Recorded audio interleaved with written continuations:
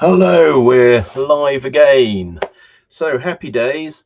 This is the playlist of the Homatics launch for supply chain partners in November the 5th, 2024. We're actually launching our first development. So it's a pre-release to work with our first key worker couples at our new development. If you are looking for a home in the Hereford, Ross-on-Wye, Monmouth, Wye Valley area, get in touch, and we are happy to sort of give you some of the background and all the rest of it. More will be released. I'm in the UK next week and the week after, and so we'll be available to sit down with colleagues and prospective purchasers, and we'll help you get a mortgage, etc., and to help to work with us at a discounted rate in terms of the price of the property, because it's part of the training data for our AI. Anyway, if you know anybody in that area that is interested, do please tip them the wink to get in touch with me. I'm the CEO of Homatics, and we really want to help, and we need your help to train our AI. And ours is nice AI. It's actually got our customers' interests in heart, which is not true of 95%. Probably a higher percentage of the AI out there is exploitative of the customer. You are the product, and they're charging you to train it, and they steal your data. So just a heads up on that.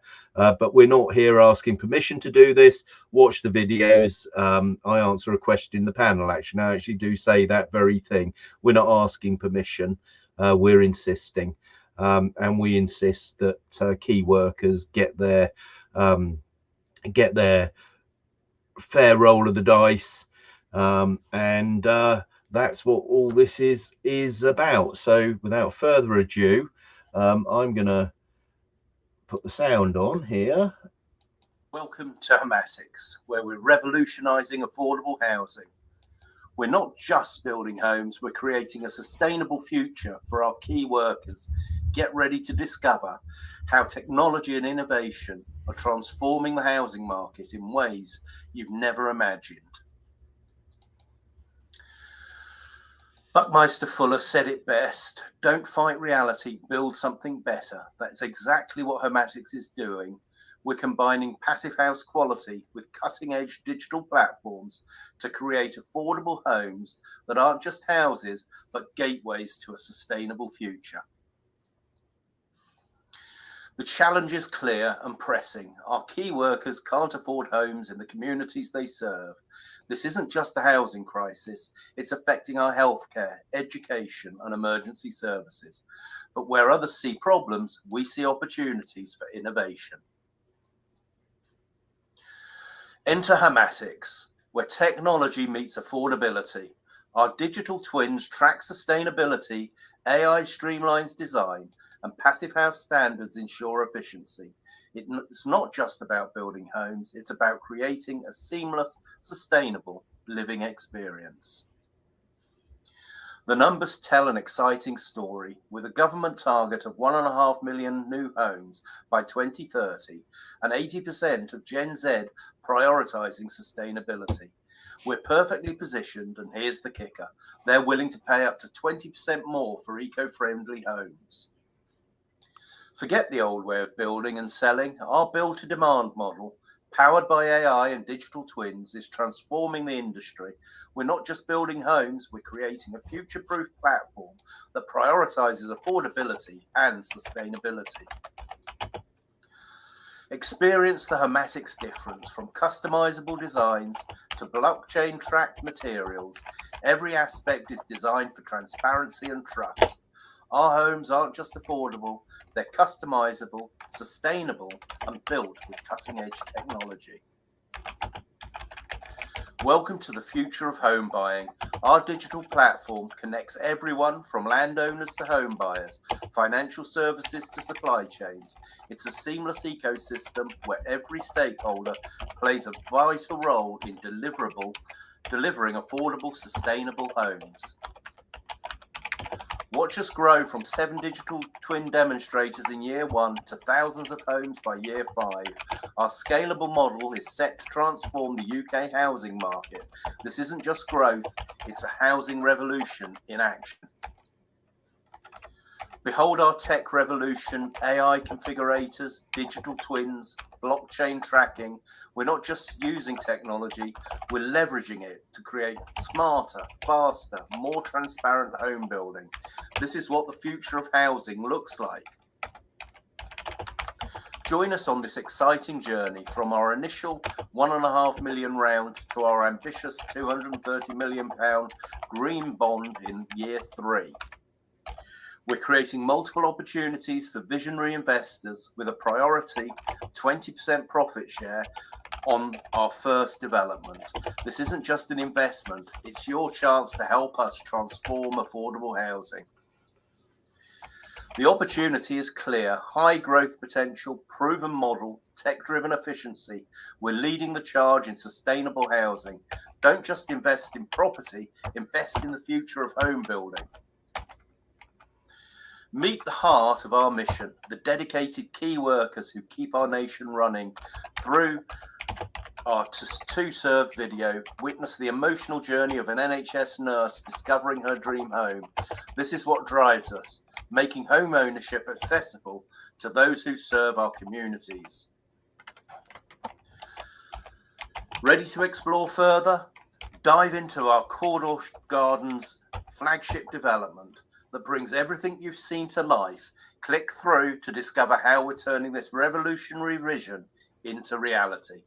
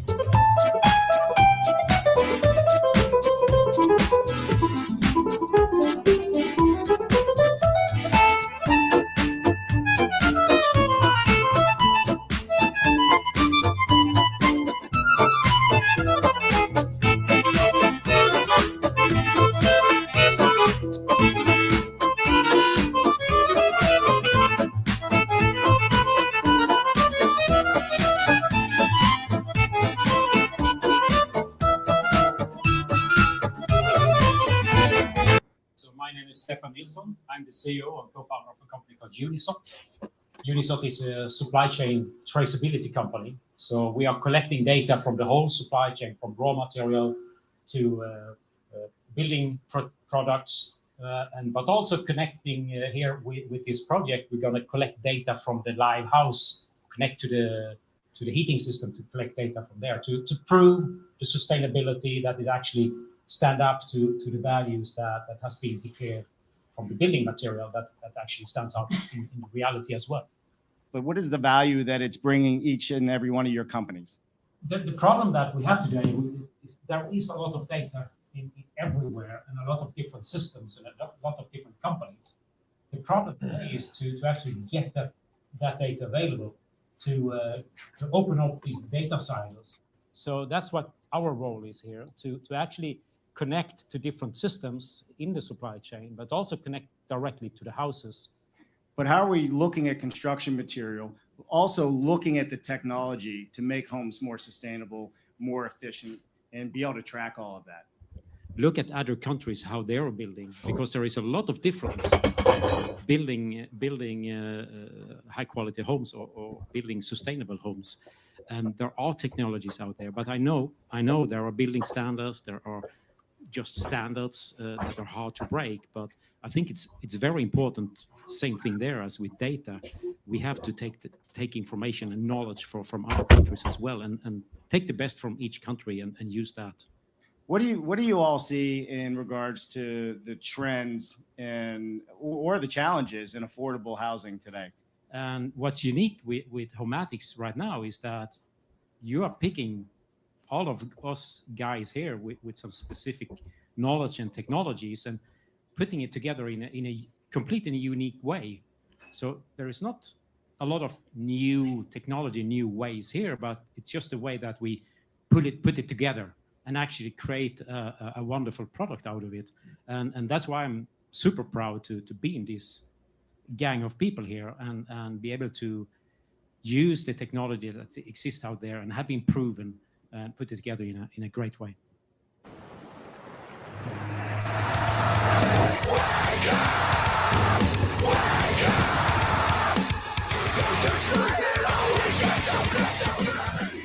Den bästa pausen på resan. Scandlines.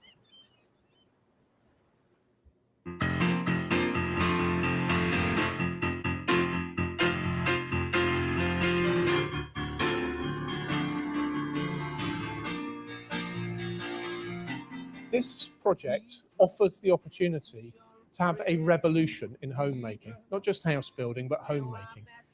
This will allow us to create efficiencies and really just drive that through so we can just get the economies of scale to sort of grow into the new market, and Homatics is really exciting on that basis. Right alive from one spot to the horizon wide we trust. Together take the land. Oh, you people giving everything you're dreaming. Working every night to make a dream come. So we fit into Homatics because this is such a great platform for measuring and actually tracking how homes are built and perform. We are the only solution that can actively reduce and measure how leaky a building is. So it's designed and tailored just as you want it, which really fits into the Homatics ethos. We feel that if we can get the structure correct and we can bring some sanity to the market, we have an ability to unlock new value, especially on the homeowner utilizing these carbon credits. For Homatics, we are actually creating a customer-facing interface where they can pick the house type, customize it, the look and feel of it. What Roy just tried to create with Homatics is what we see, the evolution of the industry. We want to be a part of that. We are supporting Homatics by creating material passports for the buildings that they are creating for their sustainable, affordable homes.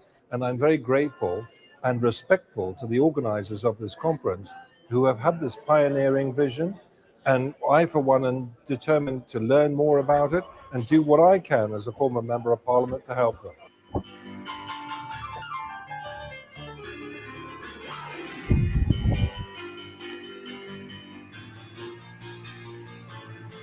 Everything I do, everything I do, everything I do is driven by you.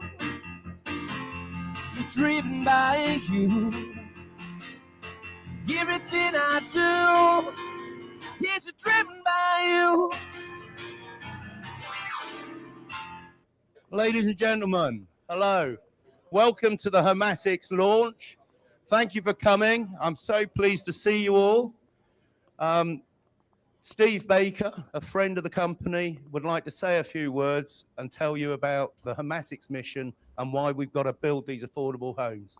Roger, thank you very much indeed. Ladies and gentlemen, welcome to this amazing launch at this incredible venue of Homatics. This is a brilliant company. Now, when I was first elected to Parliament 14 years ago, you could talk to young people about freedom in the abstract and they'd listen. But I discovered as the years went by that you couldn't talk to them about freedom or prosperity until you talked to them about housing. Why? Because if you're in the UK today and you're young, housing is just racing away from you. Daniel will have found the same in your constituency, I'm sure. But young people need to know that they're going to have the hope of a home. Why? Because family is the most important thing to anyone, and a family needs a home. So when I discovered Roger and Homatics, I was immediately excited. This project offers the opportunity to have a revolution in homemaking, not just house building, but homemaking. Houses you can configure to be what you want, outside and in. Houses which are sustainable, houses which you can afford. So I think what Roger's doing and what the whole team is doing, it's amazing. It opens up the possibility not just of a home, but of the hope of a better future for people who are going to be in those homes. This is an important thing to do. It's an interesting thing to do. It's an ethical thing to do. And I really hope that it triumphs. One of the things I discovered in the course of my time, and some of you here possibly know this, that house builders throttle the supply of homes in order to keep the price high. I had no idea until I went to an AGM and they actually said it out loud. The current situation in housing is outrageous, and successive governments, including the one of which I was part, have failed to tackle these problems in housing.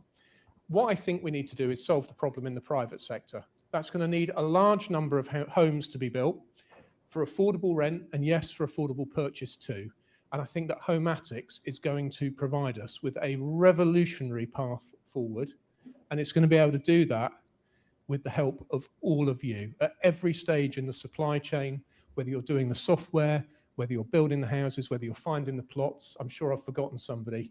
So I want to say a huge thank you. I'm here today just to find out more, but I'm hoping that Roger and also my masters who determine what I'm allowed to do will allow me to be a bit more involved.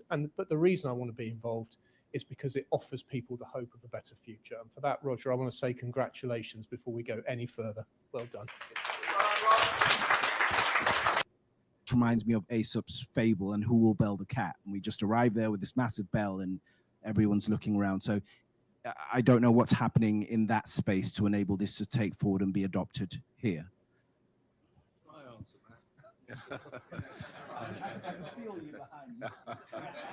Sorry, what's your name? Aaron Uhaya. Aaron E, good to meet you, man. So how do we do this? We don't ask for permission, we insist. Okay, we have a planning handbook, we're compliant, we're not following the rules, we're setting the standard. So I don't expect to hear no.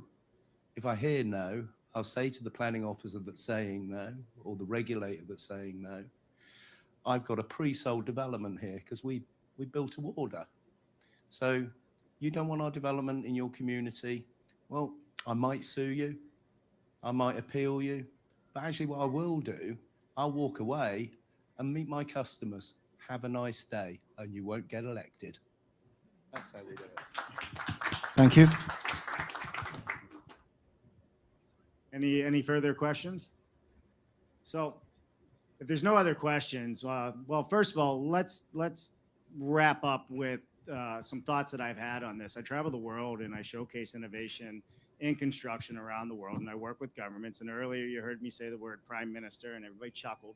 But the reality of it is, you know, there are members of parliament or past members of parliament that are here, right?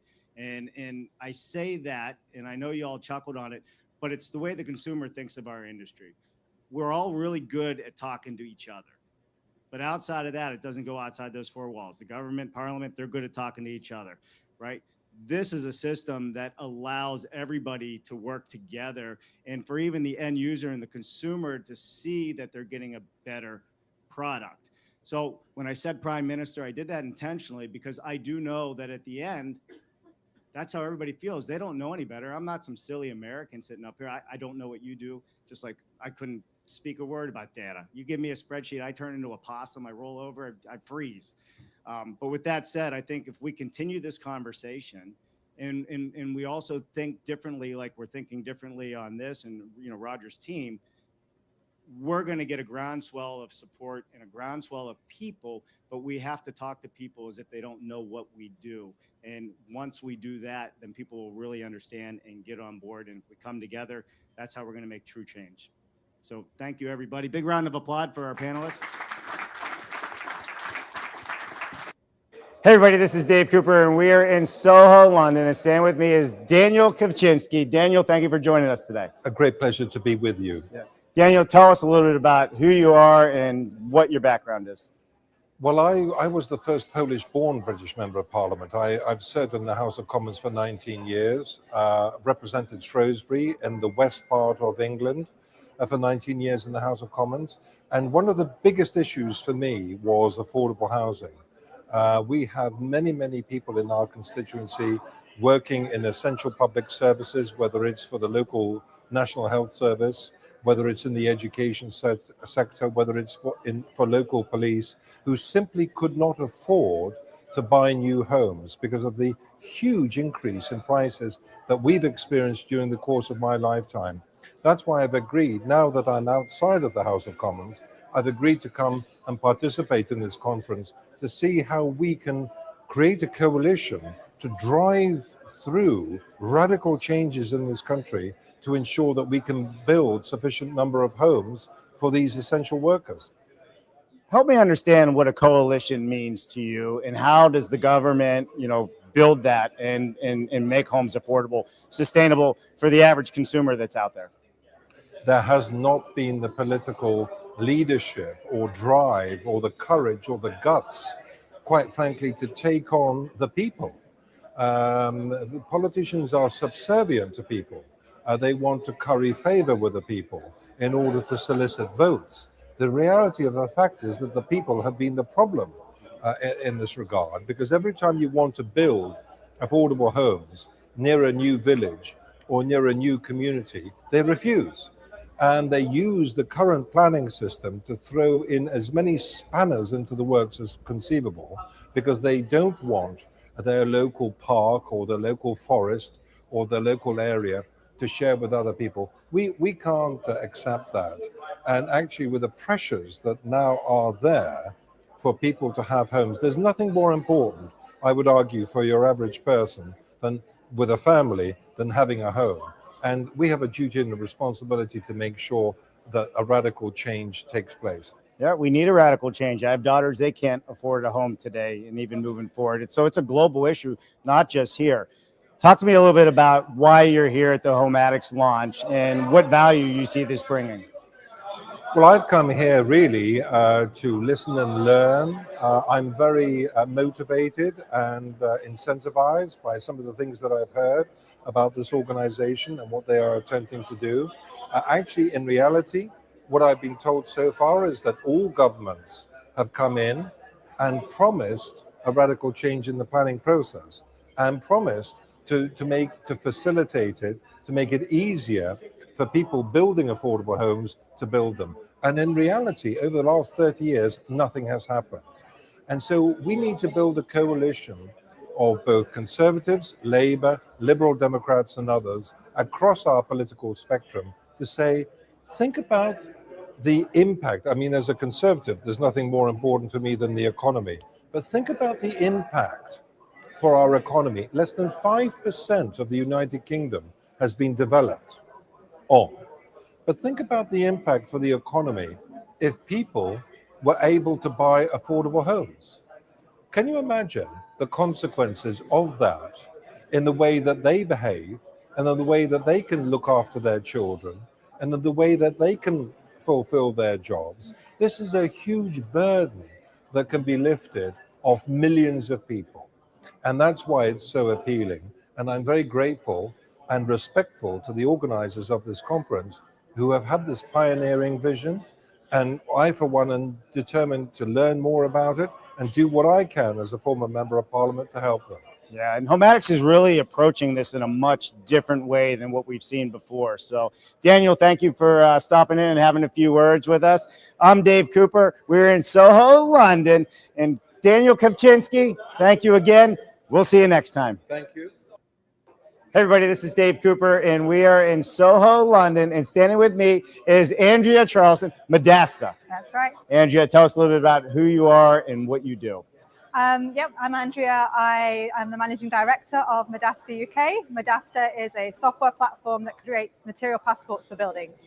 So we try to assemble all the information about what materials and products go into buildings, where they've come from, where they are in the assets, and where they can go in the future as well. And therefore, that becomes the passport. So wherever they're built in the world, you're tracking where they're going and how it's being used. Exactly, and it's all about enabling traceability and also enabling like a future life, so kind of supporting a circular economy, maximizing reuse, recycling, and those kind of ideas. So we're at the Homatics launch. What brings you here? What brings us here is that we are supporting Homatics by creating material passports for the buildings that they are creating for their sustainable, affordable homes.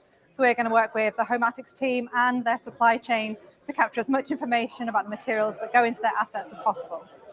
So you're going to have a passport for every material within the Homatics platform, so everybody always knows where their products are coming from. It's trackable, sustainable. They can do the carbon credits, all the things that help what they're doing. That's the intention, that's the goal, that's the aim. So yeah, it's starting small, but that is the intention. All the products, all the materials, all catalogued in one place to enable value now and value in the future. There you have it, everybody. Andrea Charleston, Medasta. I'm Dave Cooper. We're at the Homatics launch in Soho, London. Thanks for watching. Hey, everybody, this is Dave Cooper, and we are in Soho, London at the Homatics launch. And standing with me is Ian Divot, Met Homes. Ian, thank you for joining us today. Pleasure to be here. Ian, tell us a little bit about who you are, what you do, and what is Met Homes. Sure. Well, I'm from a background of MMC. I've been here for sort of 10 years working in the industry, within light gauge steel predominantly. I set up Met Homes to sort of turn the telescope around and create a panelized approach, which is a kit of parts with 13 defined parts, which can deliver homes up to 3 stories, single family homes predominantly, 2, 3, 4, 5 bed. And what we've done is we've just said it is a kit of parts approach. It is standardized from our 13 panels. We've got 50 odd house types we can deliver. So we just sort of tried to create a system that brings together traditional and MMC. And MMC. So we are at the Homatics launch here. Yeah. Why are you here, and what do you see in the Homatics? Opportunity. Fundamentally, we're a supply chain partner, or I want to be supply chain partner to Homatics. What Roger's tried to create with Homatics is what we see, the evolution of the industry. We want to be a part of that. Yeah, there's a lot of people here. This is going to be a big event. Yep. So with Met Homes and the kit of parts, right, you basically have productized your process and what you're delivering, and that's a little bit about what Homatics has been doing as well. Exactly. There's a lot of synergies, and that's the conversations we've had with Roger before have been around those lines. He's trying to create a product. We've got a product that fits that, and together we think we got something. Yeah. Well, Ian, thank you for joining us today. I'm Dave Cooper, Soho, London. Met Homes, check them out. Thanks for watching. Hey, everybody, this is Dave Cooper, and I'm standing with Tom Roberts, SmartX Data, and we are at the Homatics launch. Tom, thank you for joining us. Thank you. Tell me a little bit about who you are and what you do. Thanks for having us. SmartX Data is leveraging traditional market structures to unlock the value of data, unleashing new types of opportunities for businesses. We are also leveraging a global ISO standard to allow for more standardization. Yeah. And your company works around the world, yes? Correct, yes. Yep. Why are you at this launch with Homatics? For us, the important part for Homatics is about the metadata data, because we have to know where and what we have, especially when we're dealing with carbon credits and offsets. So we bring some of that acumen to the table to allow for that value. So you're working with Homatics behind the scenes with all that metadata and data and all those things you just said. All the fun stuff. All the fun stuff. All the fun. So where do you see this moving to in the future with Homatics? We feel that if we can get the structure correct and we can bring some sanity to the market, we have an ability to unlock new value, especially from on the homeowner utilizing these carbon credits. There you have it. Tom Roberts, SmartX Data. I'm Dave Cooper, and we are in Soho, London at the Homatics launch. Okay. Hey, everybody. Let's just hold that off there, and I'm going to do this. I'll just come back now. Okay, people. Roger here. That's halfway through all the launch videos. There is extensive documentation, discussion, Ranjan and myself, anyone really in the last 5 years that will listen, I've gone and seen and spoken to. What we've found is what Daniel was saying, what Steve Baker was saying, what the question that came up as well, is that the availability for funding to build affordable homes isn't there. The political will to actually make homes happen isn't there. And we've been let down by the development establishment, the planning establishment, the government establishment, the banking establishment. Everybody has let the homemaker down at the affordable end of the market. You can't sugarcoat it. It's absolutely as plain can be. Now, we and others have developed workable solutions, but because they can't be monopolized, gamified, they do not get traction with the financial system effectively. And politically, a lot of people are actually misanthropic. They just don't like people. And this is the problem. So anyway, as I say in answer to the question on the panel, we're not asking for permission, we're insisting. We're complying with all of the established law, or all of the law which is well made and not ultra vires, and there's plenty of that, Lord only knows. So the next part now of this presentation is actually the new Diggers Manifesto. So I'm going to just get that up on screen. So stop screen, add screen. Oh, and just another one. David Malone is a shareholder in Homatics, and he owns all the rights actually to the film Dangerous Knowledge. And this film Dangerous Knowledge has been used in our AI to provide a manifesto which sets out not just what's wrong with the planning system, but what's wrong with the political system, what's wrong with the financial system, and what is wrong with the monopoly state capitalism, the tech-driven oligarchy state capitalism, which is actually despoiling local commerce and commercial prospects for small to medium enterprises, small businesses, independent businesses across the G7, across the world, for goodness sake. So I'm afraid I'm quite passionate about these things, because I was fortunate. I received an education from the British state, part of it from the British military abroad, and people who serve should be properly looked after. Now, our tag on all of this is proof of life, #proof of life. You know, get that hashtag out there. John Ward, who's one of the 4 pamphleteers, has just had a run-in with the Department of Work and Pensions. Now, John is an expatriate of Britain. He spent many years in France and now lives in the Gambia. The DWP were asking him for proof of life, which he had sent, and they conveniently mislaid. And lo, they were asking for more confirmation later on. Well, the Telegraph, bless them, they took up this cause, and all of a sudden the DWP found the paperwork. Now, what the charge is that actually the people at the DWP are actually on commission not to pay pensions, to stop paying pensions, which are not due to the beneficence of the state. My grandparents, your grandparents, great-grandparents, ourselves, and now our older children are all paying something called national insurance. And it's an insurance policy. And what the government are trying to do is use those premium payments to get public-private partnerships back on the road. Now, PFI, frankly, was a massive failure. And they're trying to reinvent it, rebrand it, call it something else, and rifle private pension funds to invest in jobs for the boys. Now, and it just won't do. It simply won't do. So that's what this next segment is about. And it goes into it in some considerable depth. It's about 4 hours long, what I'm going to play next.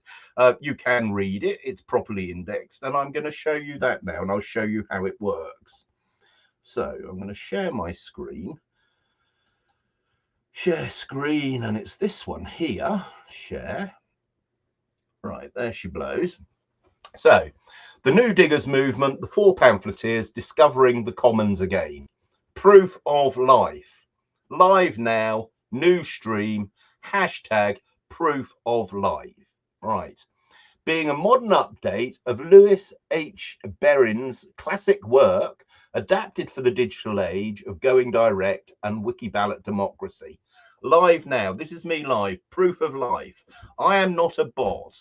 I have had 2 weeks, 3 weeks, in fact, probably a couple of years of bot armies, okay, many of which are actually controlled by the people who own Substack, actually hijacking my my writing, and they do this to other people as well, and people who make their living from writing.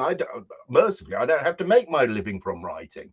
And what they do is they scrape the content, place it into an AI, they repurpose it, rejig it about, change the message, and then they push it out to bots. And then these bots then amplify each other, having surrounded the original writing, which could be anything from art, video, to essays, to poetry, etc. Okay, and they drown out the original post, so that and they also monetize these bots. These bots of saying contribute, etc. Well, frankly, that's fraud. It's fraudulent. Okay, now when Elon Musk bought Twitter, he was sort of saying, oh, I think about 20% of everything on Twitter is just bots, and he wanted a reduction on the price that he agreed to pay for Twitter because of this. Well, when they introduced notes to Substack, a problem much larger than the one that was in Twitter, and I don't think they've actually fessed up completely to quite how bad the problem was on Twitter. I can assure you it's very bad on Substack, because I've been logging it. I've been marking their card. Okay, so their cards are marked, and my job at Homatics as the homemakers advocate is to make sure that no one can mark your card when you use our AI on our dashboard, which will be open source free software, which means that you control the software. Okay, you can look at the source code. It's not proprietary. And to get the full SP on that, you need to look up Richard Stallman, the founder of the GNU, which stands for GNU, not Unix Foundation, which is the Free Software Foundation. And he warned in 2012, he was on tour around Europe, and he said, if it's free, it's not free. You're paying with your identity, you're paying with your data, etc., etc. You are not controlling free software that's given to you gratis, right? You're paying actually with your data, and it is controlling you. You're not controlling it. And that's an odd sort of bargain for any business to make with any customer. So anyway, that's that. So what we're now going to do is we are going to, number one, the link to this is in the description. Okay, it's on Grub Street Next Style Substack, which is basically something that feeds into our web SEO. We've got a whole network of web SEO stuff, and it's basically locked and loaded to defend the mothership, which is the dashboard, which isn't in the wild yet. On the website, there is a beta version of our configurator, but our software, our dashboard, our origination procurement engine is not on the in the wild, and never will be. It will be on a distributed network. It will not be a server farm in sight. Okay, and everything is secure, encrypted, and your identity is safe with us from these vultures. So let me see. So if we just, I was going to show you this. So if you click over here, there's an index. So this is all indexed, chapters and all the rest of it. And what it does is it will take you through a story of some stuff you've probably suspected, but have never had spelt out quite this clearly. But this is actually spelt out on Win Stanley's new Commonwealth Diggers Manifesto. which you weren't talked about. You know, it's very unlikely you were taught about this stuff at school. I was taught this stuff by my grandfather. So anyway, here we go. Let's just see. So this corbel here, this is a quote from Ludwig Wittgenstein. Remember, we sometimes demand explanations for the sake, not of the content, but of their form. Our requirement is an architectural one. The explanation, a kind of sham corbel that supports nothing. Right, that's corporate spin we're talking about there. Okay, so anyway, this is embedded, what I'm doing now and streaming. The stream that I did earlier of this was taken down. Here's the content taking down notice here, look. And the reason for that is because I was streaming David Malone's Dangerous Knowledge film, of which he owns all the rights. I have permission to use it. I'm assuming the BBC saw the Horizon logo or whatever. It was independently produced and only broadcast on the BBC. David Malone is quoted extensively in here, and is one of our 4 pamphleteers. And on top of that, he's also a shareholder in Homatics. So the irony is delicious, and no mistaking, I've been having a bit of fun with that. So here's David on IMBD. Here's the Wikipedia article. Here's Wikiballot, etc. There's some stuff about bots and all the rest of it. So here he is here. And here is where I'm getting to. So there we are, the 4 pamphleteers. There's David on the left, John Ward second left, Ranjan Bamakumaran in the middle, and you're sure the portly Porthos is me on the right there.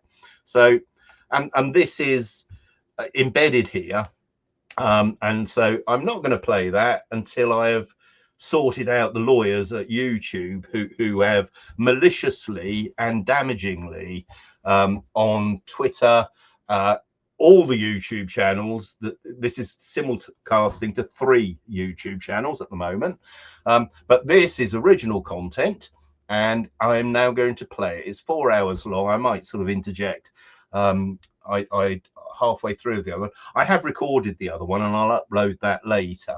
Okay, and at the end of this, I'll play the other half of the launch of Homatics. So here it is. This is the New Diggers Manifesto, and this is how you secure affordable homes.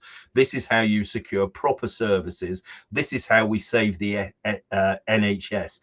Not Wes Streeting, not some politician that's being paid by large American insurance companies who are trying to hollow out our NHS from the inside. Yes, you, Keir Starmer.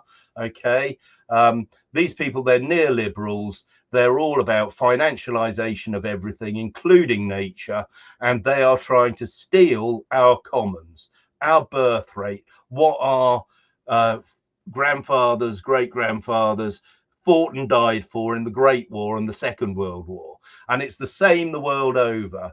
And, well, you know, enough's enough. There are plenty of people that do know this stuff, but guess what?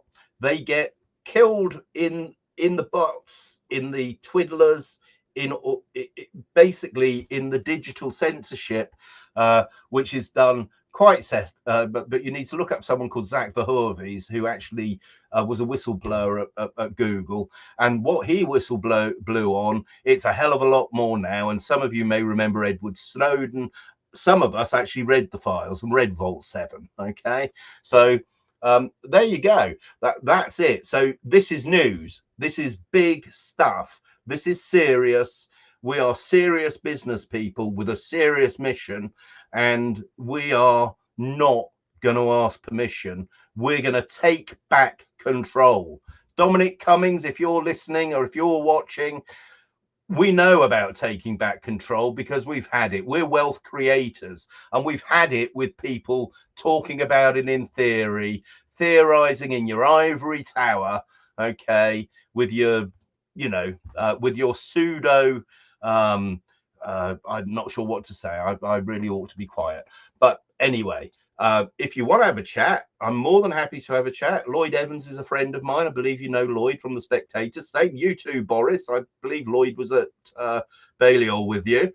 But But, you know, this is it. We're here and we are yelling from the rooftops, and we don't need your stinking internet, your rubbishy YouTube, your Substack gamed platforms to get the word out, because we use the most sophisticated communication in the world, and that's word of mouth, jungle drums, okay, the bush telegraph. That's what we use. We talk quietly, we persuade with rational facts backed up by evidence, not spin.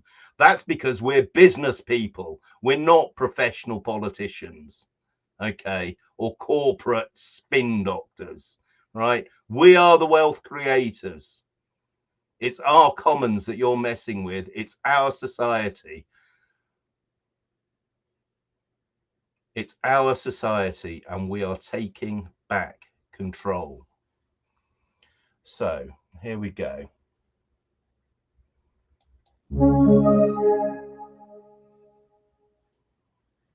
The New Diggers movement, the four pamphleteers discovering the commons again, #proof of life. Being a modern update of Lewis H. Berrin's classic work adapted for the digital age of going direct and wiki ballot democracy. By Grub Street in Exile. Dangerous Knowledge with subtitles. The Digital Diggers, an abridged novel. Expanded edition with mathematical consciousness and infinite precision.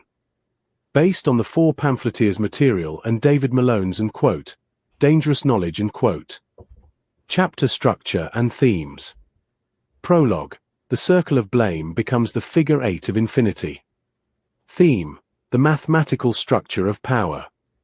In Blake's grain of sand lies Lambeth's infinite truth, that Satan cannot find the infinite one, and the anvil never breaks, only the hammer. The circle of blame transforms into the infinity loop, infinity, when consciousness approaches zero, but returns to the circle when awareness awakens. As Hypatia calculated, if C equals circle of blame, and infinity equals infinity loop, then see infinity when consciousness, psi, equals zero, but see when psi is zero. Part 1. The Mathematical Awakening. Chapter 1. George Cantor, the Prophet of Infinite Sets. Theme. The madness of seeing beyond the veil. George Cantor sits alone in his asylum cell, his mind fractured by the weight of infinite truth. He had asked the simple question, and quote, how big is infinity, and quote, but the answer drove him mad. In his fevered dreams, he sees John Ward typing at his laptop in rural France, both men united by their willingness to pursue dangerous knowledge to its logical conclusion. And quote, God speaks to me through mathematics, and quote, Cantor whispers to the asylum walls. And quote, the infinite sets, they're not just numbers. They're the structure of reality itself. And those who control the finite, the banks, the governments, the technocrats, they fear what happens when people understand the infinite. And quote. Ward's blog post appears on Cantor's Imagine screen, and quote, Iabato, it's all bollocks and that's official. But what they don't want you to know is that their control depends on artificial scarcity. Cantor proved there are infinite infinities. Infinite possibilities. They can't control infinity. And quote. Chapter 2. Ludwig Boltzmann, The Thermodynamics of Truth. Theme, Entropy and Information. Ludwig Boltzmann paces his study, obsessed with the statistical mechanics of truth. His equations predict that lies, like heat, always flow from concentrated sources to distributed chaos. But truth, like energy, can neither be created nor destroyed, only transformed. And quote, the second law of thermodynamics applies to information systems too, and quote, Boltzmann mutters, scribbling equations. And quote, entropy always increases in closed systems. But what if consciousness is the Maxwell's demon that can reverse entropy? What if awareness can concentrate truth from the chaos of lies? And quote. He envisions David Malone, decades in the future, making documentaries that reverse information entropy, taking scattered fragments of suppressed knowledge and concentrating them into coherent understanding. Chapter 3. Kurt Gödel, The Incompleteness of Systems. Theme, The Limits of Formal Logic. Kurt Gödel sits with Einstein at Princeton, both men exiles from a world that couldn't handle their insights. Gödel's incompleteness theorems have shown that any formal system complex enough to be interesting contains statements that cannot be proven within the system itself. And quote, you see, Albert and quote, Gödel says, and quote, this applies to political systems too. Any government complex enough to govern a modern society will contain contradictions it cannot resolve within its own framework. The pamphleteers, Ward, Lewis, Malone, Runjun, they're the external observers pointing out the unprovable truths. And quote. Einstein nods sadly. And quote. And that's why they're driven to the margins. The system cannot acknowledge truths that threaten its internal consistency. And quote. Chapter 4, Alan Turing, The Computational Limits of Truth. Theme, The Halting Problem of Democracy. Alan Turing works frantically on his final equations, knowing that his time is running short. He has discovered something terrible. The halting problem applies to democratic systems. There is no algorithm that can determine whether a given political process will eventually reach a stable, just conclusion or run forever in corrupt loops. And quote, the machine will never stop. And quote, Turing writes in his final notes. And quote, the circle of blame is a non-halting program. It will run forever, consuming resources, unless someone pulls the plug. But who has the authority to halt the system? And what comes after? And quote. His ghost haunts the digital age, watching as his theoretical machines become the tools of surveillance and control he never intended. Part 2, The Digital Commons and Electromagnetic Truth. Chapter 5, David Malone, The Documentary Dialectic. Theme, Making the Invisible Visible. David Malone stands in his editing suite, surrounded by footage of the four mathematical prophets. His documentaries are acts of digital archaeology, excavating buried truths from the rubble of academic orthodoxy. And quote, dangerous knowledge, and quote, he narrates, and quote, is not dangerous because it's wrong. It's dangerous because it's right. Cantor, Boltzmann, Gödel, Turing, they all saw the same thing. Reality is far stranger and more infinite than the authorities want us to believe. And quote. He cuts between footage of Cantor's asylum and Ward's French exile, between Gödel's Princeton and Lewis's makeshift studio. The pattern emerges. Truth tellers are always marginalized, but their ideas eventually reshape the world. Chapter 6, Eric Dollard and the Electromagnetic Universe. Theme, Tesla's Suppressed Physics. Eric Dollard appears as a ghost in the machine, channeling Tesla's suppressed discoveries. In his 3.5-hour lecture, he reveals the secret. Electricity doesn't flow through wires. It flows around them, guided by the dielectric field. The implications are staggering. And quote, Maxwell's original equations had quaternions, and quote, Dollard explains to an empty auditorium. And quote, they described a universe of infinite energy, where consciousness and electromagnetism are aspects of the same phenomenon. But they simplified the equations, removed the consciousness component, made us think we live in a mechanical universe of scarcity. And quote. Hypatia materializes beside him, her ancient robes flickering with digital static. And quote. The electromagnetic field of patriarchy operates on the same principles. And quote, she observes. And quote. It propagates instantly through cultural structures, making oppression seem as natural as gravity. And quote. Chapter 7, The Morphic Resonance of Resistance. Theme, Sheldrake's Fields of Information. Rupert Sheldrake's morphic fields connect the four pamphleteers across space and time. Each act of truth-telling strengthens the field, making it easier for others to access dangerous knowledge.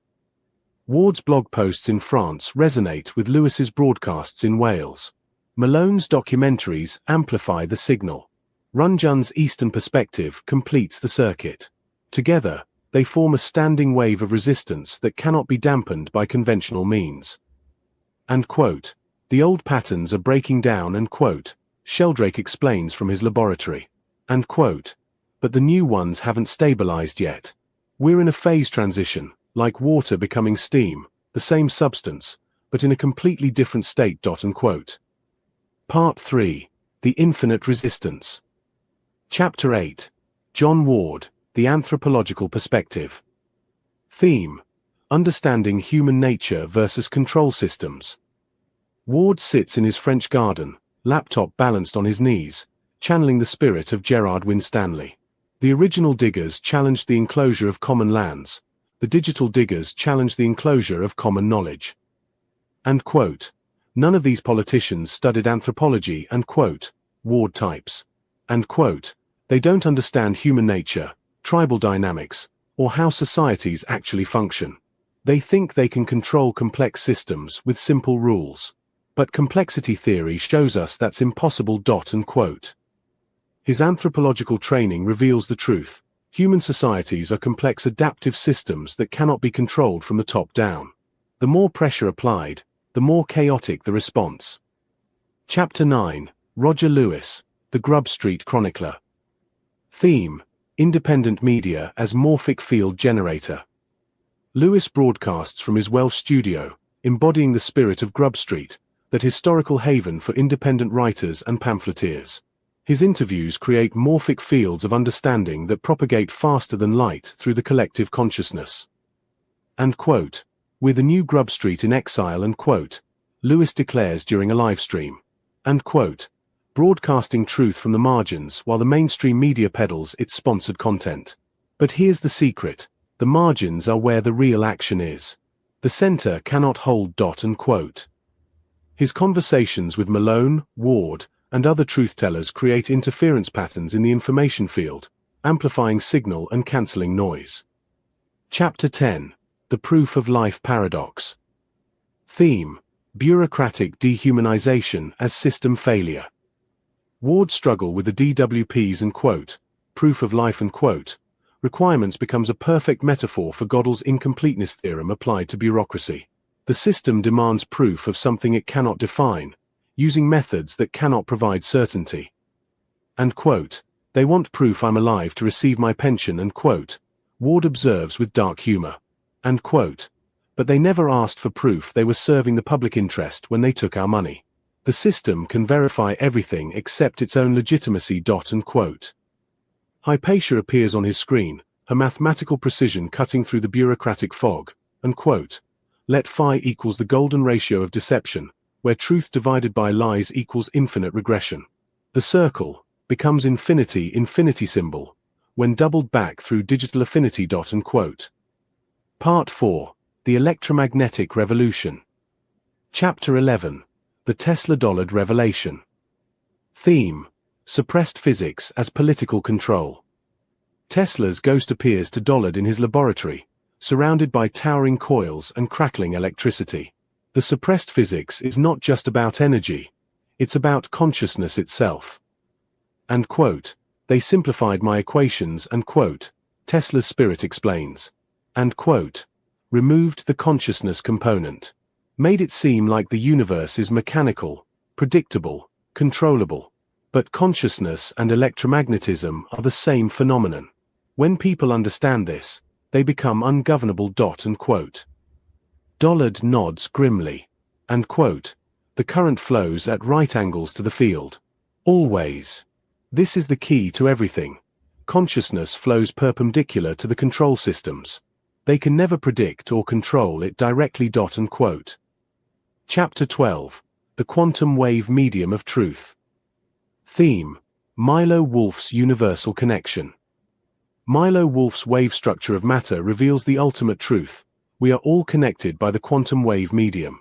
Every particle in the universe communicates with every other particle instantaneously through standing waves. And quote, the IN wave is a Huygens combination of wavelets from all other particles in the universe. And quote, Wolf explains to a gathering of the 4 pamphleteers in a dream sequence. And quote, each particle depends on all others for its existence. There is no separation, no isolation. The control systems try to make us forget this, but the physics proves we are all one. And quote. Ward types frantically, and quote, this is why they fear us. Not because we're dangerous individually, but because we're proving the connection. When enough people understand the wave structure of reality, the old control systems become impossible to maintain. And quote. Part 5, The Digital Diggers Manifesto. Chapter 13, The Commons Reclaimed Through Infinite Mathematics. Theme: Information as infinite resource. The pamphleteers gather in a virtual space that exists in the quantum wave medium, their consciousness interfering constructively to create new patterns of understanding. Cantor's infinite sets prove that information, unlike matter, can be infinite. There is no scarcity of truth, only artificial restrictions on access. Boltzmann's thermodynamics show that truth, like energy, is conserved. It can be transformed but never destroyed. Gödel's incompleteness theorems prove that no control system can be complete. There will always be truths it cannot contain. Turing's computational theory demonstrates that consciousness cannot be reduced to mere calculation. Chapter 14: The Circle Broken, the Infinity Embraced. Theme: Phase transition to higher consciousness. The novel's climax occurs not in physical space but in the morphic field of human consciousness. The circle of blame finally breaks when enough people understand the mathematical structure of reality.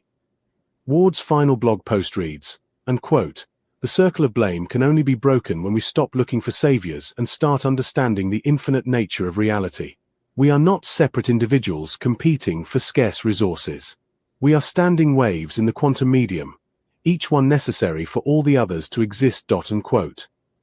Hypatia's final equation appears across all screens simultaneously. Let infinity equals infinity, but let equals plus psi, where psi represents consciousness awakening to its own infinite potential. Epilogue: The continuing revolution in infinite dimensions. Theme: Eternal vigilance in infinite space. The novel ends not with victory but with the recognition that the work of the digital diggers exists in infinite dimensions. Each generation must rediscover the infinite nature of reality and resist attempts to reduce it to controllable finitudes. The four pamphleteers continue their work, now understanding that they are not just individuals but interference patterns in the universal wave function. Their truth-telling creates standing waves that resonate through the quantum medium, making it easier for others to access dangerous knowledge.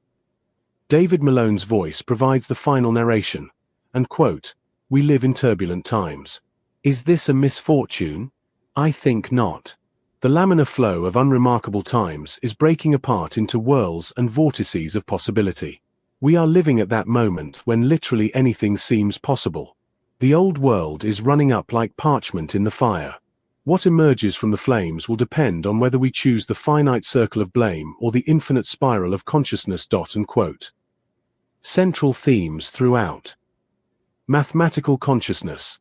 How mathematical insights reveal the infinite nature of reality. Electromagnetic truth. Tesla and Dollard's suppressed physics as metaphor for suppressed consciousness. Quantum interconnection. Wolff's wave structure proving universal connection. Morphic resonance. How truth-telling creates fields that amplify across space and time. Incompleteness and uncertainty. Gödel and Heisenberg's principles applied to political systems. Computational limits. Turing's insights into what can and cannot be calculated. Thermodynamic truth. How information entropy relates to social control. Infinite sets. Cantor's mathematics as liberation from artificial scarcity. Standing waves. How consciousness creates interference patterns in reality. Phase transitions. The moment when old systems collapse and new ones emerge. The novel serves as both entertainment and consciousness-raising tool, showing how the spirit of the original diggers lives on through mathematical and scientific truth-tellers who refuse to accept the artificial limitations imposed by control systems. It demonstrates that the ultimate revolution is not political but ontological, a shift from finite, controllable reality to infinite, creative possibility. Blake's final wisdom, and quote, "To see a world in a grain of sand and heaven in a wild flower, hold infinity in the palm of your hand and eternity in an hour." Unquote. The digital diggers hold infinity in their laptops and eternity in their live streams, broadcasting the infinite truth that no finite system can contain. Proof of life. The anvil never breaks, only the hammer. Below is the continuation and completion of the book, picking up from where the previous response left off, mid-chapter 3. I've maintained the abridged novel format, with each chapter concise yet thematically rich, integrating the four pamphleteers, David Malone's and quote, dangerous knowledge and quote, drawing on Cantor, Boltzmann, Gödel, Turing for metaphors of infinite consciousness and systemic limits. The going direct paradigm, wiki ballot democracy, mathematical consciousness, e.g., infinite sets as abundance models, infinite precision, data-driven truth-seeking, and parallels to the original Digger's true levelers. Page numbers are approximate for structure. Page 23. Continued. The Great Going Direct War. The years 2019 to 2025 mark the Great Going Direct War, not of bullets, but of balance sheets, not nations, but narratives. BlackRock's 2019 manifesto ignited it, and quote, going direct and quote, a technocratic blitzkrieg bypassing democratic fiscal processes, injecting infinite liquidity into finite markets. Like Boltzmann's entropy scattering energy, going direct dispersed wealth upward, trillions to elites, crumbs to commons, creating systemic chaos masked as stability. The original Diggers warred against land enclosure. Digital Diggers battled monetary enclosure. John Ward chronicled the front lines, central banks as unquote, infinite debt machines and quote, echoing Cantor's transfinite sets, endless money creation, but zero public benefit. David Malone, in and quote, dangerous knowledge and quote, warned of godlike incompleteness. Financial systems claiming totality but riddled with unprovable contradictions, like and quote, growth and quote, built on infinite debt. Roger Lewis poeticized the war as a and quote, circle of blame infinity loop and quote, politicians blame markets, markets blame regulators, all while BlackRock harvests the chaos. The Financialized Collective provided infinite precision, blockchain audits revealing $30 trillion in and quote, direct and quote, transfers post-2020, fueling asset bubbles while starving public services. Wiki ballot emerged as the resistance's weapon, digital primaries reclaiming electoral commons, like diggers planting on St. George's Hill. Consciousness awakened. Mathematical minds saw infinity not as threat but abundance. Turing's halting problem proved it. No algorithm could and quote, halt and quote, human resistance. The war's turning point? 2024's global primaries, where citizens and quote, dug and quote, virtual land, proving democracy's infinite potential against finite control. Yet, as Malone noted, victory demands vigilance. Infinite precision reveals truths, but only awakened consciousness sustains them. Page 33. Chapter 4. The Four Pamphleteers. Page 34. In digital exile, amid going direct's shadow, emerged the Four Pamphleteers, modern heirs to Winstanley's Diggers, wielding blogs as spades against monetary enclosure. Not organized revolutionaries, but convergent thinkers, they mapped the war's terrain with mathematical consciousness from Malone's and quote, dangerous knowledge and quote. John Ward, the SlogX advertising insider, exposing and quote, process politics and quote, as infinite blame loops. Like Gödel proving systems' incompleteness, Ward showed democracy's shell-hid technocratic voids. David Malone, filmmaker chronicler, tracing going direct's entropy, Boltzmann's chaos in financial flows. His infinite sets, a la Cantor, modeled abundance economies, countering scarcity myths. Roger Lewis, philosopherist, versifying resistance. His and quote, 12 log 2 shate and quote, equations symbolized consciousness's infinite precision, logarithmic growth defying linear control, like Turing's machines computing democratic alternatives. Financialized Collective, data diggers, providing forensic precision. Their audits revealed going direct's hidden chains, echoing diggers' common claims. United by hash proof-of-life protocols, strawberry-seeded proofs against AI fakes, they formed Wikiballot's intellectual vanguard, reclaiming digital commons. As true levelers dug earth, they dug data, proving infinity belongs to all. Page 40. Chapter 5. John Ward, The Slog. Page 41. John Ward, born 1950, transformed from corporate communicator to digital digger. His slog blog, launched 2010, became a beacon against going direct's fog. Drawing from Malone's and quote, dangerous knowledge and quote, Ward applied Turing's computational limits to politics, no and quote, halting and quote, blame in infinite loops. Ward's and quote, circle of blame and quote, thesis, systems diffuse accountability. Politicians blame markets, markets blame tech, while true beneficiaries BlackRock, escape. Like Cantor's infinities, blame multiplies endlessly, creating artificial scarcity. In Gambia exile, Ward's DWP battles, proof of life, exemplified this. Bureaucratic entropy, Boltzmann style, eroding rights. Yet, his precision exposed it, infinite complaints yielding finite reform. A modern Winstanley, Ward called for wiki ballot and quote, digital digging and quote, primaries reclaiming electoral commons. His legacy, teaching infinite consciousness defeats finite control. Page 51. Chapter 6. Ward's exposition of the circle of blame. Page 52. Ward's masterwork dissected the circle of blame and quote, a perpetual motion machine of diffusion. In Going Direct's theater, it spins. Central banks blame markets, volatility. Markets blame regulators, interference. Regulators blame politicians, inaction. Politicians blame voters, ignorance. Who benefits? Unelected elites, harvesting chaos. Malone's mathematicians illuminated. Gödel's incompleteness shows systems can't self-verify. Blame circles hide unprovable truths. Boltzmann's entropy. Blame dissipates responsibility, increasing disorder. Cantor. Infinite blame variants mask finite profiteers. Turing. No algorithm and quote, Holtz and quote. The cycle, only external consciousness does. Ward exposed variance, in finance, and quote, too big to fail and quote, loops blame to taxpayers. In politics, and quote, process and quote, simulates democracy. Digital diggers counter with wiki ballot, infinite precision voting break circles, reclaiming commons like true levelers. Page 67. Chapter 7. The New Law of Abundance. Page 68. Against scarcity's enclosure, pamphleteers proclaimed abundance's law. Resources are infinite when consciousness aligns. Malone's Cantor, infinite sets prove endless possibilities. Going Direct's and quote, scarcity and quote, is artificial. Lewis's and quote, 12 log 2 Deshate and quote, logarithmic growth models natural abundance, defying linear extraction. Financial eyes, precision data shows 97% money as debt. Public creation yields plenty. Ward, blame circles enforce scarcity, break them for commons. Wiki ballot embodies this.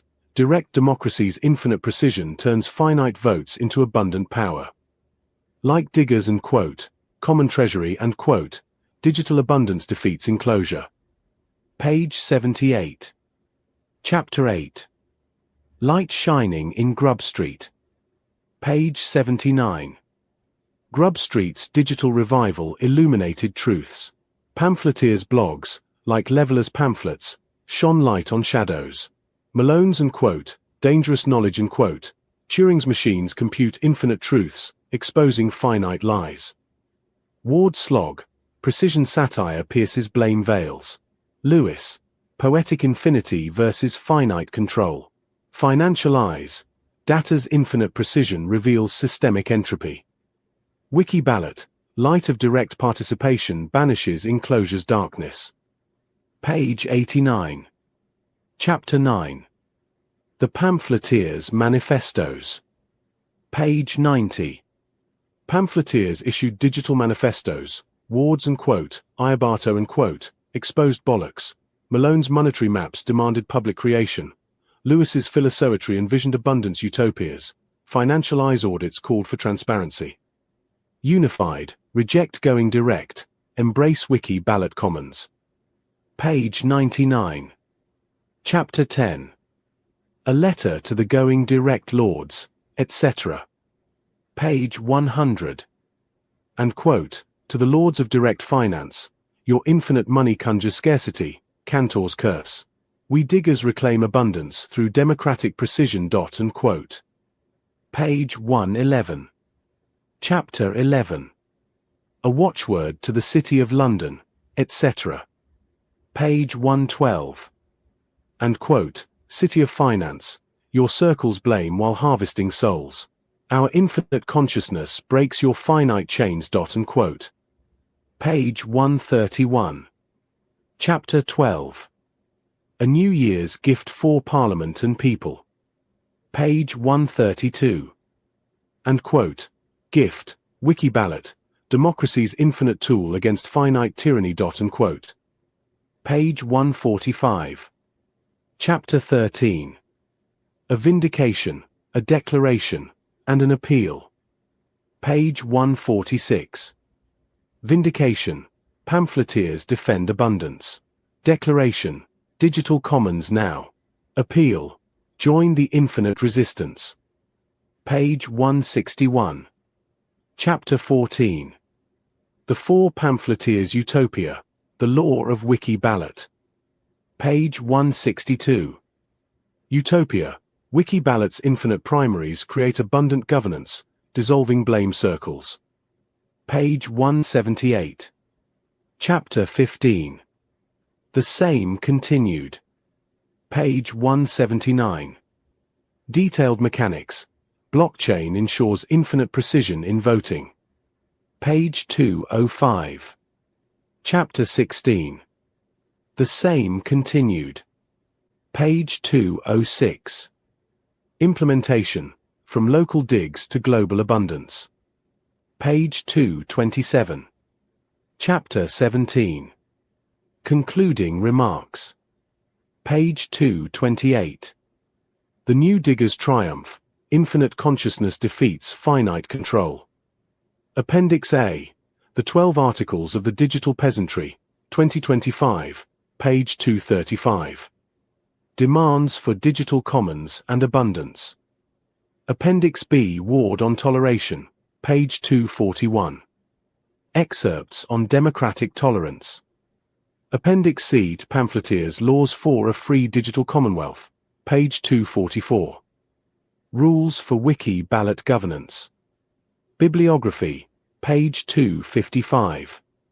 Malone, Behrens, etc. Index, page 257. Key Terms and Concepts. This abridged novel maintains the original structure while expanding with modern elements. Each chapter builds the narrative of resistance, using mathematical consciousness as a unifying theme. If you'd like expansions or adjustments, let me know. The New Diggers Movement #Tining Data of Our Plagiarism Identification. The Four Pamphleteers Discovering the Commons Again. Being a modern update of Louis H. Behrens' classic work. Adapted for the digital age of going direct and wiki ballot democracy. Respectfully dedicated. 2. The Digital Commons, the Children of Light 2.0. To whom the world owes more than it yet recognizes. And whose fundamental principles the author has learned to love and admire whilst writing this book. Contents. Chapter page. I. The Reformation in Finance 1-2. The Reformation in Digital Commons 12-3. The Great Going Direct War 23-4. The Four Pamphleteers 34v John Ward. The Slog 41-6. Ward's Exposition of the Circle of Blame 52-7. The New Law of Abundance 68-8. Light Shining in Grub Street 79-9. The Pamphleteers Manifestos 90x. A Letter to the Going Direct Lords, etc. 111. A Watchword to the City of London, etc. 112-12. A New Year's Gift for Parliament and People 132-13. A Vindication, a Declaration, and an Appeal 146-14. The Four Pamphleteers' Utopia, The Law of Wiki Ballot 162-15. The Same Continued 179-16. The Same Continued 206-17. Concluding Remarks 228. Appendix A, The 12 Articles of the Digital Peasantry, 2025 235. Appendix B. Ward on Toleration 241. Appendix C, The Pamphleteers Laws for a Free Digital Commonwealth 244. Bibliography 255. Index 257. Chapter 1. The Reformation in Finance. And quote, whatever the prejudices of some may suggest, it will be admitted by all unbiased judges, that the going direct paradigm was neither more nor less than an open rebellion against democratic oversight. Indeed, the mere mention of central bank independence, on which it was avowedly based, is enough to substantiate this fact. To establish the right of monetary sovereignty beyond democratic control was to appeal from the people to algorithms. It was to increase the play of each banker's intellect. It was to test the opinion of the electorate by the opinions of technocrats. It was, in fact, a rising of the creditors against their debtors, of the rulers against their ruled. Ward. What is known in history as the going direct paradigm is one of those monuments in the history of the development of financial control betokening its entry into new territory. Fundamental conceptions and beliefs about money, economics, and democratic sovereignty, once firmly established, change but slowly. The universal tendency is tenaciously to cling to them despite all evidence to the contrary. Still, people's views do change with their intellectual development, as newly discovered facts about central banking and newly accepted ideas about monetary sovereignty come into conflict with old assumptions, and force them to reconsider the evidence on which these latter were based. Prior to the going direct revolution of 2019, many such conceptions and beliefs about money creation, at one time holding undisputed dominion over the public mind, had been called into question. The revival of Austrian economics, the spread of modern monetary theory, and more especially, perhaps, the invention and rapid spread of cryptocurrency and blockchain technology, had all conspired to give an unparalleled impetus to monetary understanding, and the going direct paradigm was, in truth, the outward manifestation in the financial world of the elite's desperate attempt to maintain control. Prior to going direct, wherever a citizen might turn their attention in the Western financial system, they found themselves confronted with what was proudly termed democratic oversight. Elected representatives controlling spending, central banks maintaining independence within democratic frameworks, and public debate over fiscal policy. Money creation was then much more intimately connected with democratic consent than it is now, and on all matters of monetary policy, Western democracies seem to present some semblance of public accountability. Appearances, however, are proverbially deceitful. Beneath this apparent democratic control and general public oversight, there lurked countless forces, financial, technological, corporate, and technocratic, making for change. The 2008 crisis and subsequent quantitative easing programs had undermined and weakened the stately columns that upheld the imposing structure of democratic monetary policy.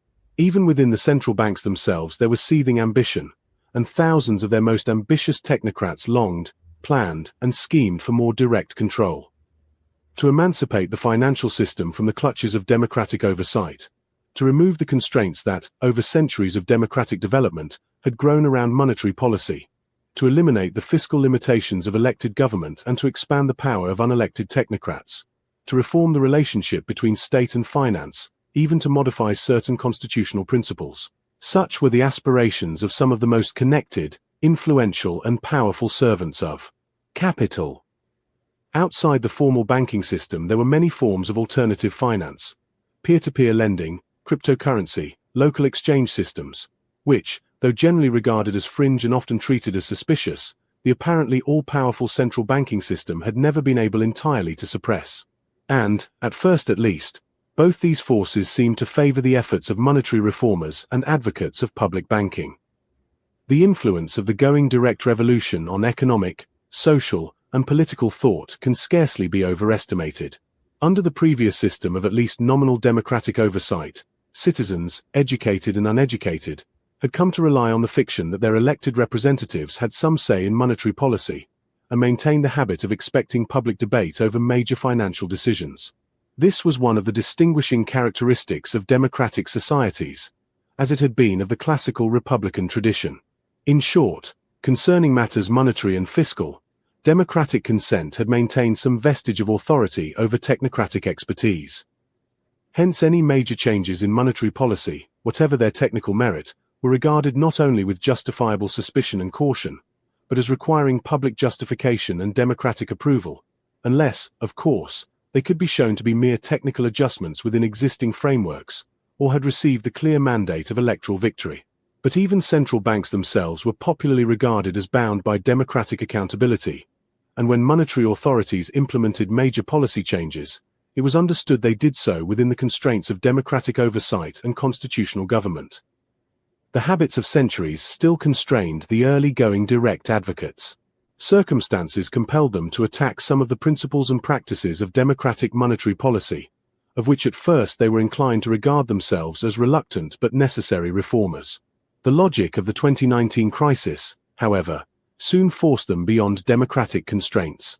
Then, but then only, for the authority of democratic oversight, they substituted the authority of economic science and algorithmic necessity.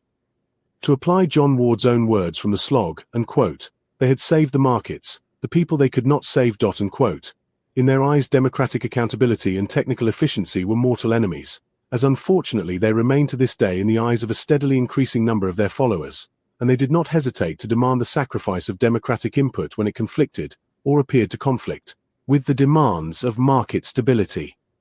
In a BlackRock paper in 2019, the last major policy document before the implementation of going direct, the authors gave vent, in language that even some of their modern admirers find too technocratic for public consumption, to their complete dismissal of democratic constraints on monetary policy, at all events when such constraints conflicted with their own interpretation of market necessity, or with any of the fundamental assumptions they had themselves formulated or accepted about the primacy of financial stability over democratic accountability.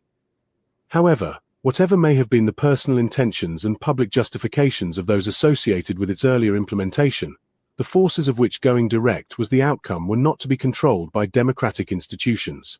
The logic of which they were the product was not to be constrained by any constitutional fetters democratic societies could maintain. Going direct liberated the financial system from the constraints of democratic oversight. It let loose the concentrated power of monetary creation which had been building behind the more fragile barriers of constitutional government, and swept away as things of straw the feebler democratic institutions that previous generations had erected to maintain public control over the monetary system. The futility of all such democratic constraints we can now gauge. They could not then foresee the consequences. Democratic oversight of monetary policy, in matters both fiscal and financial, had been the watchword and animating principle of the constitutional order against which they had rebelled. Technocratic efficiency and market necessity were the watchwords and animating principles of the movement of which they, owing to their expertise, had become the recognized leaders. The right of market primacy, in other words, the supremacy of financial stability as sole judge and arbiter of all matters, economic as well as political, was the essential element of the movement of which going direct was the outcome. How, then, could they, the servants of this system, hope to maintain even the fiction of democratic consent? When considering the forces and circumstances that made going direct possible, when so many previous attempts at such comprehensive monetary control had failed, we should not lose sight of the favorable crisis conditions. Under cover of pandemic emergency, by means of unprecedented coordination between central banks, as well as through direct control of vast new monetary creation programs, the going direct system annually channeled enormous amounts of newly created money directly into financial markets rather than through democratic fiscal processes. Such a system enriched financial asset holders while impoverishing those dependent on wages and democratic services, and enabled the managers of capital to maintain more than princely wealth while democratic institutions withered. This was a standing transformation even in the eyes of many who supported market efficiency, and one which made politicians and commentators look with growing alarm on any movement which promised to restore or strengthen democratic monetary control. The digital infrastructure of modern finance was also peculiarly favorable to the implementation of going direct and the protection of its operators. Although owing nominal accountability to democratic institutions, the managers of each of the major central banks and financial institutions claimed to be independent operators of the monetary territory over which they ruled. Hence, when the Federal Reserve, the European Central Bank, and other major central banks took going direct policies under their protection, there was no democratic power ready and willing to compel them to relinquish their design. The algorithmic independence of the major financial platforms also made them fitting strongholds of the new monetary arrangements.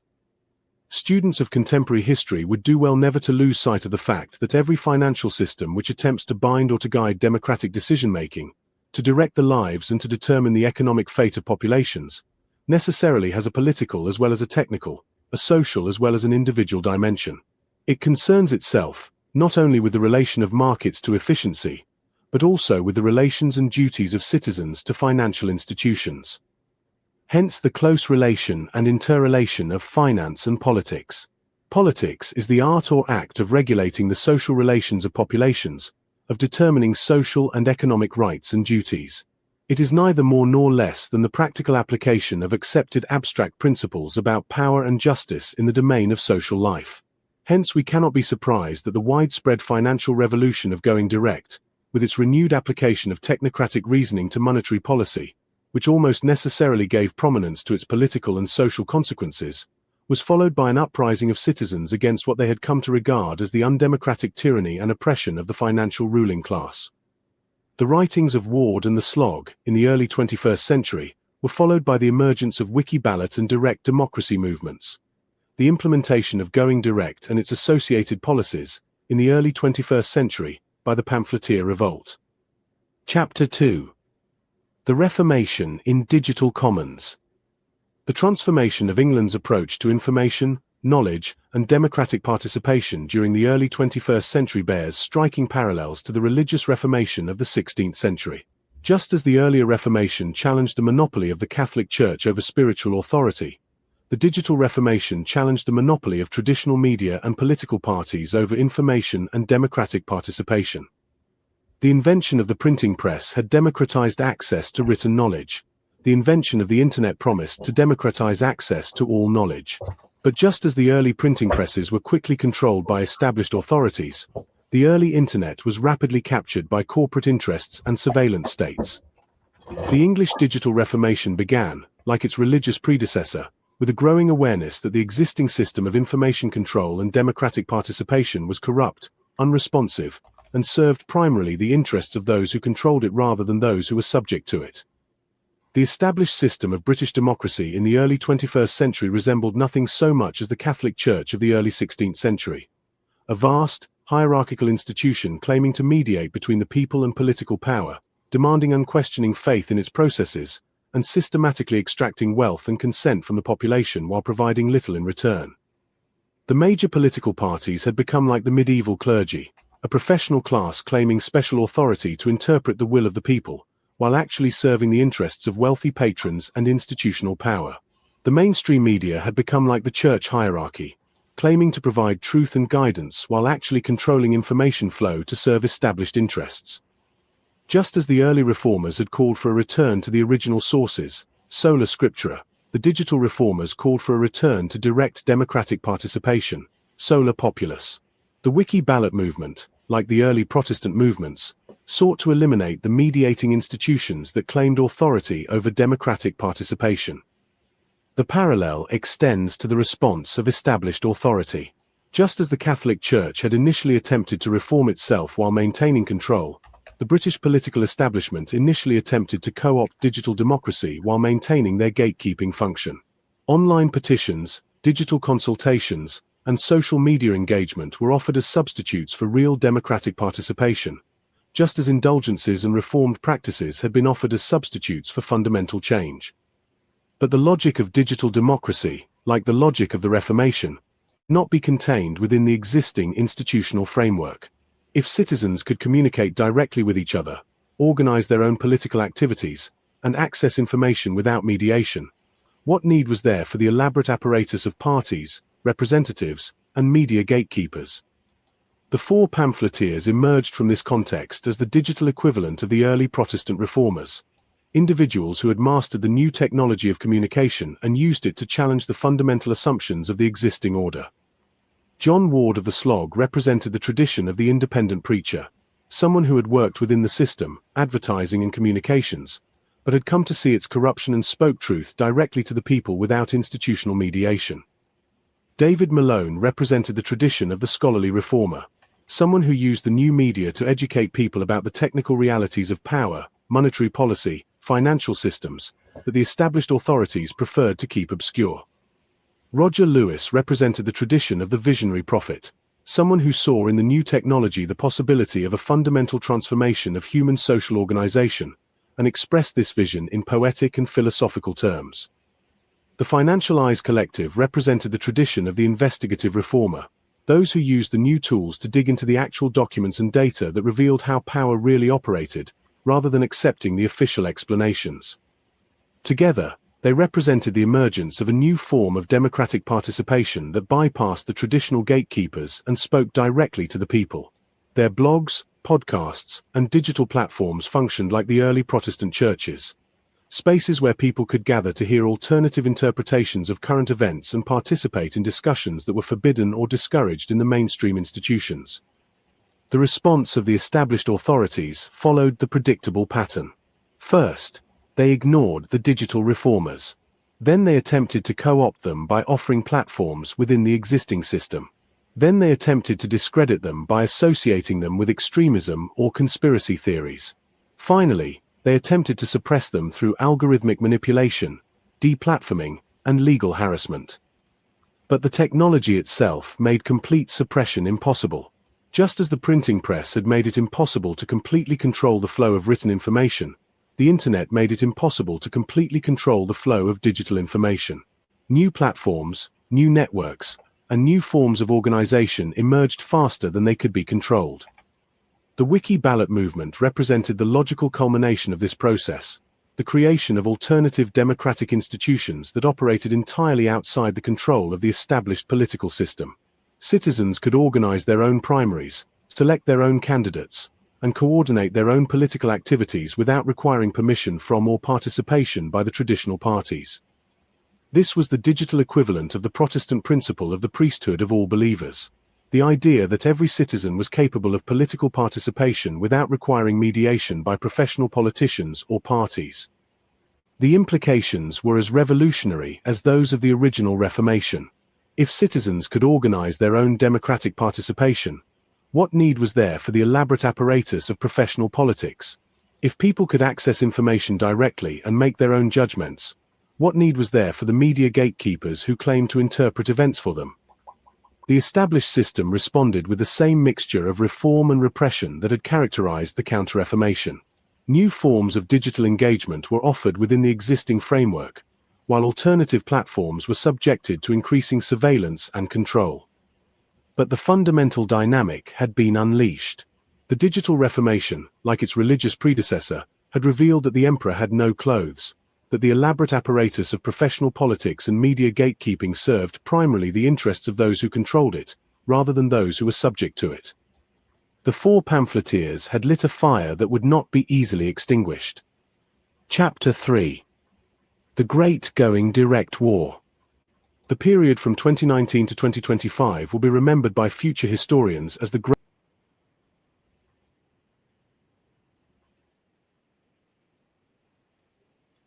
Yeah, we're going to have a break there. If I can just get to the right part. I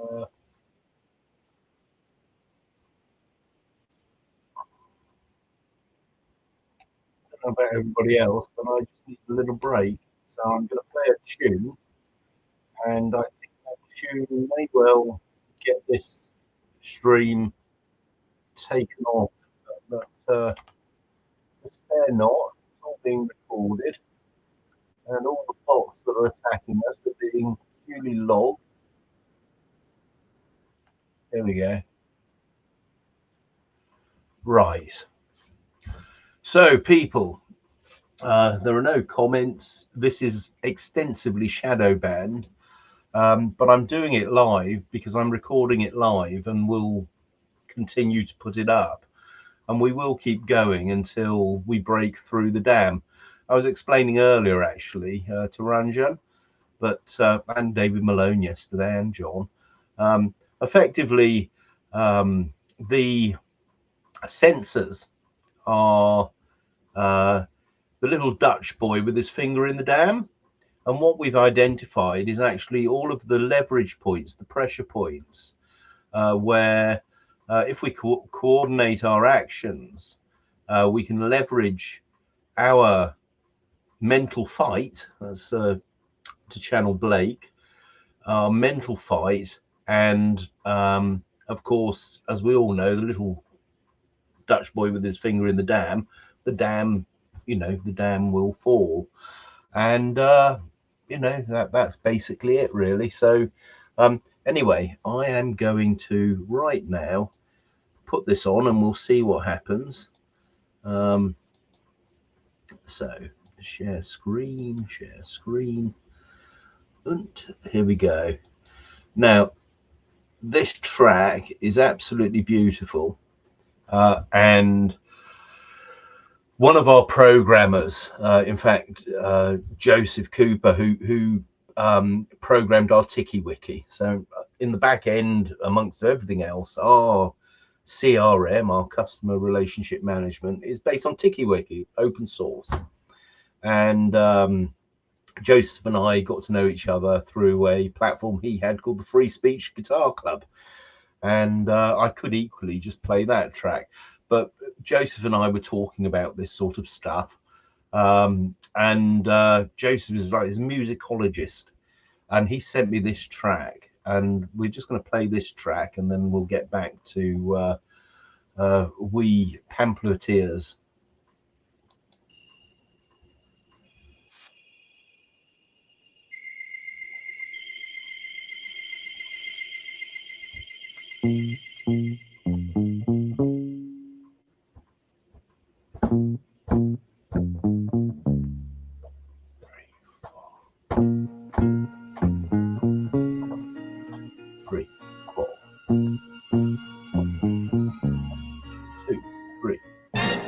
Into this world, oh baby, your mind is clear as the air.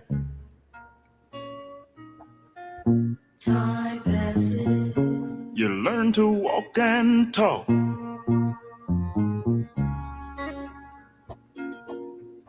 Time passes. You learn right from wrong. Time passes. You leave home seeking a life of your own. Hey, I'm telling you the natural facts for what it's worth. You make your own heaven and hell right here on earth. Listen to me, that's time passes. Hey, and your values change. That's life becomes a strange and beautiful day. That's suddenly you want the finer things in life. But you find it takes a lot of hard work and sacrifice. There ain't no such thing as something for nothing. Can you dig it? Oh, now you're standing at the crossroads of life. To satisfy your personal wants, will you do wrong or will you do right? Will you do right? One thing you must admit, and you know it's true. True. The final decision is up to you. The final decision is up to you.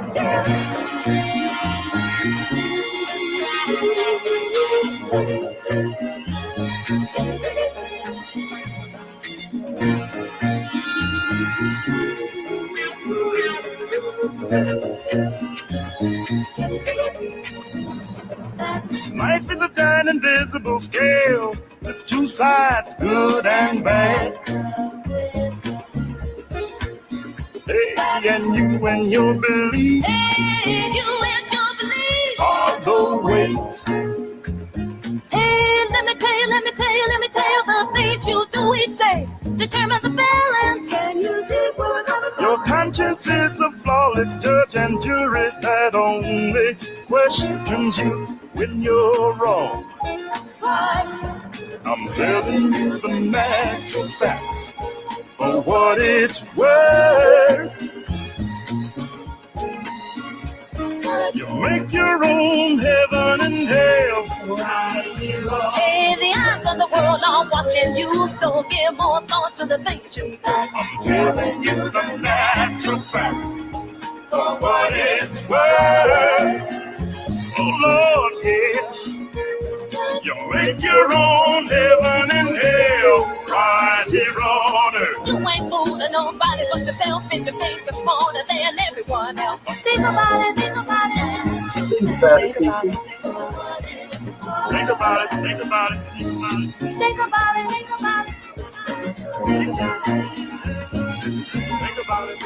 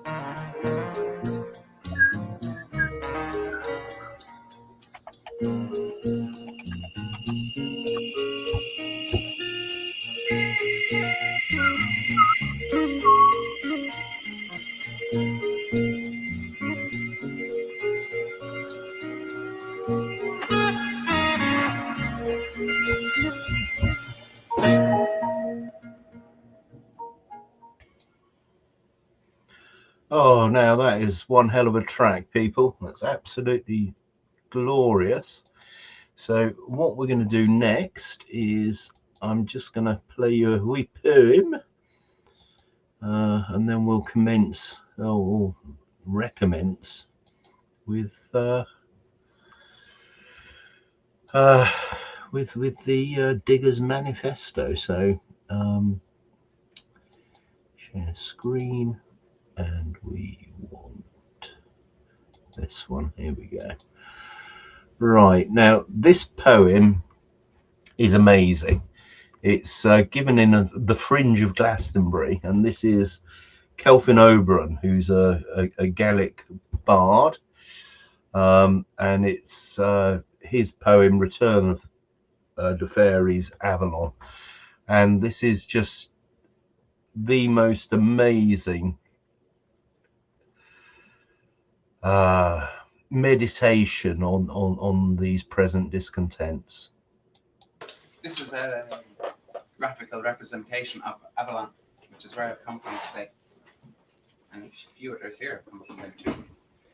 And Avalon is a name to describe like Tir na Nog in Gaelic, which is the land of youth, or Shambhala in Tibet and places. It describes a place where people live on a vibration that never fell in the fall and got trapped in the religious ideas of heaven and hell. Places that still coexist with our dimension here. So it's a quite nice backdrop.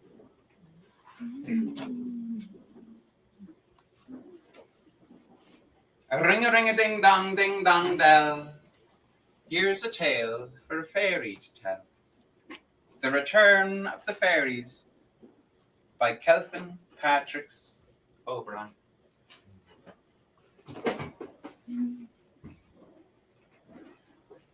From those who remember to those who do not, here's a little poem for those who forgot. of a race of fearless people, noble, strong, and bold, who lived as one with nature and never would grow old. Sculptors of the landscape and servants of the Lord, made into we folk by Christian, we were mighty gods before. Gods of myth and magic, of heroic deed and fame.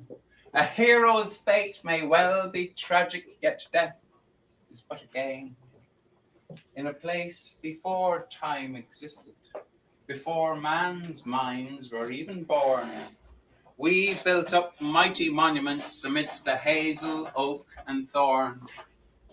We plotted all the seasons by the sun, the stars, and moon, and we built the very first temples, for we knew you would need them soon. For the day would come when we must pass on and give of our world to you. For it's there in the plan, make time in space for the man to learn and trust in the truth. So we left you and waited as your dreams accelerated, and we watched you and laughed as your progress you graphed. And then we listened in anguish at your foul use of language. Now we come to celebrate you as you learn to vibrate. Now we come to remind you of the beauty inside you. Now we come to invite you. We come to excite you, to help you. Remember, Tir na Nol, the land of ever living, ever young. For know that now your time is fading. We've had enough of your trading. For no longer is there room for your hungers to consume. For no longer are there moments for you to continue nature's torments. For now we shining beings of love come descending from above, from within, without, and forever we are come together, together, forever, together, together, together, together, forever we have come. To recreate our world anew, to make all our dreams come true. Children of light and Lucifer's babies, Templar knights and beautiful ladies, we've come back for our home, long stolen by Rome. We've come back to our womb, which you call our tomb. We have come back with our birthrights, our blessings and songs. We've come back to remind you, you've been sleeping too long. Release all your powers, release all your fears, release all your anger. Make way for your tears. There is no need now for worry or separation or grief. The apocalypse is well and truly upon us now.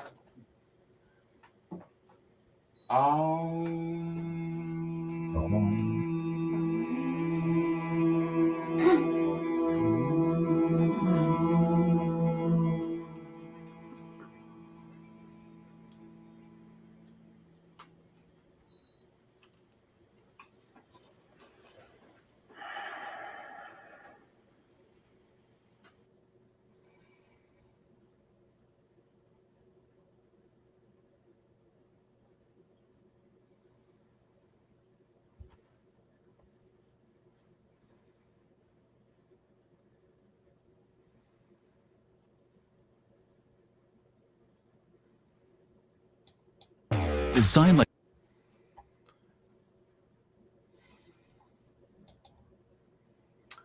Right, so let's go back to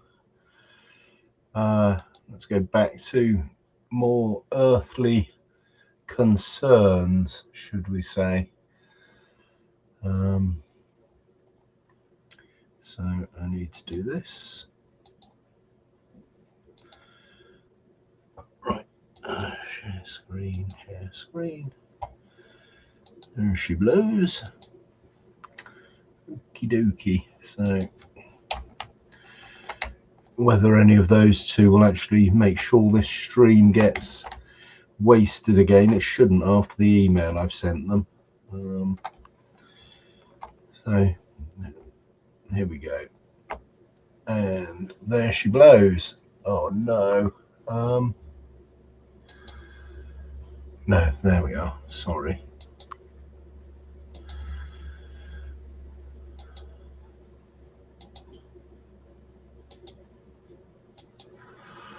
Okay, so it is this one, I believe.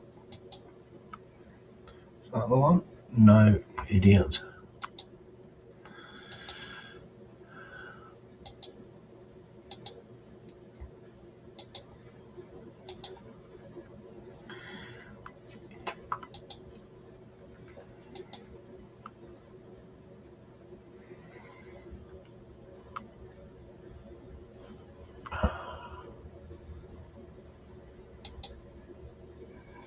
Right, that'll make it easier.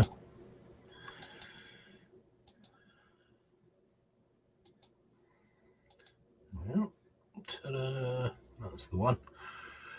Right, well, that's just about an hour in, so I'm going to keep going, and after this next segment, I'm just going to play the second half of the Homatic stuff, and that will be that.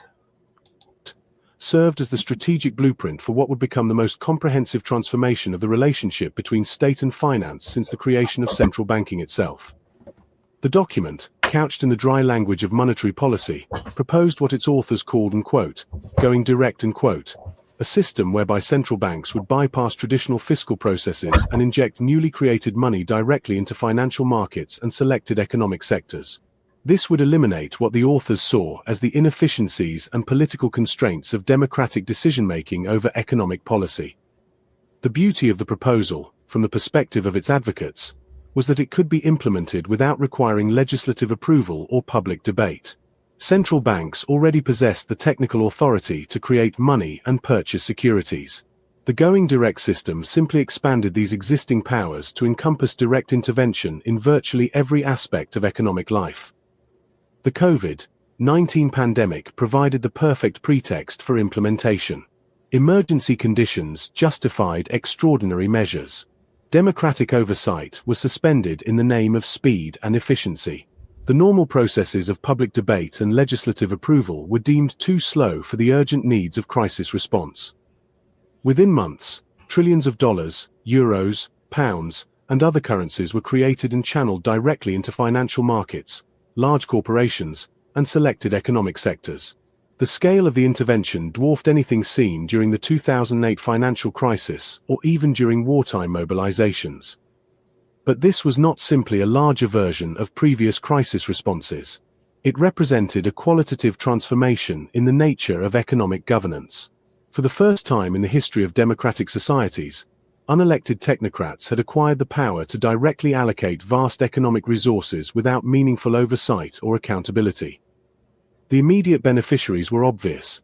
Financial asset holders saw their wealth increase dramatically as central bank money inflated stock and bond markets. Large corporations received direct support that enabled them to maintain profitability even as their revenues declined. The managers of the going direct system itself, central bankers, financial executives, and their technical advisors, saw their power and influence expand beyond anything previously imagined. The immediate losers were equally obvious. Small businesses that lacked access to central bank support, workers whose wages failed to keep pace with asset price inflation, and savers whose deposits were effectively confiscated through negative real interest rates. But the deeper loss was to the principle of democratic governance itself. The four pamphleteers were among the first to recognize the true significance of what was happening. While mainstream commentators focused on the immediate economic effects of the new policies, the pamphleteers saw the deeper political transformation. John Ward of the Slog, drawing on his background in advertising and communications, recognized that the crisis was being used as cover for a fundamental restructuring of power relationships. His concept of, and quote, process politics, and quote, the replacement of genuine political debate with theatrical performance, provided a framework for understanding how democratic forms were being maintained while democratic substance was being eliminated. David Malone, with his background in documentary filmmaking and financial analysis, traced the connections between the new monetary policies and the broader transformation of capitalism from a productive to an extractive system. His work on the debt generation provided crucial insights into how the going direct system would ultimately impoverish the majority while enriching a small financial elite. Roger Lewis, approaching the crisis from a philosophical and poetic perspective, saw in going direct the culmination of a longer historical process whereby human social organization was being subordinated to abstract financial imperatives. His concept of usury as hell's fuel provided a moral framework for understanding the spiritual and social costs of financialized governance. The Financialized Collective, through patient analysis of central bank documents and financial data, traced the actual flows of money and power that the going direct system had created. Their work revealed the gap between the public justifications for the new policies and their actual effects. Together, the four pamphleteers provided an alternative narrative to the official story of crisis response and economic recovery. They argued that going direct represented not a temporary emergency measure, but a permanent transformation of democratic societies into technocratic oligarchies. Their analysis proved prophetic. As the immediate crisis conditions of 2020 receded, the going direct policies did not. Instead, they were institutionalized and expanded. Central banks acquired permanent powers that had initially been justified as temporary emergency measures. The direct allocation of economic resources by unelected technocrats became the new normal. The war between these two visions of social organization was fought primarily in the realm of information and narrative. The established authorities, with their control over mainstream media and educational institutions, promoted the story of technocratic competence and the necessity of expert guidance. The pamphleteers and their growing network of allies used alternative media platforms to promote the story of democratic participation and the possibility of ordinary people governing themselves. The stakes could not have been higher. If the technocratic vision prevailed, democratic societies would be transformed into managed systems where all important decisions were made by unelected experts claiming to act in the public interest.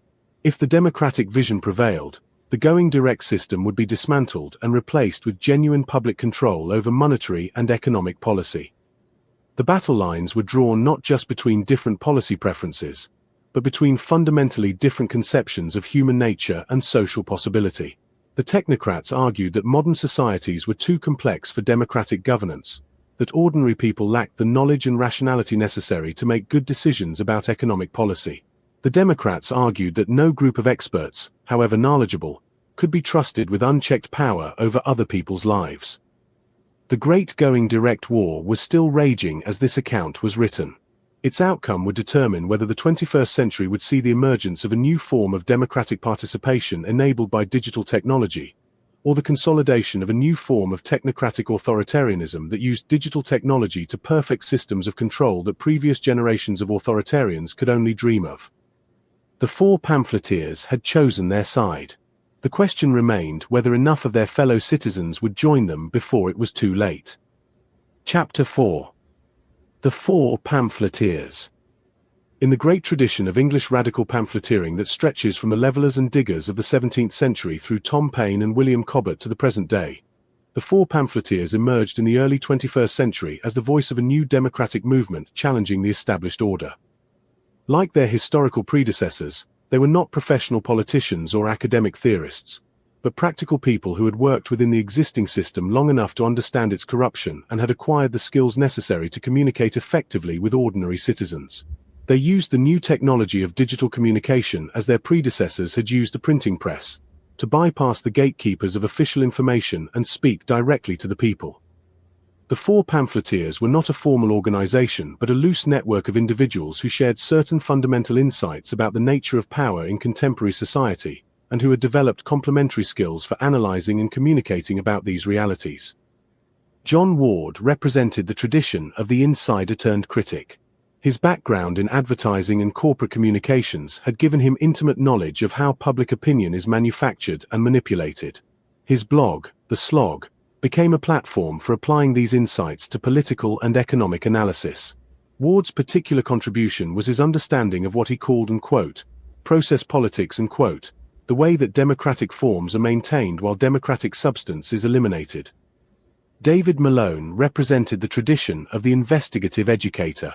His background in documentary filmmaking had given him the skills to research complex topics and present them in accessible form. His blog, Golem 14, became a platform for educating people about the technical realities of monetary policy and financial systems that the established authorities preferred to keep obscure. Malone's particular contribution was his ability to trace the connections between abstract financial mechanisms and their concrete effects on ordinary people's lives.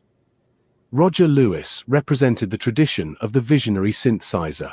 His background in music and literature had given him the ability to see patterns and connections that escaped more specialized analysts.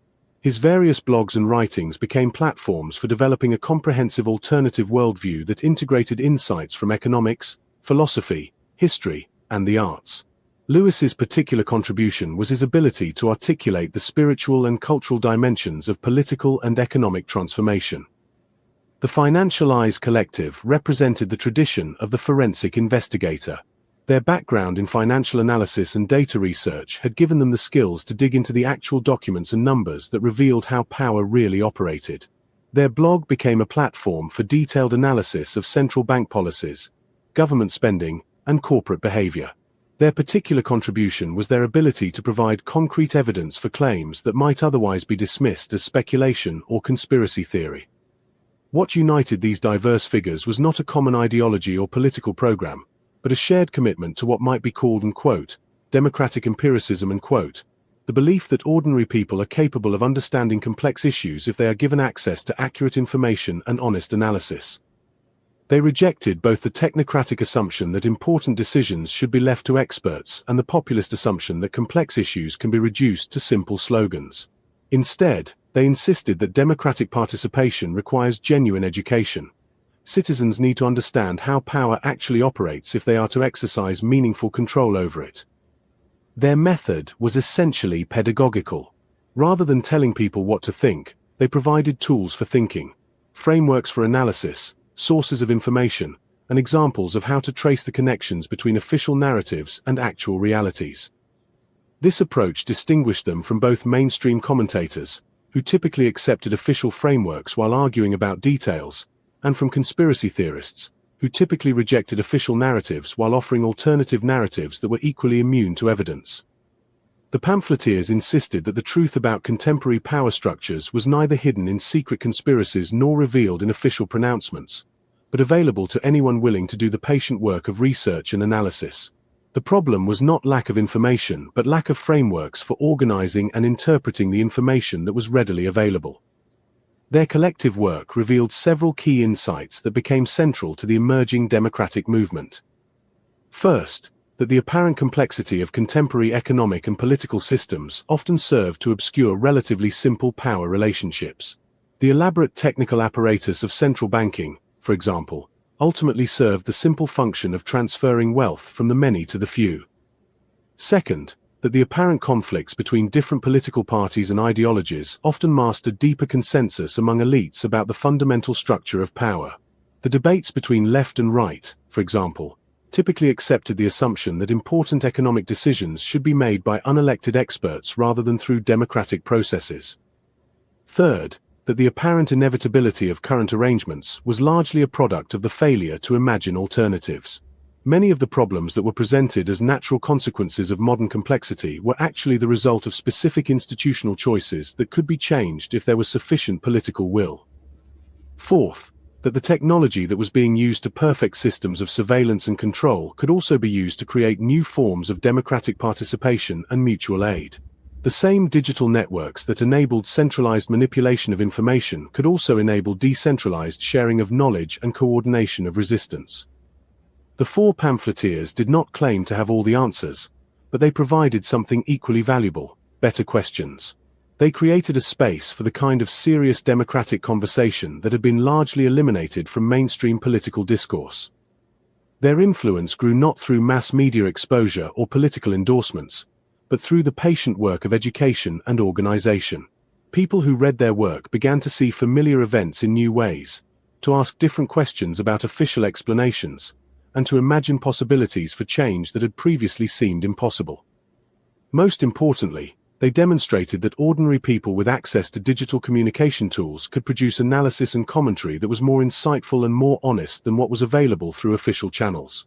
They proved that the democratization of information could lead to the democratization of understanding, and that the democratization of understanding could lead to the democratization of power. The four pamphleteers had lit a fire that would not be easily extinguished. Chapter 5.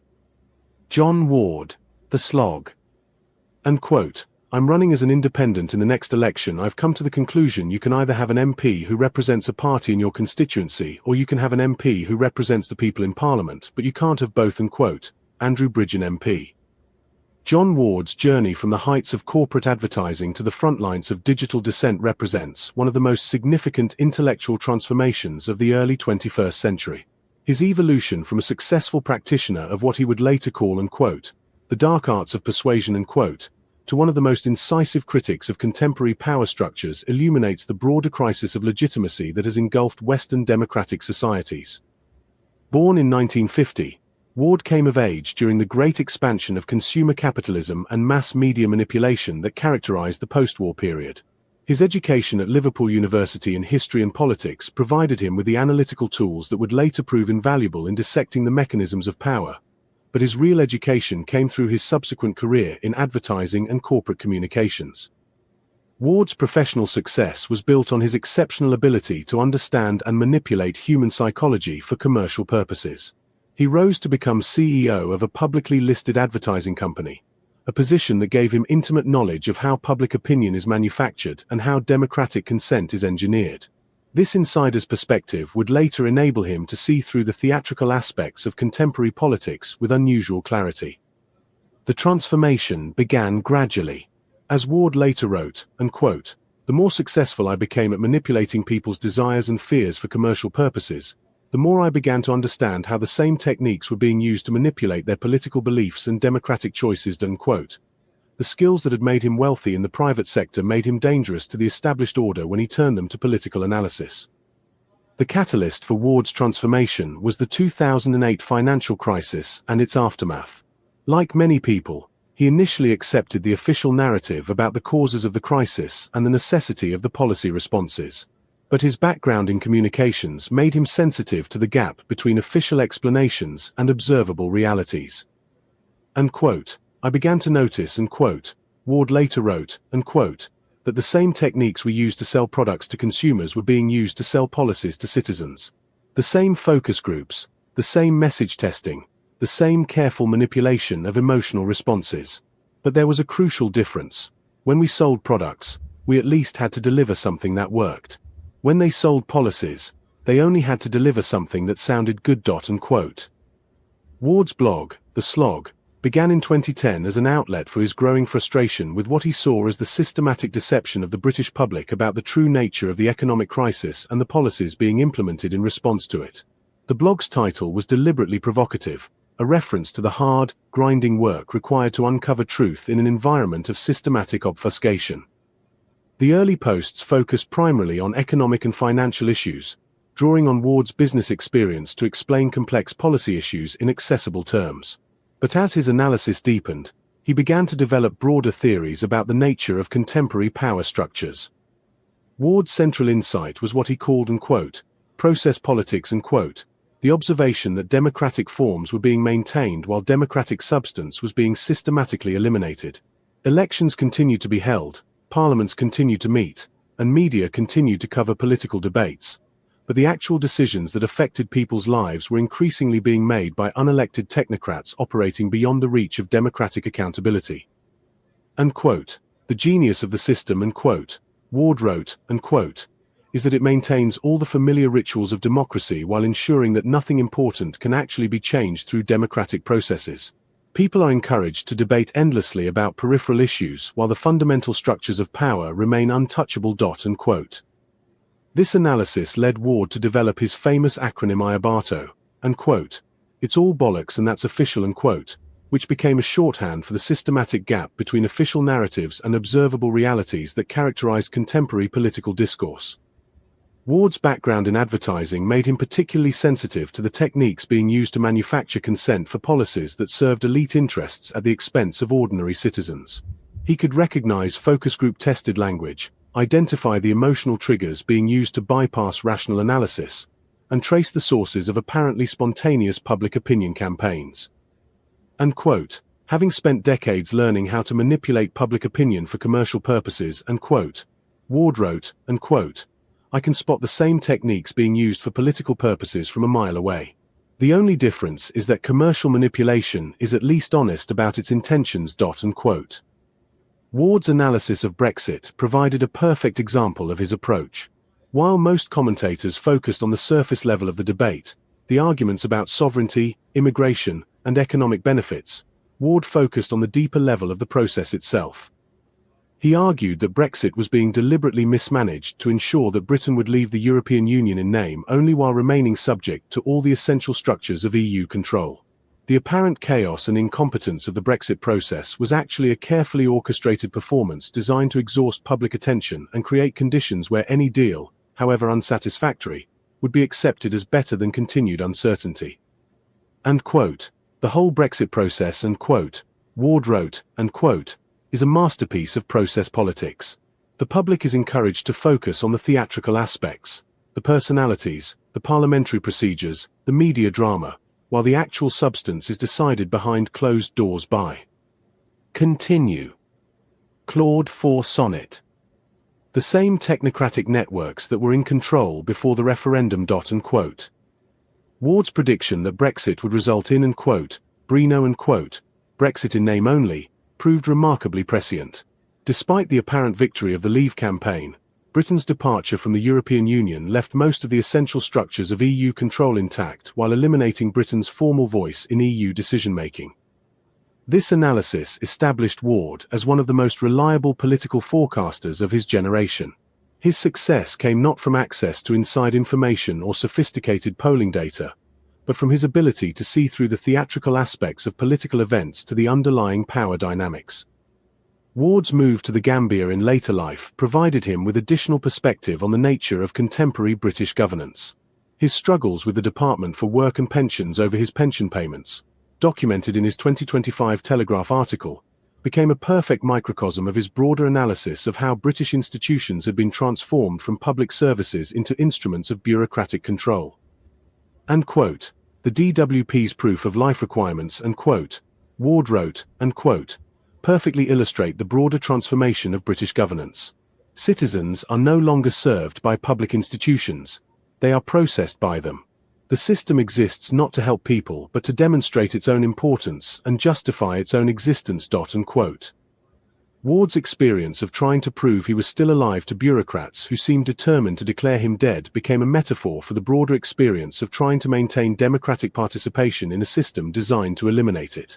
The endless forms, the lost documents, the contradictory requirements, the staff who couldn't help because they lacked authority, and the managers who couldn't be reached, all of this represented the perfect expression of what Ward called, and quote, the bureaucratic circle of blame. And quote. And quote, everyone in the system blames someone else, and quote, Ward observed.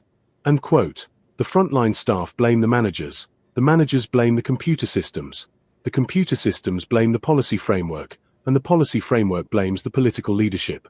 Meanwhile, the citizen, the person the system is supposedly designed to serve, is left to navigate an endless maze of procedures that seem designed to exhaust their will to persist. And quote. Ward's analysis of this experience connected it to his broader understanding of how contemporary power structures operate. The apparent incompetence and dysfunction of institutions like the DWP was not accidental but functional. It served to discourage people from claiming their rights, to exhaust their capacity for resistance, and to demonstrate the futility of expecting accountability from public institutions. And quote, the system works perfectly, and quote, Ward wrote, and quote, if you understand that its real purpose is not to serve the public but to manage the public. Every obstacle, every delay, every requirement to prove what should be assumed, all of this serves to train citizens in learned helplessness and to reduce their expectations of what democratic governance should provide. Unquote. Ward's work on the slog became increasingly focused on what he saw as the fundamental crisis of democratic legitimacy in Western societies. The forms of democracy were being maintained, but the substance was being systematically eliminated. Elections were held, but the range of permissible outcomes was narrowed to exclude any real challenge to established power structures. Media coverage created the illusion of debate while ensuring that fundamental assumptions remained unquestioned. And quote, "We are living through the managed decline of democracy," and quote, Ward wrote in one of his most influential posts. And quote, "The process is being carefully orchestrated to avoid the kind of dramatic collapse that might provoke resistance. Instead, democratic institutions are being slowly hollowed out from within, leaving only the shell of democratic forms wrapped around an increasingly authoritarian core." Unquote. Ward's solution to this crisis was not to abandon democratic ideals but to find new ways of implementing them. He became an early supporter of the Wiki ballot movement and other efforts to create alternative democratic institutions that could operate outside the control of the established political parties and media gatekeepers. And quote, "The technology that is being used to perfect systems of surveillance and manipulation," and quote, Ward argued, and quote, "can also be used to create new forms of democratic participation. The same digital networks that enable centralized control can also enable decentralized organization. The question is whether we will use these tools to strengthen democracy or to perfect its simulation." Unquote. Ward's influence extended far beyond his blog readership. His concepts and terminology, process politics, Iabato, the circle of blame, entered the vocabulary of democratic resistance movements throughout the English-speaking world. His analysis provided a framework that helped people understand their own experiences of institutional dysfunction and political manipulation. More importantly, Ward demonstrated that it was possible to speak truth to power without becoming marginalized or dismissed as a conspiracy theorist. His background in mainstream business and his careful, evidence-based approach to analysis gave him credibility that enabled him to reach audiences that might have been skeptical of more obviously radical critics. And quote, "The most dangerous thing you can do to an authoritarian system," and quote, Ward wrote, and quote, "is to describe it accurately. They can handle criticism that misunderstands their methods or exaggerates their power. What they cannot handle is analysis that reveals exactly how their systems of control actually operate." Unquote. Ward's work represented a new form of democratic education, teaching people not what to think, but how to think about power. He provided tools for analysis rather than conclusions, frameworks for understanding rather than ideological positions. This approach enabled his readers to apply his insights to their own circumstances and to develop their own capacity for independent political judgment. As the Great Going Direct War intensified, Ward's voice became increasingly important as a source of clarity and perspective. His ability to see through the theatrical aspects of political events to the underlying power dynamics made him an invaluable guide for those trying to understand what was really happening beneath the surface of official narratives. The boy from Liverpool who had learned to manipulate public opinion for corporate profit had become the man who taught citizens how to resist manipulation and reclaim their democratic birthright. It was a transformation that embodied the possibility of redemption and renewal that lay at the heart of the democratic ideal. Chapter 6. Ward's exposition of the circle of blame. John Ward's most significant contribution to understanding contemporary power structures was his identification and analysis of what he termed, and quote, the circle of blame, and quote, a systematic mechanism by which accountability is diffused and responsibility is avoided while power remains concentrated in the hands of unelected elites. The concept emerged from Ward's observation that whenever citizens attempted to hold institutions accountable for failures or abuses, they encountered a carefully constructed system of circular responsibility that made it impossible to identify who was actually in charge of any particular decision or outcome. And quote, the genius of the modern system, and quote, Ward wrote, and quote, is that it has solved the ancient problem of how to exercise power without accepting responsibility for its consequences. By creating elaborate networks of interdependent institutions, each of which can plausibly claim that important decisions are made elsewhere, the system ensures that power can be exercised while accountability is avoided. Unquote. Ward first identified this pattern in his analysis of the 2008 financial crisis and its aftermath. When citizens demanded to know who was responsible for the crisis and why no one had been held accountable, they encountered a perfect example of the circle of blame in operation. Politicians blamed the banks for taking excessive risks and claimed they were constrained by the need to maintain confidence in the financial system. Bankers blamed politicians for creating the regulatory environment and claimed they were only responding to market incentives. Regulators blamed both politicians for giving them inadequate powers and bankers for exploiting loopholes, while claiming they were only following established procedures. Central bankers blamed politicians for fiscal irresponsibility and commercial bankers for moral hazard, while claiming they were only responding to market conditions. Market analysts blamed politicians for creating uncertainty and central bankers for distorting price signals, while claiming they were only providing objective analysis. Media commentators blamed all of the above while claiming they were only reporting the facts. The result was a perfect circle in which everyone was responsible for everything and therefore no one was responsible for anything. Each participant in the system could point to legitimate constraints on their actions and plausible reasons why responsibility lay elsewhere. The circle was complete and unbreakable. Ward's breakthrough insight was to recognize that this was not an accidental result of institutional complexity, but a deliberately designed feature of the system. The circle of blame was not a bug but a feature. It was the mechanism by which modern power structures maintain themselves while avoiding accountability. And quote, the traditional model of power, and quote, Ward explained, and quote, assumed that those who exercised authority would also bear responsibility for the consequences of their decisions. This created a natural check on the abuse of power, since those who made bad decisions would suffer the consequences.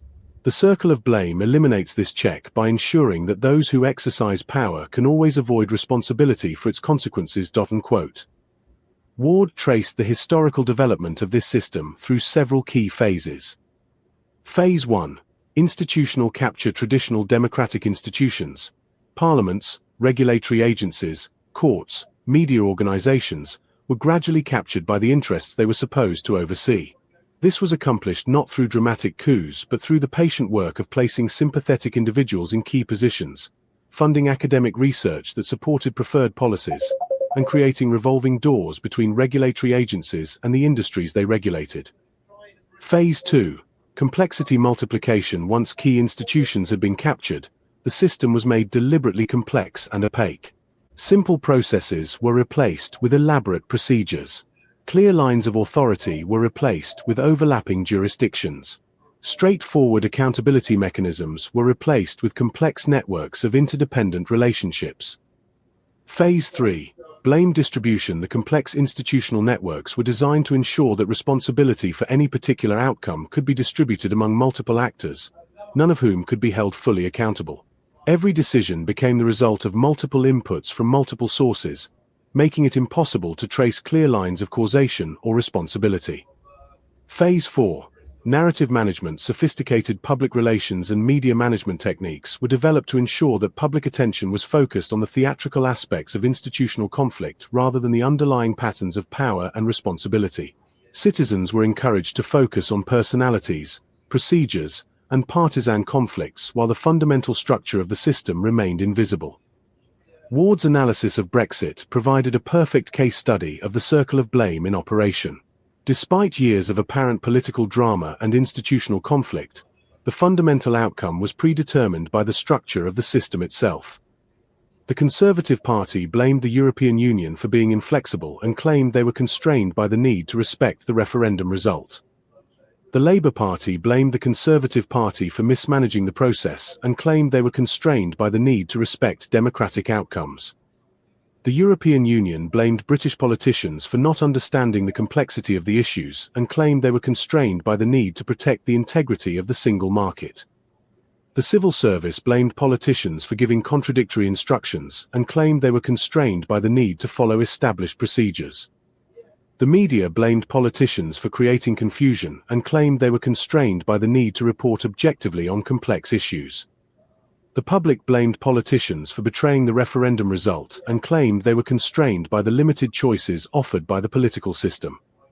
Meanwhile, the actual decisions about Britain's relationship with Europe were being made by the same networks of financial, corporate, and bureaucratic interests that had been in control before the referendum. The circle of blame ensured that this fundamental continuity remained invisible beneath the surface drama of political conflict. Ward identified several key techniques that were used to maintain the circle of blame. Technique 1. Procedural complexity important decisions were embedded in elaborate procedural frameworks that made it impossible for ordinary citizens to understand who was actually responsible for what. Citizens who attempted to hold institutions accountable were lost in mazes of jurisdictional boundaries, procedural requirements, and bureaucratic hierarchies. Technique 2. Temporal displacement responsibility for current problems was attributed to decisions made by previous administrations, previous management, or previous policy frameworks. By the time the consequences of any particular decision became apparent, those who made the decision had moved on and could not be held accountable. Technique 3. Technical obfuscation important issues were presented as technical problems that could only be understood by experts. Citizens who questioned official explanations were told they lacked the specialized knowledge necessary to understand the complexity of the issues involved. Technique 4. False alternatives public debate was structured around false choices that excluded the possibility of fundamental change. Citizens were offered the choice between different versions of the same basic approach, while alternatives that might actually solve problems were excluded from consideration. Technique 5. Manufactured urgency important decisions were presented as urgent responses to crisis conditions that did not permit time for proper democratic deliberation. By the time citizens had the opportunity to understand what had been decided in their name, the decisions had been implemented and could not be reversed. Ward's analysis revealed that the circle of blame was not just a mechanism for avoiding accountability, but a system for manufacturing consent for policies that served elite interests at the expense of ordinary citizens.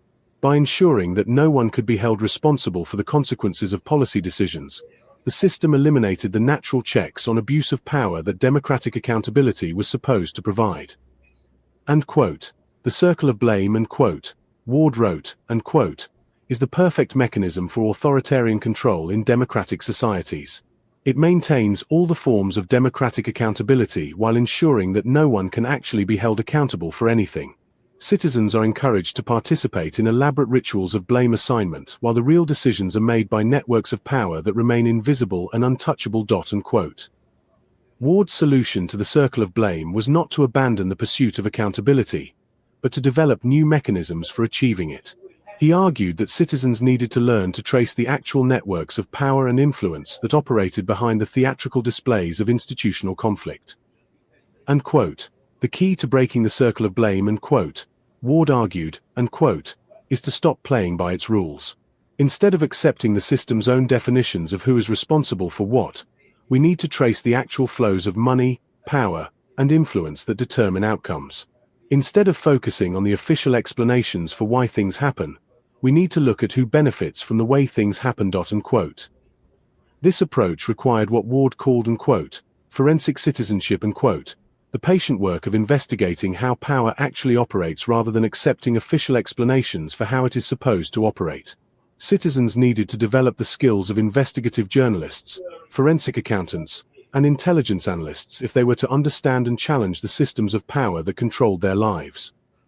Ward's work on the circle of blame provided a crucial framework for understanding why traditional forms of democratic accountability had become ineffective and what kinds of new approaches might be necessary to restore genuine democratic control over important decisions.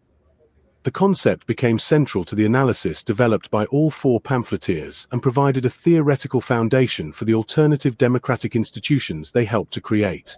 By understanding how the circle of blame operated, citizens could begin to develop strategies for breaking it and creating new forms of accountability that could not be so easily evaded. Chapter 7. The New Law of Abundance. And quote, nature operates on abundance principles. Strawberry plants share resources through underground networks. When one plant finds water or nutrients, it shares with others. They don't compete, they collaborate. Unquote, from the Strawberry Manifesto. The four pamphleteers' most radical contribution to contemporary political thought was their articulation of what they called, unquote, the new law of abundance, unquote, a comprehensive alternative to the scarcity-based economic and political systems that had dominated human civilization for centuries. This law emerged not from abstract theorizing but from careful observation of how natural systems operate, how digital networks function, and how human communities organize themselves when they are not constrained by artificial scarcity mechanisms. The traditional economic and political systems of the modern world were based on what the pamphleteers called, unquote, the old law of scarcity, unquote, the assumption that resources are fundamentally limited and that human social organization must therefore be based on competition for access to these limited resources. This assumption justified hierarchical systems of control, the concentration of wealth and power in the hands of elites, and the subordination of human needs to the requirements of capital accumulation. The pamphleteers argued that this assumption had become not only false but actively destructive in an age of digital abundance and technological capability that could provide for everyone's basic needs if it were organized according to different principles. The strawberry principle. Roger Lewis's contribution to this analysis was his development of what became known as, and quote, the strawberry principle, and quote, the observation that strawberry plants naturally organize themselves according to abundance rather than scarcity logic. And quote, when you observe how strawberry plants actually behave, and quote, Lewis wrote, and quote, you discover that they share resources through underground networks of runners and root systems. When one plant finds a rich source of water or nutrients, it doesn't hoard these resources for itself but shares them with the entire network. The result is that the whole system becomes more productive and resilient than any individual plant could be on its own. And quote. Lewis argued that this natural model provided a template for how human economic and political systems could be reorganized. Instead of organizing society around competition for scarce resources, it could be organized around collaboration to maximize abundance for everyone. And quote, the scarcity model assumes that if I have more, you must have less, and quote, Lewis explained. And quote, the abundance model recognizes that if we organize our systems properly, we can all have more. The strawberry plants understand this instinctively. Humans have forgotten it, but we can learn to remember. And quote. The digital commons. David Malone's contribution was his analysis of how digital technology had created new possibilities for abundance-based organization. Unlike physical resources, information and knowledge could be shared without being diminished. In fact, they became more valuable when they were shared more widely. And quote, the internet demonstrates the abundance principle in action, and quote, Malone wrote. And quote, when I share information with you, I don't lose the information myself. Instead, the value of the information increases because it can be combined with other information to create new knowledge and new possibilities. And quote. Malone argued that the artificial scarcity mechanisms that have been imposed on digital information, copyright laws, paywalls, proprietary software, surveillance systems, were not necessary features of digital technology but deliberate choices made to maintain existing power structures. And quote, the technology exists to create a world where everyone has access to all human knowledge, where everyone can participate in creating new knowledge, and where the benefits of technological progress are shared by everyone, and quote, Malone explained. And quote, the only reason this doesn't happen is that it would threaten the power of those who profit from artificial scarcity. And quote. The monetary abundance model. The Financialized Collective contributed detailed analysis of how monetary systems could be reorganized according to abundance principles. They demonstrated that money scarcity was not a natural feature of economic systems but a deliberate policy choice that served the interests of financial elites. And quote, modern money is created out of nothing by banks when they make loans, and quote, they explained. And quote, there is no natural limit to how much money can be created. The only limits are the policy decisions made by central banks and governments about how much money to create and how to distribute it. And quote. The collective showed how these policy decisions systematically created artificial scarcity for ordinary people while creating artificial abundance for financial institutions and large corporations. The going direct paradigm was simply the latest and most extreme example of this pattern. And quote. The same central banks that claim there is no money for public services, infrastructure investment, or social programs somehow find trillions of dollars to support financial markets whenever they face difficulties, and quote, they observed. And quote, this reveals that money scarcity is a political choice, not an economic necessity. And quote. The democratic abundance framework. John Ward's contribution was his analysis of how political systems could be reorganized according to abundance principles. He argued that the artificial scarcity of democratic participation, the limitation of meaningful political choices to a narrow range of pre-approved options, was the foundation of all other forms of artificial scarcity. And quote, real democracy would be based on the abundance of human creativity, intelligence, and problem-solving capacity, and quote, Ward wrote. And quote, instead of limiting political participation to choosing between pre-selected candidates and pre-approved policies, it would enable everyone to contribute to identifying problems and developing solutions. Unquote. Ward's concept of unquote, wiki democracy unquote, was based on the same principles that made Wikipedia successful. The recognition that collective intelligence, properly organized, could produce better results than expert knowledge, and that the technology existed to enable large-scale collaborative decision-making. Unquote. The same technology that enables thousands of people to collaborate on creating the world's largest and most accurate encyclopedia could enable millions of people to collaborate on governing themselves, unquote, Ward argued. Unquote. The only reason this doesn't happen is that it would eliminate the need for the professional political class that currently controls the system. Unquote. The integration, abundance economics. Together, the four pamphleteers developed what they called, unquote, abundance economics, unquote, a comprehensive alternative to both capitalist and socialist models that were based on scarcity assumptions. Abundance economics was based on several key principles. Principle 1. Natural abundance. The natural world operates according to abundance principles. Ecosystems are most stable and productive when they maximize diversity, cooperation, and resource sharing rather than competition and resource hoarding. Principle 2. Technological abundance. Modern technology has created the capacity to provide for everyone's basic needs: food, shelter, healthcare, education, communication, if it is organized according to abundance rather than scarcity principles. Principle 3. Information abundance. Information and knowledge become more valuable when they are shared more widely. Systems that restrict access to information create artificial scarcity that reduces overall productivity and innovation. Principle 4. Creative abundance. Human creativity and problem-solving capacity are unlimited resources that become more productive when they are enabled and coordinated rather than restricted and controlled. Principle 5. Monetary abundance. Money is a social technology that can be created in whatever quantities are needed to enable productive activity. Artificial money scarcity serves only to maintain existing power relationships. Principle 6. Democratic abundance. Democratic participation and decision-making capacity can be expanded indefinitely through appropriate technology and organization. Artificial restrictions on democratic participation serve only to maintain elite control. The practical implementation.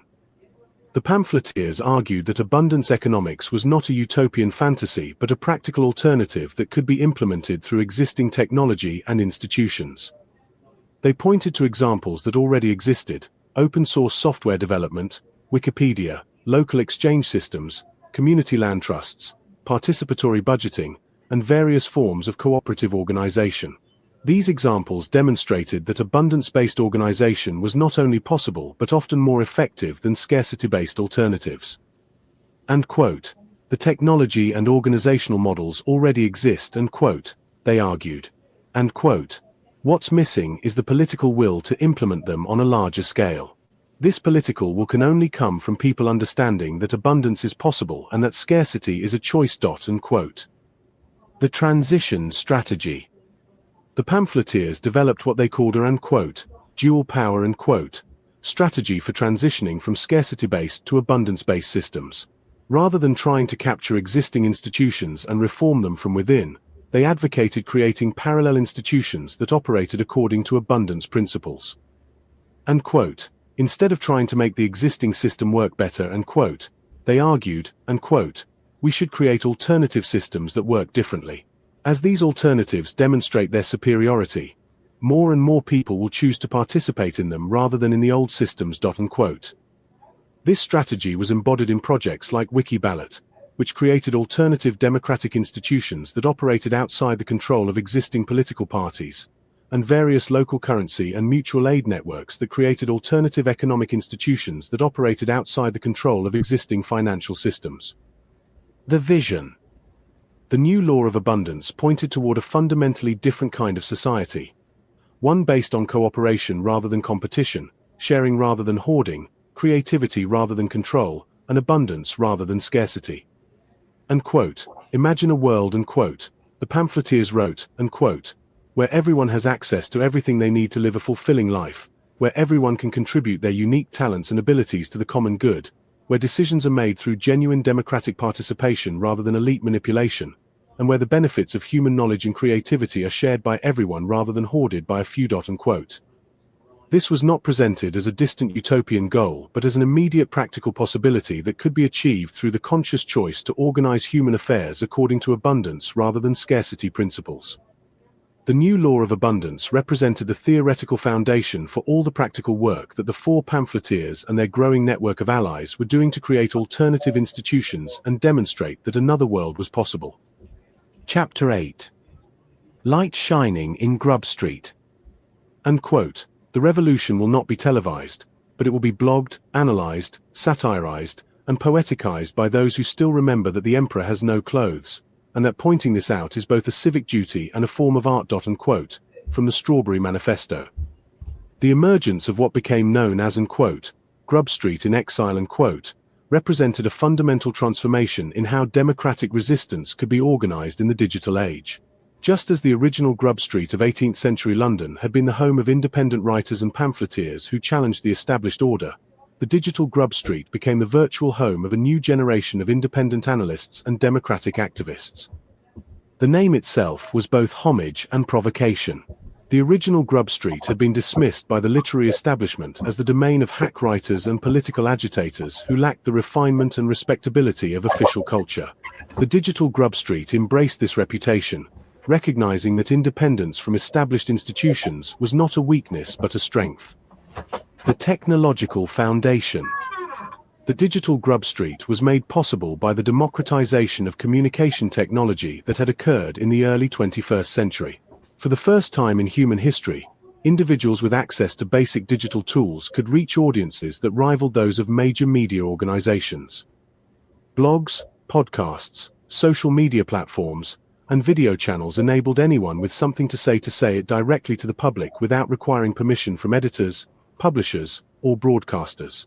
This technological shift created the possibility for a new kind of independent media that was not dependent on corporate funding or government approval. But the four pamphleteers recognized that technology alone was not sufficient. The same tools that enabled independent communication could also be used for surveillance, manipulation, and control. The key was to develop ways of using the technology that preserved independence while building genuine community. The methodological innovation. What distinguished the digital Grub Street from both mainstream media and alternative media was its methodological approach. Rather than simply offering different opinions about the same events that mainstream media covered, the pamphleteers developed different ways of analyzing events that revealed patterns and connections that were invisible from mainstream perspectives. John Ward's concept of unquote, process politics unquote, provided a framework for understanding how democratic forms were maintained while democratic substance was eliminated. Instead of focusing on the surface drama of political events, this approach looked at the underlying processes that determined outcomes regardless of which personalities or parties appeared to be in control. David Malone's approach to financial analysis revealed the connections between abstract monetary policies and their concrete effects on ordinary people's lives. Instead of accepting the technical explanations offered by financial experts, this approach traced the actual flows of money and power to show who benefited from particular policies and who paid the costs. Roger Lewis's philosophical synthesis connected immediate political and economic events to broader historical patterns and cultural transformations. Instead of treating current events as isolated phenomena, this approach showed how they fit into longer-term processes of social change and resistance.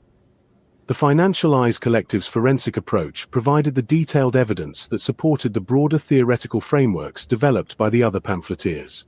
Instead of relying on official statistics and explanations, this approach dug into primary sources, regulatory filings, and other documents that revealed how institutions actually operated rather than how they claimed to operate. The community building. The digital Grub Street was not just a collection of individual voices but a genuine community of people who shared certain fundamental commitments about truth, democracy, and human dignity. This community was built through patient work of education, discussion, and mutual support that took place in comment sections, email exchanges, and various forms of digital collaboration. The community was held together not by ideological agreement but by methodological commitment. Members might disagree about particular issues or policies, but they shared a commitment to evidence-based analysis, honest dialogue, and democratic participation.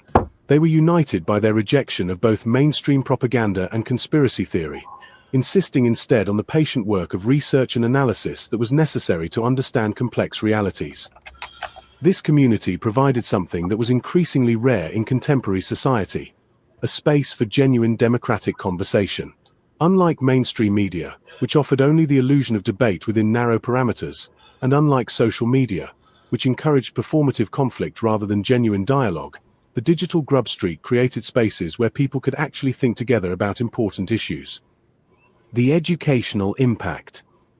The most important contribution of the digital Grub Street was educational. The pamphleteers and their community developed new forms of civic education that were more effective than anything offered by formal educational institutions. Instead of teaching people what to think, they taught people how to think about power. There we are. Taught people to think about power. We're now going to have a little change here. Stop screen, and what I'm going to do is I'm just going to put a playlist on. So let's have a look, see what we've got here, playlist wise.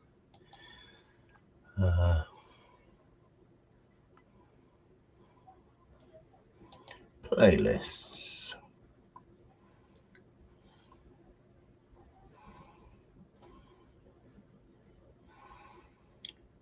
Okay. Here we are. We'll put this playlist up.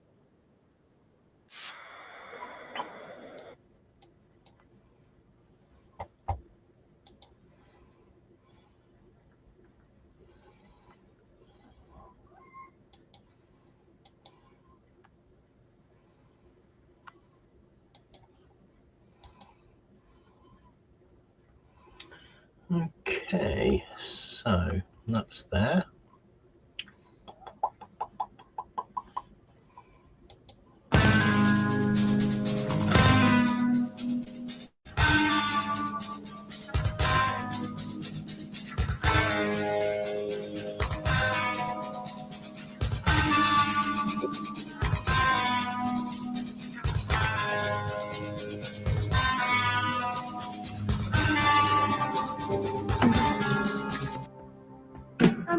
And it's 12 below zero. I'm blue in the face, but I'm out with my hero. So I'm putting on the show. I never read books, they're just Latin and Greek. I'm more into books, silk, satin, and the chic. I know I'm putting on the show. Trying to look like the girl of his dreams, trying to look like a star, to look like the girl on the big silver screen instead of some girl in the bar. I'm getting dressed up to win some attention, to get messed up, to win just a mention. So I'm putting on the show.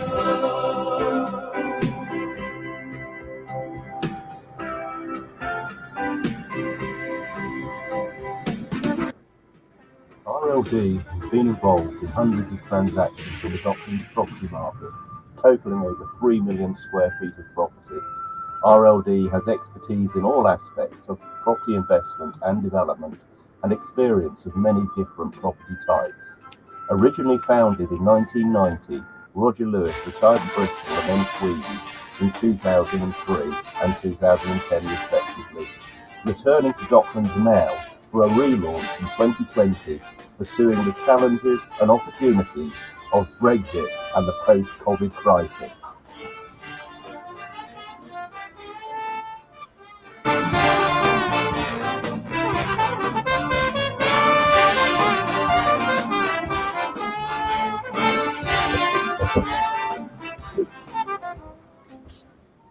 London Docklands, Docklands is located just to the east of the City of London.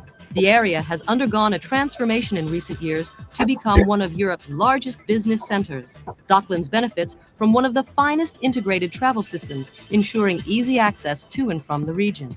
London Docklands is now considered the premier location for... You made a deal. He says she's back, and she's back with that root on her face.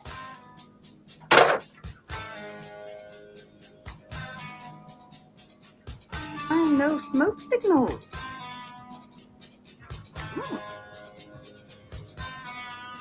She can't be back. She's on the beach being shafted by the what? Let's go, Nesta. Have a nice day now.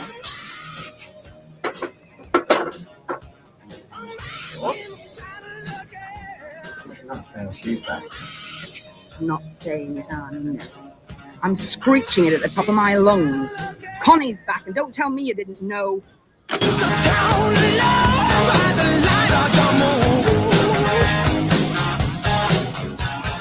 looking for Suki Jones, she crazy horse saloon. Rocky, give me a drink. That's when she caught my eye. Shatondo, give me a ring. That make a grown man cry.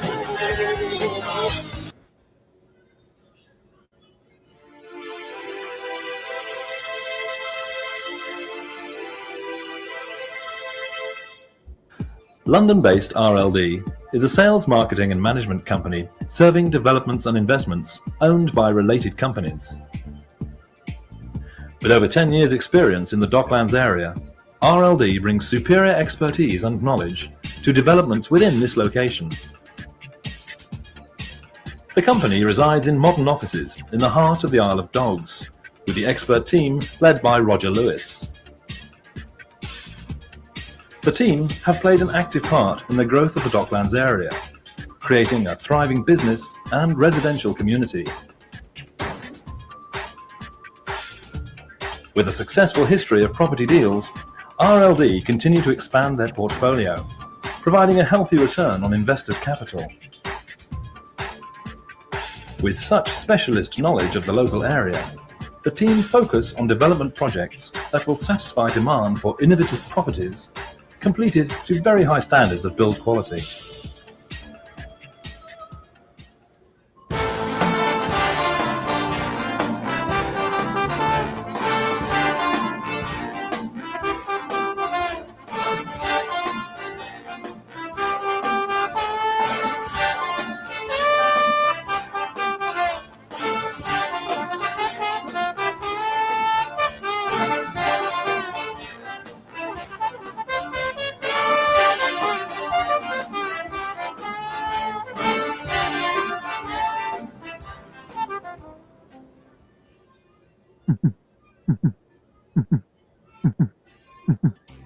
RLD presents East14.com, the networked village.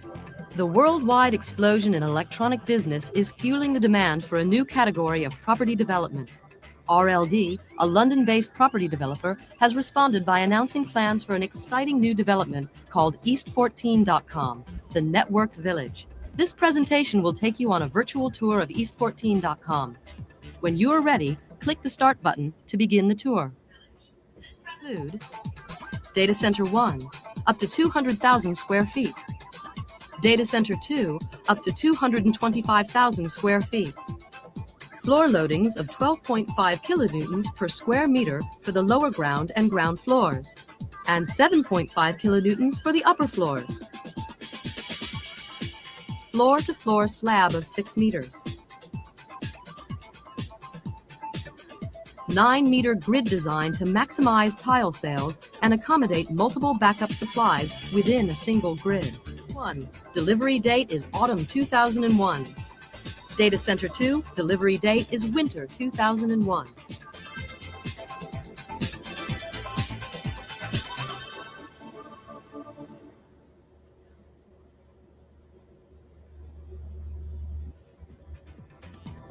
East14.com is an attractive waterside development lying on the banks of the River Lee and River Thames.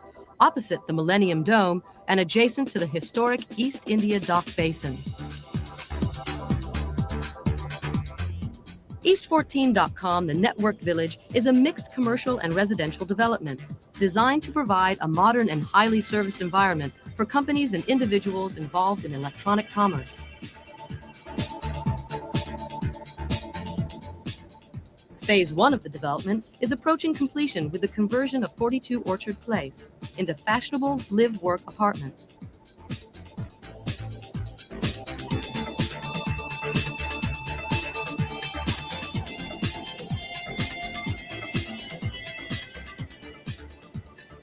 Further accommodation will be made available in Phase 2 with the construction of a residential tower, an apartment block, and additional live-work units.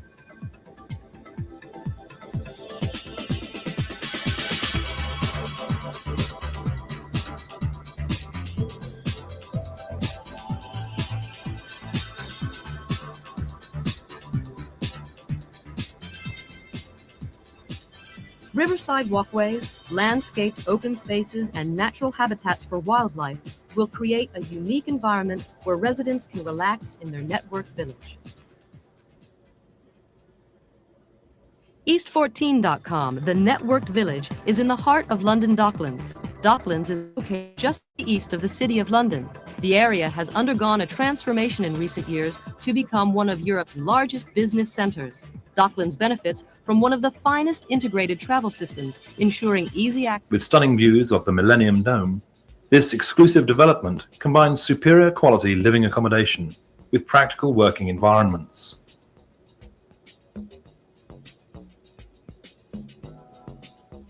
With over 20 live-work apartments in the building, there are numerous design combinations to suit the residents' spatial requirements.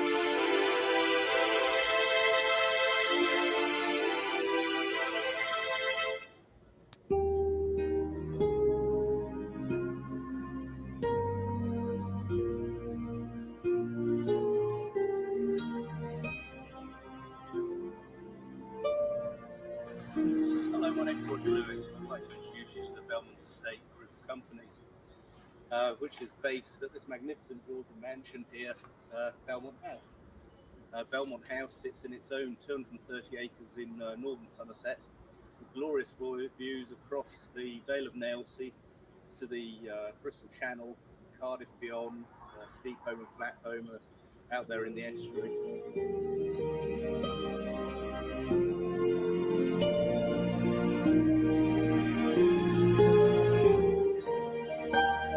We have a vision to build a group of companies around the estate lifestyle brand, encompassing weddings, corporate parties, equestrian sports, stables and equine equipment, and alternative energy. Also, we have a range of free-range organic farm produce. I'd like to tell you a little more about the vision I had for the estate when I bought it back in 2003, and where we are today with our plans to create a sustainable business model to safeguard the estate, its buildings, the woodland and parkland for the future. This presentation serves as my introduction to the businesses inspired by and grown out of the Belmont Estate brand, and is an advertisement for the estate's many services and opportunities.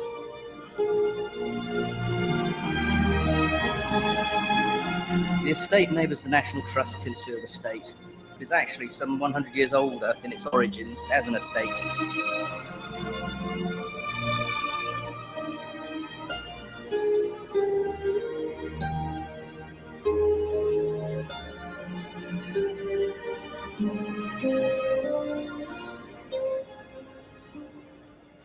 Here we're stood by the lower level of the equestrian centre. This is where the American barns will go, which will have the 30 loose boxes in them. Further on at the end of the yard here, where you can see the stable buildings in kit form. They've been delivered, and we're waiting for our planning permission so that we can implement the rest of the stables here. Eventing horses will be able to train in the extensive facilities we have here. Right here we're stood by the 60 metre by 30 metre Olympic-sized menage, which is under construction. We have 3 of our own horses competing from a yard already. Natalie, the groom here, competes, her horse Flash. We have Belmont Oliver, who's in his 4th season with 12 points. He's doing very well. We have his half-sister Pembridge Vitality, who we're going to bring on and then breed from. stood here at the landing area of the drop fence, which is about 2/3 of the way around the cross-country course here at Belmont. It's looking a little bit tatty this time of year. We've got to sort of smarten it all up. Adrian Ditcham is coming here at the end of the week, and his team start preparations for preparing the course. You'll see some video elsewhere and trials that have run before, and it does look jolly smart. For training purposes, etc., though, it's all here for the rest of the year.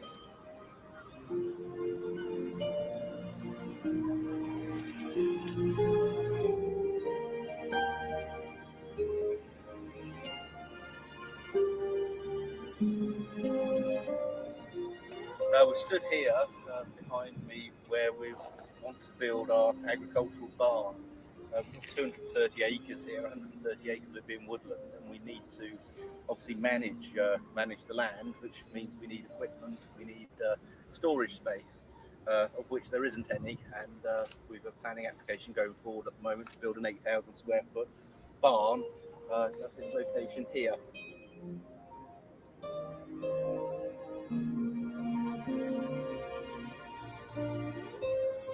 The Rackets Court at Belmont, along with the principal reception rooms and the Lebanese cedar lawn, offer spaces from 300 square foot to upwards of 3,000 square foot in a marquee or within the house itself to tailor weddings and corporate events.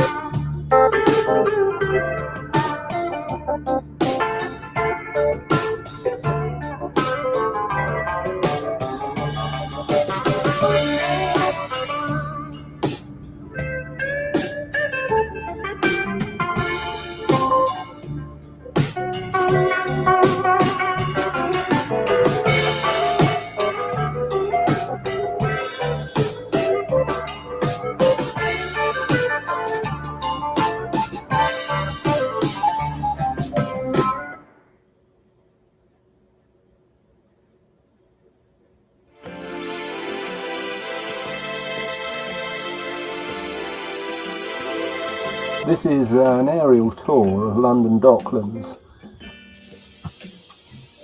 Here we're just coming into the north east of Docklands. You can see the Millennium Dome and Horizon, and also the skyline of Canary Wharf and West Ham football ground just coming up on the left hand side there.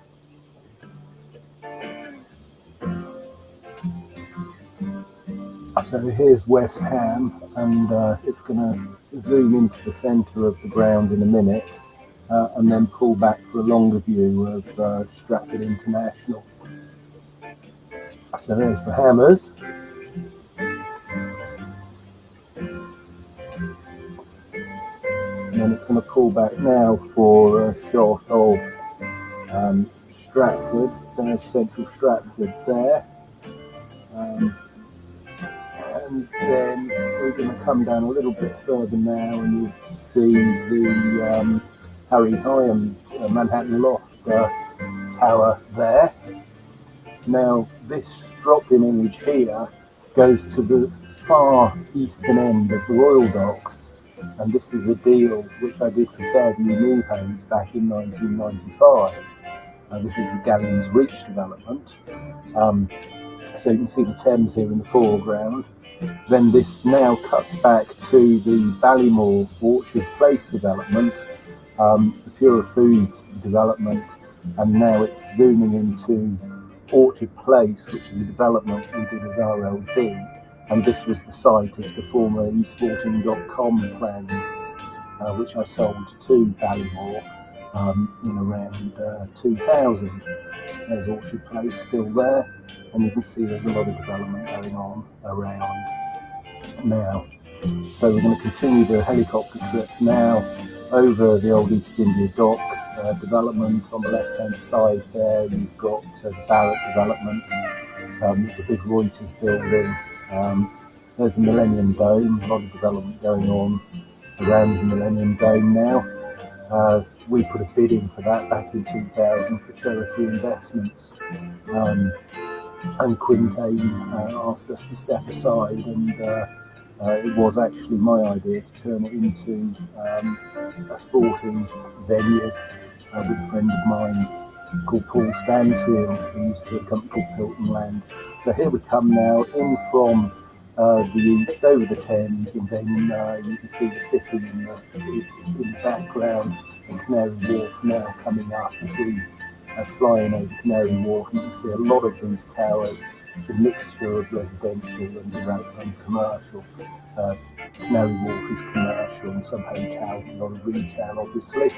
And then now this development here, you can see Ballymore's the Wardian, but you can then also see the new core development pencil, and then these three large towers here are Landmark, And that is a site which I put together for my company Redwell Investments Limited, which we sold in 2003. And Childgrove Properties and Young Group built the landmark there. So back in the helicopter now, flying east to west over Canary Wharf. And then here we are now. This is looking south down Millwall Dock, and in the foreground here that you see two markers. That's a scheme I did for Bob West and Western Homes.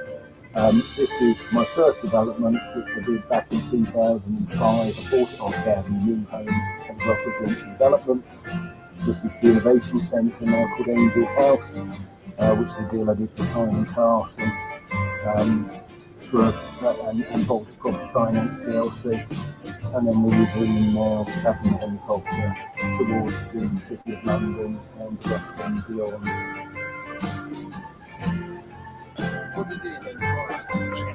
There we are. Can you see the one? See the one?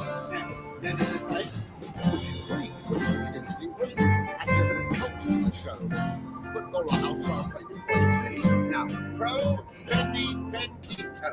Tia, that's for sale, see? Luxury villa, 3 reception rooms, 4 bedrooms here, 4 bedrooms. Olia Moderna Bogia. That means all mod cons.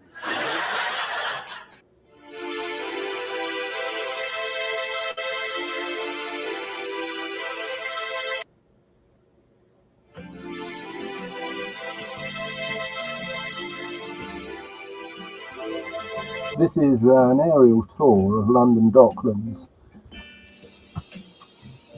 Here we're just coming into the north east of Docklands. You can see the Millennium Dome and the horizon, and also the skyline of Canary Wharf and West Ham Football Ground just coming up on the left hand side there.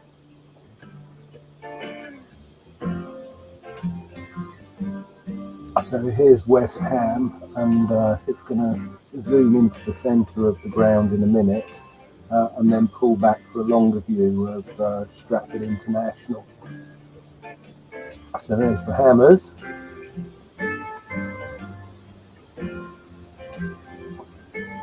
And then it's going to pull back now for a shot of Stratford. There's Central Stratford there. And then we're going to come down a little bit further now, and you'll see the Harry Hyams Manhattan Loft tower there. Now, this drop-in image here goes to the far eastern end of the Royal Docks, and this is a deal which I did for Fairview New Homes back in 1995. This is the Galleons Reach development. So you can see the Thames here in the foreground. Then this now cuts back to the Ballymore Orchard Place development, the Pure Foods development, and now it's zooming into Orchard Place, which is a development we did as RLD, and this was the site of the former esporting.com plans, which I sold to Ballymore in around 2000. There's Orchard Place still there, and you can see there's a lot of development going on around now. So we're going to continue the helicopter trip now over the old East India Dock development. On the left hand side there you've got the Barratt development, the big Reuters building. There's the Millennium Dome, a lot of development going on around the Millennium Dome now. We put a bid in for that back in 2000 for Cherokee Investments, and Quintain asked us to step aside, and it was actually my idea to turn it into a sporting venue with a friend of mine called Paul Stansfield, who used to be a company called Hilton Land. So here we come now in from the east over the Thames, and then you can see the city in the background, and Canary Wharf now coming up as we flying over Canary Wharf. And you can see a lot of these towers. It's a mixture of residential and commercial Canary Wharf is commercial and some hotel, a lot of retail obviously. And then now this development here, you can see Ballymall's the Wardian, but you can then also see the newer core development, Pencil, and then these three large towers here are Landmark, and that is a site which I put together for my company Redwell Investments Limited, which we sold in 2003, and Childgrove Properties and Young Group built the Landmark there. So back in the helicopter now, flying east to west over Canary Wharf.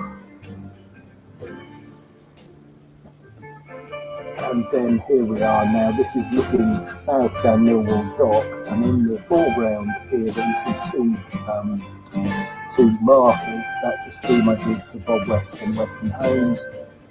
This is my first development, which I did back in 2005. I bought it on Gavin New Homes, it represents developments. This is the Innovation Centre now called Angel House, which is a deal I did for Simon Carson and Baltic Property Finance PLC. And then we resume now back in the helicopter towards the City of London and West End beyond. What did they even There we are. Can you see the one? See the one? Yeah. Then it's okay. Which is great. It's great. Adds a bit of culture to the show. But all right, I'll translate it for you. See now, pro vendito. Tio, that's for sale. See, luxury villa, 3 reception rooms, 4 bedrooms here. 4 bedrooms. Aurea Moderna Bogia. That means all mod cons.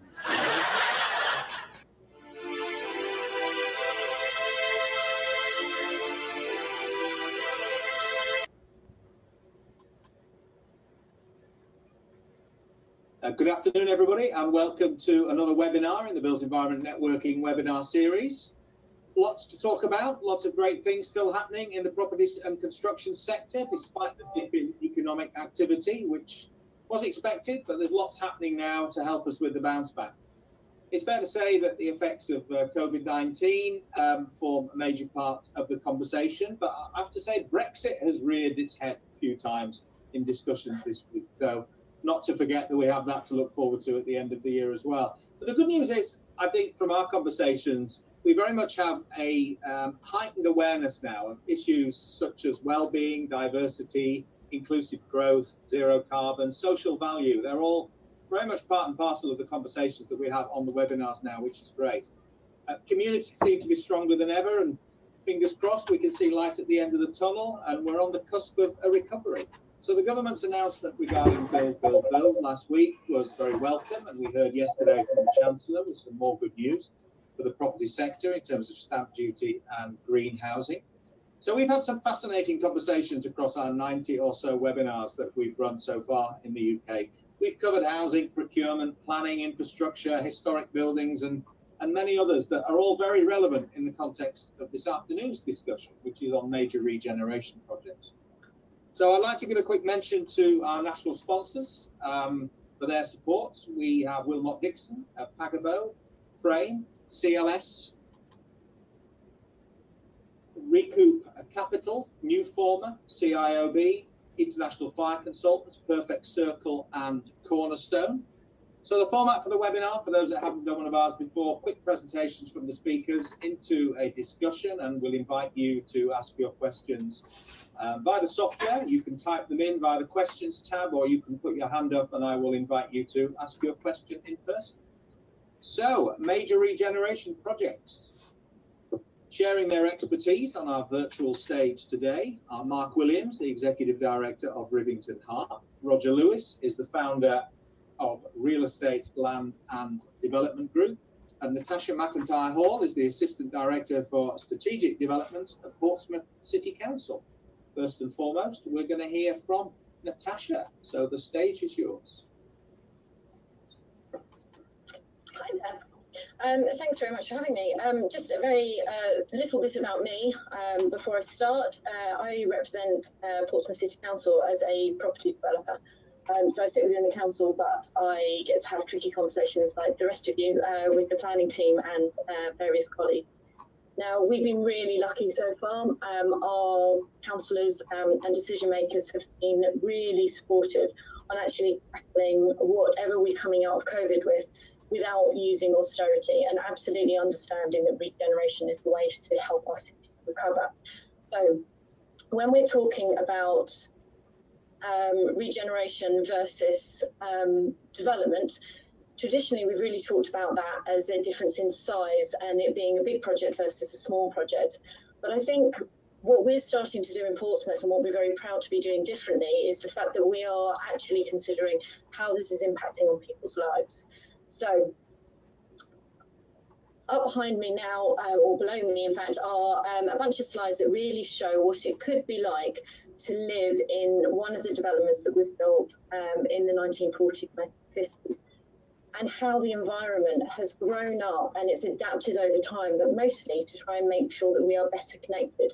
And most of the time that means about cars. If you think about wandering around one of these areas or moving around, if you're in a wheelchair or if you're pushing a double buggy, you've got a walking stick, or if you're just anxious for whatever reason, actually these environments can be really, really hostile. And they have been designed to separate vehicles from people, but actually when you look at how welcoming they are and the problems that they face whilst we've been trying to promote security and safety, they haven't been doing the job. So what we're looking at in Portsmouth is putting people first. And I know a lot of people say that and they don't necessarily talk about, they don't necessarily have that at the heart of everything that we do, and hopefully I'll prove to you over the next couple of minutes that we do. So our largest project is called Tipner West. Now up on screen, apologies, it's a bit glittery, but actually you can see the site. So it's this peninsula here that's in front of us. This is really Tipner West. What I was trying to show you with this flyover is actually the proximity to water. The fact that on one side it's got a motorway, so it's really, really well connected. But actually, as it pans around a bit further, you'll actually see how close it is to the city centre as well. And actually, Portsmouth is the only island city in the UK, and actually do we make use of the water enough? So one of the things that we're looking at in Tipner West is promoting things like a view of blue, which has been proven to be really good for people's mental well-being, is being able to have that view of the sea. And again, following everything that's come from Corona, we've realised that actually Portsmouth is such a terrific place. If you're going to be isolated anywhere, being isolated where you are only ever 15 minutes away from the sea is a really terrific place to be. So we think that we're in a perfect position to consider health and well-being. So this image here now is really what we're hoping that Tipner West will become. So the numbers at the bottom are scrolling through, so it's roughly 4,000 residential units, 1 million square foot of marine and maritime employment, and accessible water for everyone. Now, the keen-eyed of you will realise that this is a little bit bigger than the peninsula that was just shown on the flyover, so we are looking at reclaiming a significant amount of land, and we are under discussion about how we can do that right now. But I hope you really noticed about this, how green it is, and also the fact that we may have looked at the massing in a different way than you may have expected. You may well have expected that we would have the massing up high around the outside to maximise those views. But what we're really doing is looking at a podium deck underneath. So we talk quite a lot about a curbless community, and that's because what we're encouraging people to do is leave their car in centralised locations. We want people to be connected. We want the area to be permeable, and we want people to really feel that they are part of their own community. So a very quick story here is that I live in a village. It takes me 10 seconds to walk out my front door, get into my car, and that used to be it. That was my sole interaction with my village. Again, as a result of COVID and Corona, actually now I get my shopping delivered from the fruit and veg shop. I have to go to the local shop. I understand so much more about what the village is doing, but by getting people out of their cars for a little bit longer, we can get people to identify with that community and really find their tribe. So finding a tribe is really what we're looking at. So it's the interaction between water and living space, how those two areas come together, particularly when we're looking at quite a dense environment. But it's allowing people to find their tribe, whether or not what they're looking for is a little quiet piece of grass where they can sit on their own and read a book, or actually where they need to go with people. It's about making spaces flexible. So a space that could be open for a cafe actually could be opened up for a yoga class in the afternoon, somewhere for the over 60s axe throwing club to go. Doesn't matter. It's about being able to find connection and belonging and feeling like you have some ownership and in your community. And mostly it's about a sense of fun and engagement.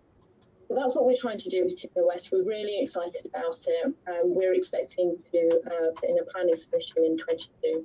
But what's really important about it is that we've got so many other developments and opportunities that are moving on. So Tipping West is a catalyst for us. And what we're expecting is that there are going to be so many other developments that we get to deliver before we can deliver in the West that will take those principles forward.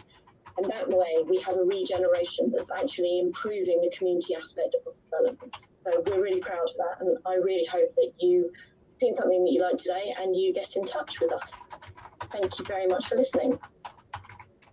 So I hand over now to Roger Lewis, who's the founder of a real estate land and development group. Thank you, Natasha. Well, hello. I've got 5 minutes, so I'm going to gallop through my slides here. My name's Roger Lewis. I'm a property developer, ostensibly in the past in London Docklands, but we've opened up our purview to metropolitan centres. I have 2 companies, a house building company and a finance company. The house building company is specifically tasked with young couples and key workers, affordable housing to purchase, not to rent. The way that I see it, the housing ladder is 100 rungs. The housing mix has gone from 75% owner occupation to 65% owner occupation in the last 10 years, from 2009 to 2020 roughly.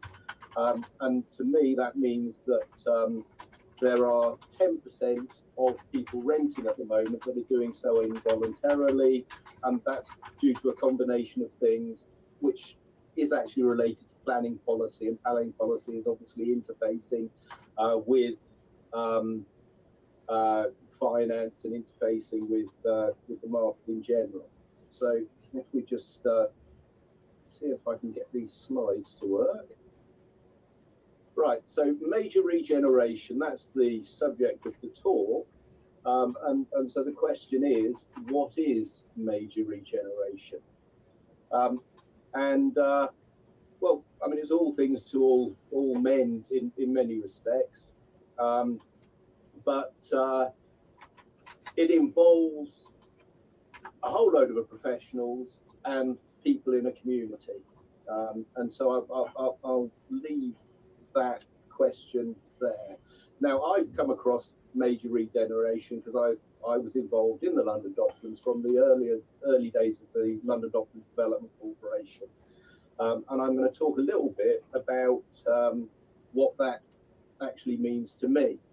Now, we can be really sort of clinical about this and very cork sniffy and technical, but what I'm interested in is people and stories, and the stories that relate to being involved in a team of people and a community of people, encouraging, embracing, participating in regeneration.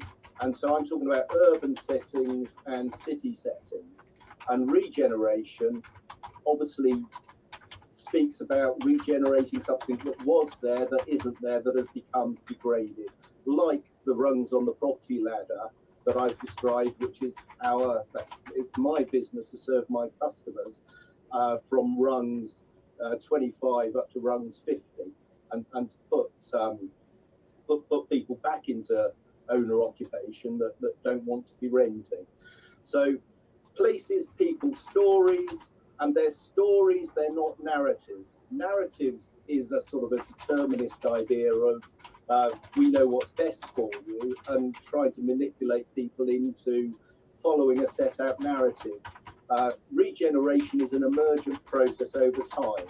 And this slide here, this gentleman here is called Mike Barnett. And I picked Mike because I saw this on the LBC website.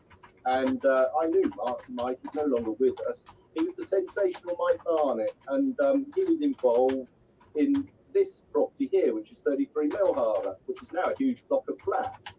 And that was a new building back in the 1980s, built by a client of mine called Morris Pentata. I sold that site along with Richard Desmond's first headquarters for Northern and Shell, and another building next door to it, built by a guy called Brian Moss, to Western Homes. And Mike was marketing a snooker centre, and I won't tell that story. This building in the background is South Quay 3, which is now, that's emerged now as actually a big residential block, and it was an office building. And there are lots of stories related to these people, these places, and the emergent time scale, because the story of Docklands now goes back to the early 1980s. It's nearly 40 years. So, you know, there's Dogs for Christmas, Dogs for Life, not just for Christmas. And I think urban regeneration is a bit like that as well. Let's just see if I can go. That's a model of the Isle of Dogs. In the foreground there, you'll see here, that's the Westbury Print Works. And that's obviously in the news with CIL payments. We'll just move on now. We're placemakers and not rent seekers, i.e. we're involved in the community and looking to build communities with our regeneration and not just for-profit opportunities. I'm a for-profit property developer, but as John Ruskin said, wealth is the possession of the valuable by the valiant, and the valiant create places and they're not rent seekers. Is really where I come up from there. Moving swiftly along, this gentleman's Robert John. Robert negotiated £300 million contribution to the Jubilee Line extension, and you can see Canary Wharf in the early days behind Robert there. Great documentary, placemaking. That's called the Battle for Docklands. Suggest anybody watches that, you get a lot from it. And community neighbourhood plans is a new planning thing. There's one on the Isle of Dogs. What I was saying earlier about places, people's stories and not narratives. It's an important point, which I won't expand on because obviously I'm time limited. That's the London Docklands area. It was an emergent process over many decades, and Tower Hamlets have now taken over from the LDC, took over from Tower Hamlets, and then there's also Southwark and Newham involved as well. And there's this ongoing interface between private sector guys like me, Richard Desmond, and the current council led by Mayor John Biggs, who has very strong views on things like community infrastructure levy. And the LDC history website is something I think anyone will benefit from looking at, because there are lots of people, lots of names, lots of stories, and it's a great achievement, London Docklands. I'm very proud of my small part that I played in it, and I celebrate regeneration, and I'm here to say that we can, through regeneration with ambition, restore prosperity to our inner cities. So that's it from me. So I'm going to hand over now to Mark Williams of Revington Port. Mark, over to you. Thank you, Roger. Probably over a bit. My career started out in the Docklands. I was famously on the site where Sir Christopher Benson announced Canary Wharf in its inception, and it's amazing to see it now.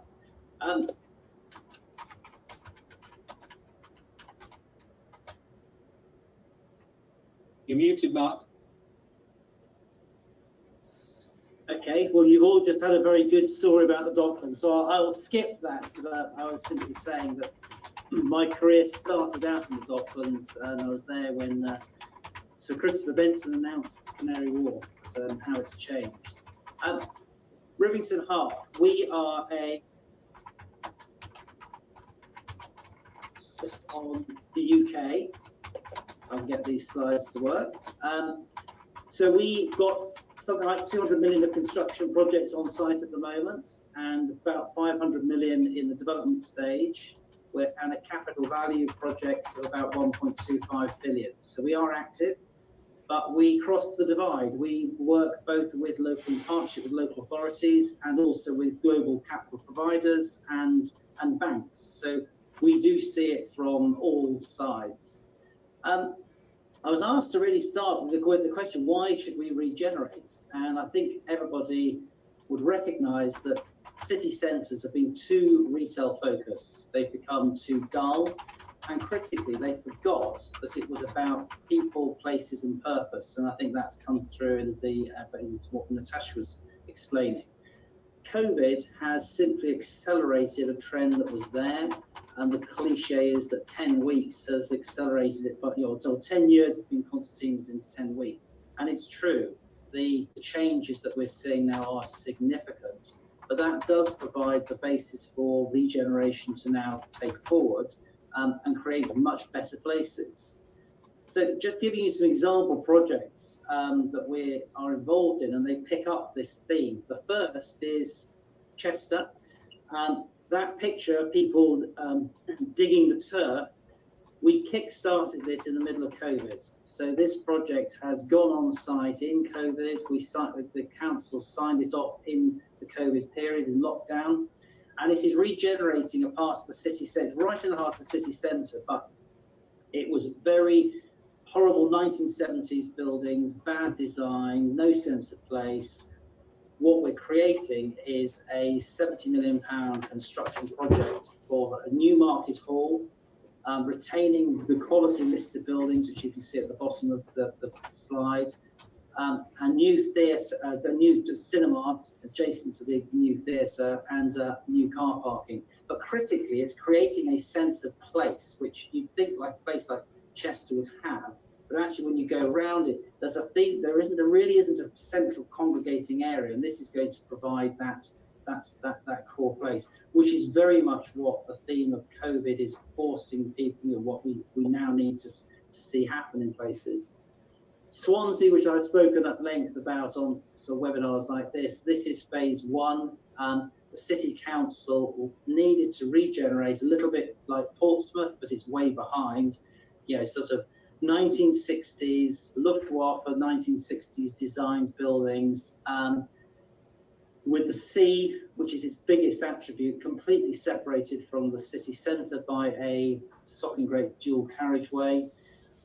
The project is creating a new arena and a bridge and landscaped areas connecting to it, but then more importantly, phase two is going to look at a more bigger master plan of bringing in housing, bringing in offices, a sort of public sector hub, and also looking at consolidating the core retail part of the city centre.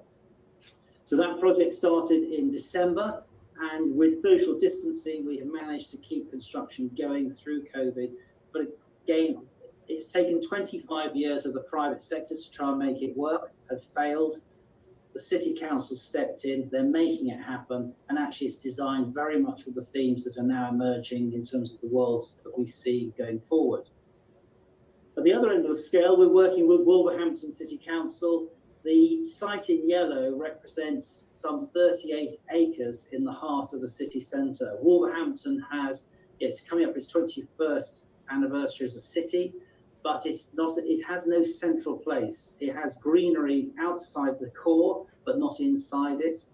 There's something like 80% of the students who go to the universities are from within the West Midlands area, but there are very few opportunities for them to start up new businesses within the city centre. So this is looking at a mixed-use project which would help regenerate by way of housing, by way of incubator office space, by way of public events area, as well as leisure. Note, we're not building any new retail, we're consolidating it. Oh, if it goes, I don't know how to go back on this, but the last one was simply Newcastle. Thank you. Newcastle is, Newcastle's a very successful city centre. However, the core spine, Northumberland Street, does not connect to the two universities or to the civic buildings. It's also separated by a bus highway cutting right through the middle of the city. And we're working with the council to look at the pedestrianisation of Blackett Street, and then the reimagination of all the side streets that connect the other parts of the city into the core area. So this regeneration is really about dealing with the fringe areas to help support the core rather than focusing on the core. And I will now hand back over to our compere. Thank you. Thank you, Mark. I will invite everybody else to join us back on the virtual stage. Good stuff. I love these webinars on regeneration. We always pick on some great schemes, and you guys have certainly brought several to the fore there. One conversation we had last week at one of the webinars was somebody asked, what's the difference between regeneration and development? And it was a question that was posed to one of the developers that did a lot of regeneration schemes. So if I was to come to you, Roger, with that question first, what would you say is the fundamental difference between regeneration and straightforward development? Well, regeneration for me is brownfield development, and development is greenfield. So, and brownfield brings with it a whole set of issues related to things like land remediation, contaminated land, dealing with social issues that have emerged out, declining commerce in communities. So, regeneration is your fixing something as well as building new stuff, whereas development, you're not fixing anything. You've got a clean slate, as it were. Natasha, can you add anything to that? Is it as straightforward as greenfield and brownfield? I do. It's really fascinating, actually, because no, I mean, I would tend to describe it by the size of it, and a development being a single building or a number of buildings that contribute to an existing community, whereas regeneration is something that works substantially on developing the community. So, example I read about this morning actually spoke to Non-Tees and what they're planning to do with their city centre, and actually the scale of what they're doing, they're taking out buildings and putting in a park, but the impact it has on lives means that I would class that as a regeneration rather than development. So yeah, for me, it's impact on lives, whereas traditionally it has been on size.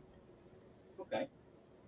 And Mark, your expression of 10 years evolution in 10 weeks, I have used that a couple of times since I heard you say it at the Swansea and the Wales webinar we did a few weeks ago. But if we were to take sort of Swansea as an example, the regen there is effectively replacing buildings that are no longer fit for purpose. Do we think that this is part of the natural cycle? In 30 years' time, could we be coming back and talking about regenerating your scheme that's in Swansea? How can we avoid this, and how can we, to some extent, future-proof regeneration when we've got a world that's changing as quick as it is? Sorry, that's a hell of a question, I realise. No one can give you the definitive answer to that. I think the reality is that a lot of development took place, particularly in the 60s, some in the 70s, as a consequence of a catastrophic event that was namely the bombing of many of our cities. And the need was speed of construction, the technical, at the time, there was a lot of bold new architecture that went into some of that. And I think we're judging buildings now 40, 50 years on. The reality is when they were put up, some of them were quite stunning. They may have been built with materials that would not stand the British weather, or built poorly, or without the benefit of hindsight in terms of design construction. I think the difference now is we've learned lessons. We will continue to learn lessons, but the fact is we need places that are, we planned things in zones, we segregated things, and actually the public spirit, and COVID has proved that, we're social animals. We like to mix our uses up. So living and offices together. You know, when I started my career, you know, the golden rule was you don't want to have shops underneath houses. You don't want to mix, you know, housing as part of a commercial development was non-institutional. Whereas the reality is the lessons learned abroad, particularly in places like Germany and France, those mixed-use projects have withstood the test of time.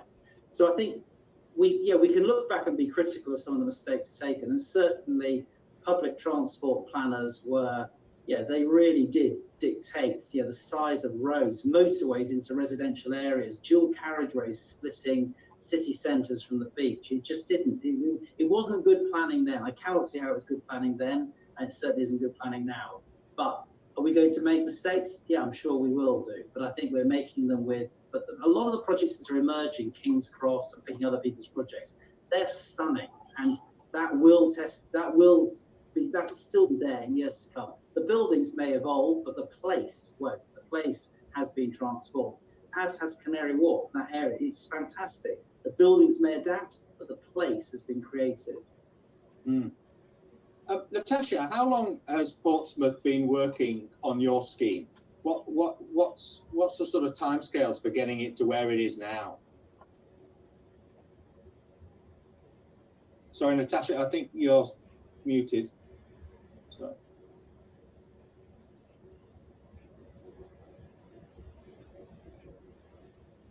Oh, can anybody else hear Natasha? Is it just me? I can't hear Natasha, no. Okay. Right. I'll come back to you, Natasha. Keep talking, and as soon as we hear you, I'm going to ask you another question. So, Roger, I was going to come to you next to talk about London Docklands and the fact that there's two of you here that are Docklands veterans is quite useful. How crucial was it that the London Docklands Development Corporation was formed, and you had an SPV that was able to influence and put its weight behind a scheme of that magnitude, which continues to grow, as we know now? In my opinion, it was essential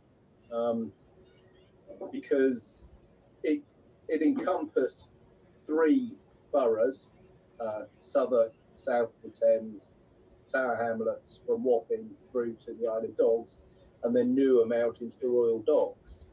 And the infrastructure that required to go in, because remembering the docks were poorly connected, so people couldn't steal stuff. Docks generally, that was the idea. And so the sheer scale of the infrastructure that had to go in meant that it had to be coordinated, and the what would be the word? The labyrinthine planning system really needed to be short-circuited, and the LDDC did that. There are criticisms of the LDDC which I agree with, and there are also plaudits I agree with. It's a curate's egg. Right. But yeah, I think it was essential for sure. Okay. Natasha, hi. Still struggling? What I'm going to suggest while you're doing that, if you want to try dialing in on your phone, keep the picture on your laptop, try dialing in on your phone and see if you can get the audio via your phone, and we'll see how we go from there. I've got a long list of questions for you, so hurry back.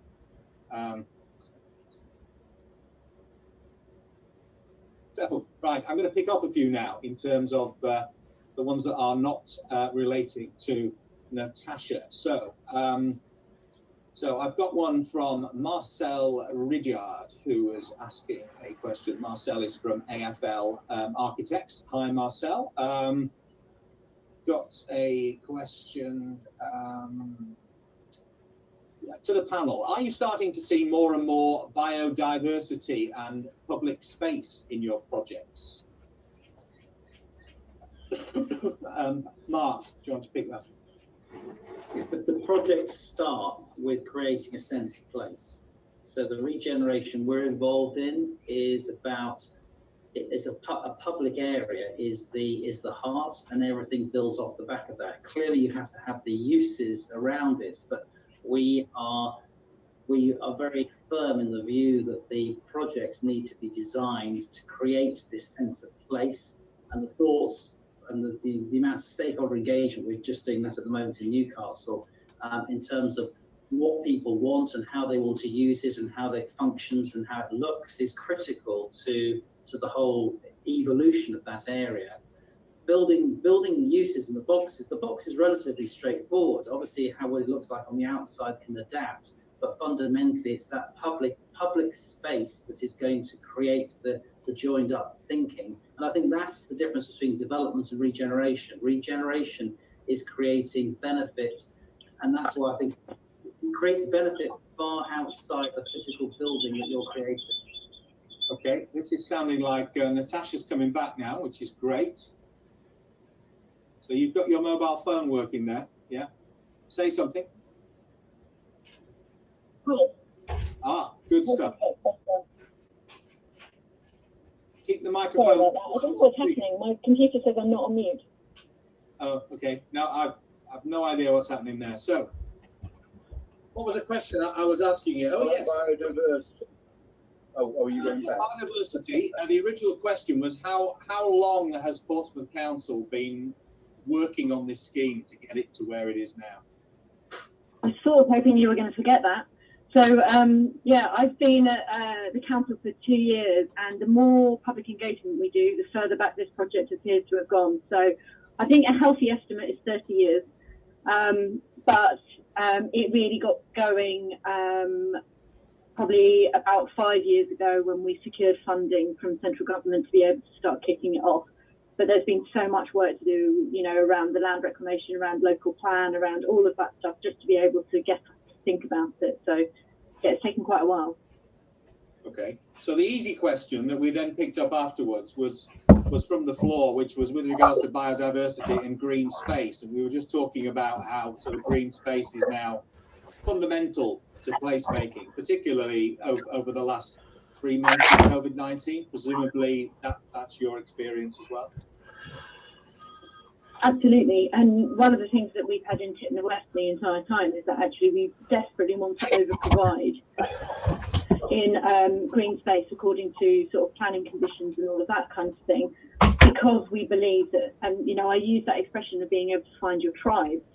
Actually, if we do what we're proposing to do, create a curbless community or a carless community where the cars are separate from the people, actually people then walk out into public realm already, and then you can start to create subsets of that have different uses or different flexibilities that allow people to feel connected to that area. So it becomes safe, it becomes inclusive, but mostly people are able to find somewhere that they belong. So yeah, it's hugely important, and we talk a lot about, I think we've got at least 70% of the residential units we've got have got a view of blue and the rest have got a view of green. So we're working really hard to make sure that people have that. Okay. Just want to come back to you, Mark and Roger, sort of linked to the question that I asked Natasha in terms of the length of time it's taken for Portsmouth to get to where it is now with that scheme, you know, 30 years, but every time it goes to consultation, it seems to take a little bit longer from what Natasha was saying. Mark, was that your experience with Chester and Swansea and Wolves, or were they a little bit more encouraging for you? No, I think the history of those projects where the city councils wanted to bring in a joint venture private sector partner. Swansea, it goes back over 25 years. They've gone through two listed property companies, I won't name them. Both failed to deliver for commercial reasons. Chester, I think they went through 2 pension funds and a property company. And in both cases, there was a realization that if they wanted to deliver it, they had to basically seize it themselves and get on and do it. And we can have a big debate around public sector intervention, but I think in my career, if you want to see these major projects happen, the reality is the public sector, it is the towns. They represent the residents of those areas, so it's their towns. They know what their residents, their catchment want. You need to have strong leadership, both probably executive and political. And the reality is they've got to step in and do some form of intervention.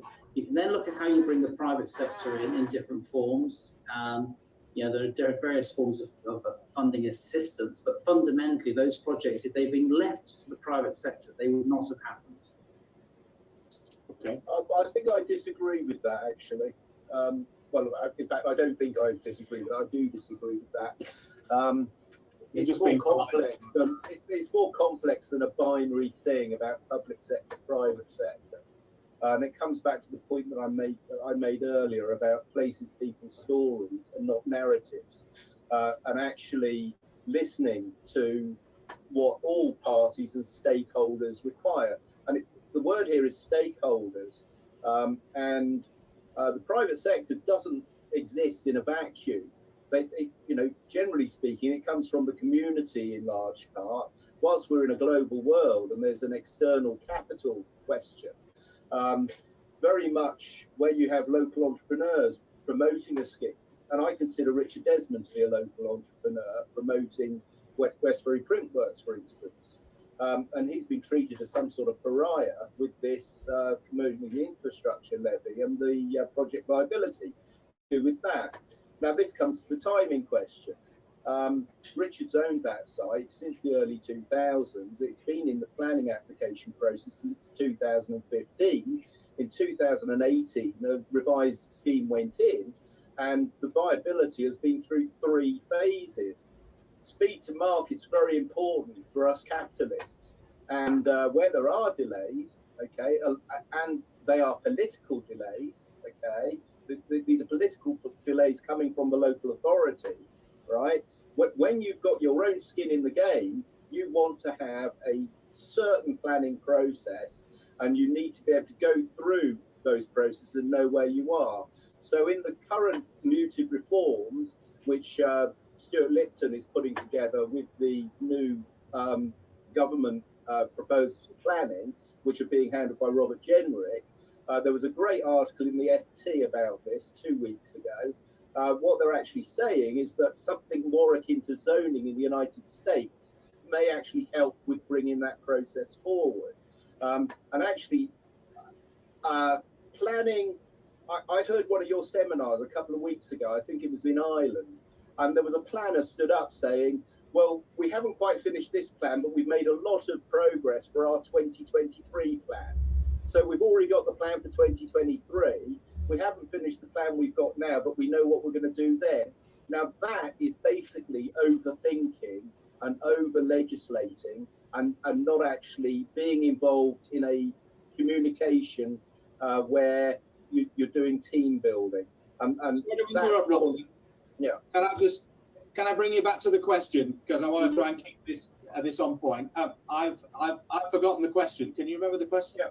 Well, the question was about, I was taking issue with what Mark said about local authorities stepping in is essential, and the private industry wouldn't actually be doing these things unless they're led by the nose by local government, central planning. I say that's not true. I'm a market animal, and what we're seeing is people misreading market signals and ignoring them, and we're also seeing a misallocation of capital based upon this determinist idea of, daddy knows best. It's very patriarchal. I'm not for that. I believe in a real communication. I very much like the Charette's process that was for community involvement in things, and that's very unlike the thought leadership ideas of, say, organisations. Yes, Roger, I'm just going to stop you there. So, sorry, I want to try and keep these answers short and punchy, if we can. No, I understand. Natasha, if Portsmouth Council had tried to offload your scheme onto a private sector developer, from your earlier comments, you'd probably struggle to do that because there's clearly a lot of risk associated with your project. So you've got to bring all parties together. I assume that you might need some private sector input into that scheme.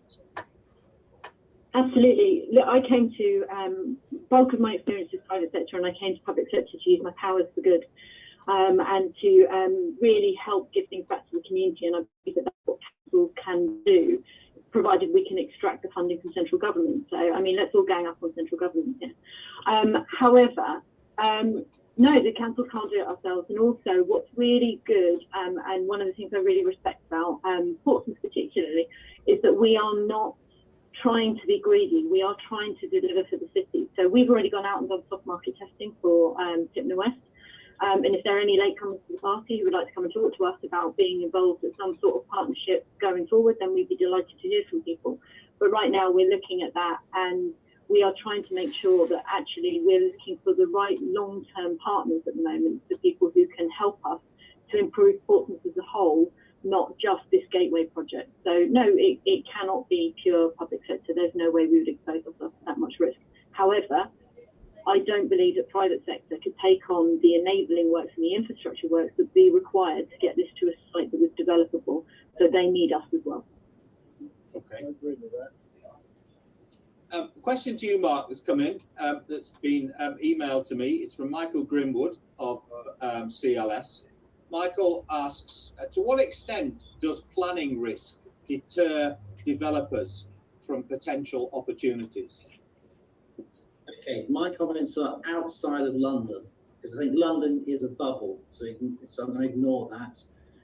Planning risk for uses outside of London is not a risk, as a broad brush statement. Local authorities are desperate for regeneration.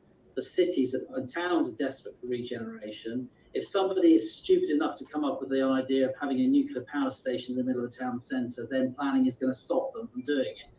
But within the realms of being realistic, uses, mixed uses, so offices, leisure, incubator space, parks, we have not had an issue in the substantive aspect of planning. Of course, the detail, that's another matter, quality, making sure it's proper stakeholder engagement, that's critical and important, but planning itself is not an obstacle to regeneration. Funding is the obstacle to regeneration. Okay. Do you have a view on that? Keep it short, Roger. Sorry. Yeah, I will. I'm interested, Mark, because you've got your Swansea scheme. Do you know much about the Swansea barrage? And this, with the eco question we had earlier, the Swansea barrage, I'm very interested in. You mentioned nuclear power stations too. Do you know if the Swansea barrage got its planning? It was last week, I think. I was talking to Robert John. I don't know whether it was last week, but it's the city is definitely seeing that going forward. Yes. Yeah, because I'm a big fan of it, and it makes all the sense in the world. And yet it was, noses were turned up at it.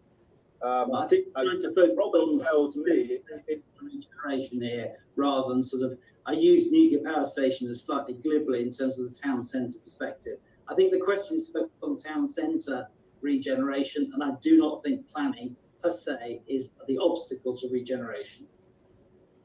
Well, it's one of them, isn't it? I mean, it's the Grand National, isn't it? Maybe it's Beecher's Brook, or maybe it's the Canal Turn. It's one or the other. I've got a question for Natasha from Simon Centane, who is Assistant Director for the Property Services Newland Housing Trust. He's asked quite a few questions, actually, but first one, what challenges do you expect to encounter in the reclamation of the London Port next time, and how will this be funded?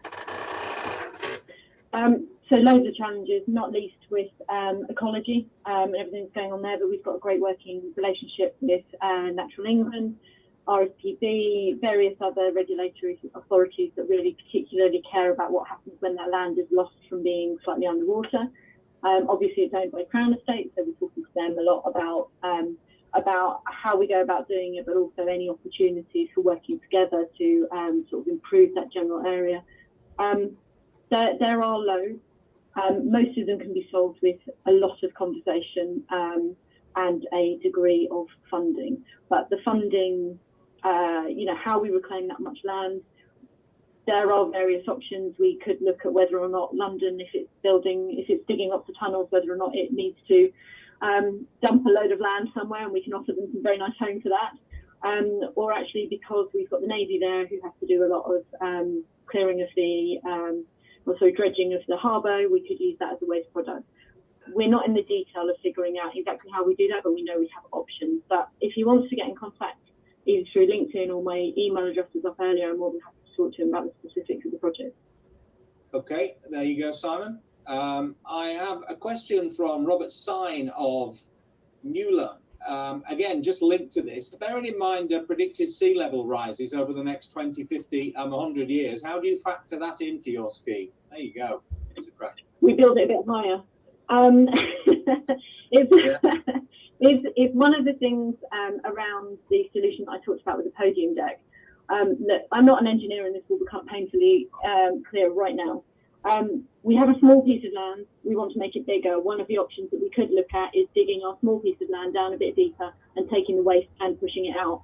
Then we've got a hole. If we fill that hole with podium deck and servicing and logistics for the site, actually it means we don't need to buy in a load of fill, and we have a place to store a whole load of services and moving parts like cars or buses or whatever. So we think that that actually works very nicely to help us do that. But we are very, very aware of it. The city actually as a whole is at the moment working very, very hard with the Environment Agency to build flood defences around the entire island. So yes, we are aware. Thank you. Roger, question to you from Steve Timms of Hawley.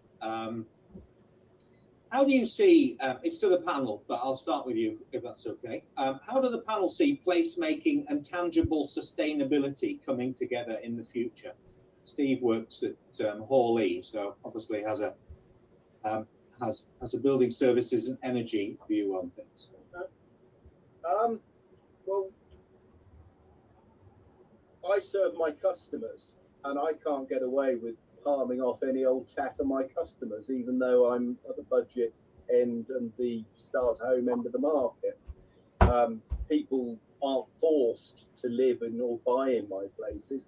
Occasionally they're kind of excluded by misallocation of credit, but we've got a finance company to address that. Sustainability, are we talking about environmental sustainability or commercial sustainability? Because the sustainability is this very ill-defined term that people bandy about. But if there are two broad types of sustainability, economic and environmental. So, you know, it's a two-headed question. Which one would you like? I think he refers to it as tangible sustainability. So I'm going to take an interpretation from that question. Economic or environmental, they're both tangible. Okay, well, let's go down the environmental route, because Steve works for Hawley, so I'm fairly sure that would be the bias. Well, I'm a huge fan of the work of Thomas Rao on materials passports and the circular economy. So I think we'll see more circular economy type development. We'll see more materials passports, more laminated timber, reinforced steel type buildings. There's a fantastic building in Gothenburg called the Universium, which is a huge timber frame building, marvelous, by a Swedish architect called Gert Weingars. They're PLA architects that did Westbury Print Works. They've got a large timber frame skyscraper that I think they designed it to put it into somewhere like Sydney. So I'm very excited about those sorts of things, you know, breathable buildings that absorb carbon, all of that sort of thing, green roofs. I love all that stuff. You know, we had green roofs specified on my data centre development in Docklands in the late 90s. The free market does these things because it adds value for our customers. It's not something that we have to have a finger wagged at us to do, because it's our, you know, we're part of the community. We want sustainability as much as the next guy. We want to live amongst the communities that we're serving. Well, that's my point. Okay. Mark, I mean, I said in my introduction really that sustainability and zero carbon, if we stick on the environmental aspect of sustainability, are very much at the top there. So this question is, how do the panel see placemaking and tangible sustainability coming together? How do we make it work, I guess, is another way of asking. Well, it's good design. It's good design and planning. sustainability isn't an option. It's as Roger has said, it's what the stakeholder, society, cultures, environment, the places where we work want sustainable environments. They want nice places. They want, they want nice places. And nice is a very hard to define word, but everybody who's on this webinar is an expert, because you can go somewhere and if you feel it's right, then it ticks that box, and it has to be unique to the location it's in. Each city, each town has to build on its own heritage, but the sustainability is to be honest, it's more, we don't really talk about it because it's it is into the DNA of the whole design process. It's no longer a kind of, oh, have we ticked that box? It's from day one, it's just built into the whole way in which we operate. So we don't kind of separate it out. It's just a part of the function in the way that any other part of the development is. Yeah, and you would agree with that, I'm sure, Natasha. I'm not asking you that question. I'm really looking for your endorsement, I suppose, on behalf of Portsmouth. It's a shame. I've got two very quick points on it. One of them is part of what we have for Chittenden West is the fact that we looked around and we realised that people can choose to eat organic, or they can choose to be vegetarian, they can choose to shop plastic free. But it's very difficult to choose somewhere that allows you to live in a place where you can choose sort of the ethics of the lifestyle that's around that. So it's one of the things that we really want to tackle with Chittenden. We want to go above and beyond, but future-proofing is really difficult. And I think that it sort of feeds back into everything. And in terms of good design is not just the design that you come up with, but it's actually the process of doing it. So we're implementing BIM across all of our projects now, and I think that feeds back very nicely into what Mark said, right, in one of these very early questions about we are going to make some mistakes, and then Roger's comment around circular economy. We need to be able to know how to take these buildings down again so that we can put them back up later with significantly less waste than we are currently seeing when we're trying to take down a building in the 1940s. And I think that feeds into sustainability. I was talking to Ivan Harbour at Roger Stirk Partnership just the other day about Place Ladywell, which Lewisham instigated. He designed, and it's the most wonderful. They're taking it down at the moment to put it up somewhere else. I bid on a site just down the road from there in Lewisham a couple of weeks back. We were underbidders on it, unfortunately. But I've got a meeting with Ivan next week, and we're going up to have a look at something else I'm bidding on. And they, with Aircom, have come up with this modular building offsite construction. I mean, it's miraculous, this stuff. And what I've been saying to my people, people like Chris Phillips, I was speaking to Chris yesterday, and I said, look, Chris, what you guys are doing with Ilkey Homes, for instance, the Ilkey, the offsite modular people, is great. What Tom Bloxham is doing with Urban Splash, with his new app, for designing places and what have you. It's tended to be aimed at the build to rent. And as I say, the first 25 rungs of the ladder fine, but once you get to 25 to 35, you're going to bump into me, because that's my customers. We've got dibs on those, and we're going to be competing for those units or for those homes, those plots. And from 35 to 50, that's a very interesting space. In that space, I'll be competing with my old friends Bob Weston and Stephen Cope with Fairview New Homes. But this modular thing is one of the most exciting things, and it is sustainable by definition. I was speaking to my old friend John Gibson yesterday. He's been importing timber frame houses from Germany since William Berry were basically stiffed by the government on these academy schools deals. And John, fantastic QS, very, very knowledgeable builder. William Berry's used to be the oldest building firm in the city. And like I say, they were stiffed by the government at the end of 2009. And the simple fact is, there are a lot of well-meaning people with this centralised planning thing, but there are also a lot of people that are actually dangerous to let near this toy box, because they don't understand the process. A high-vis jacket and a high hat, the hard hat, doesn't make you a property developer. sorry, but that's the fact. Okay, I want to get to the final question, if I can. We've sort of talking about major regeneration. We are where we are with regards to the pandemic, and it would be wrong to reflect a little bit, perhaps, on the impact that it's having, maybe on your schemes, on the bigger picture. So, Natasha, in terms of the context of your scheme, but also in terms of Portsmouth's bigger picture development and regeneration plans, what's the sort of medium to long-term effect of something like COVID-19? I agree entirely with what Mark said earlier about actually speeding up the sort of it being a catalyst and us thinking about things differently. So it's really allowing us the freedom to think about development slightly differently. So we work really hard to do that in Portsmouth, to think about things differently, and we are pushing against open door with our councillors at the moment who are really supportive. So as I said at the beginning, we are trying to not use austerity, but recognise that the recovery and regeneration is a vital part of the recovery of the city. But if we don't do stuff that's future-proofed and it is different and allows people to live in a slightly different way, where they can choose when they need to be on their own and when they want to be part of a community, then we'll stuff it up. So it's a great lesson to learn. And if we don't learn the lessons, I think we'll find that more developments fail. Roger, quick reflection on COVID-19?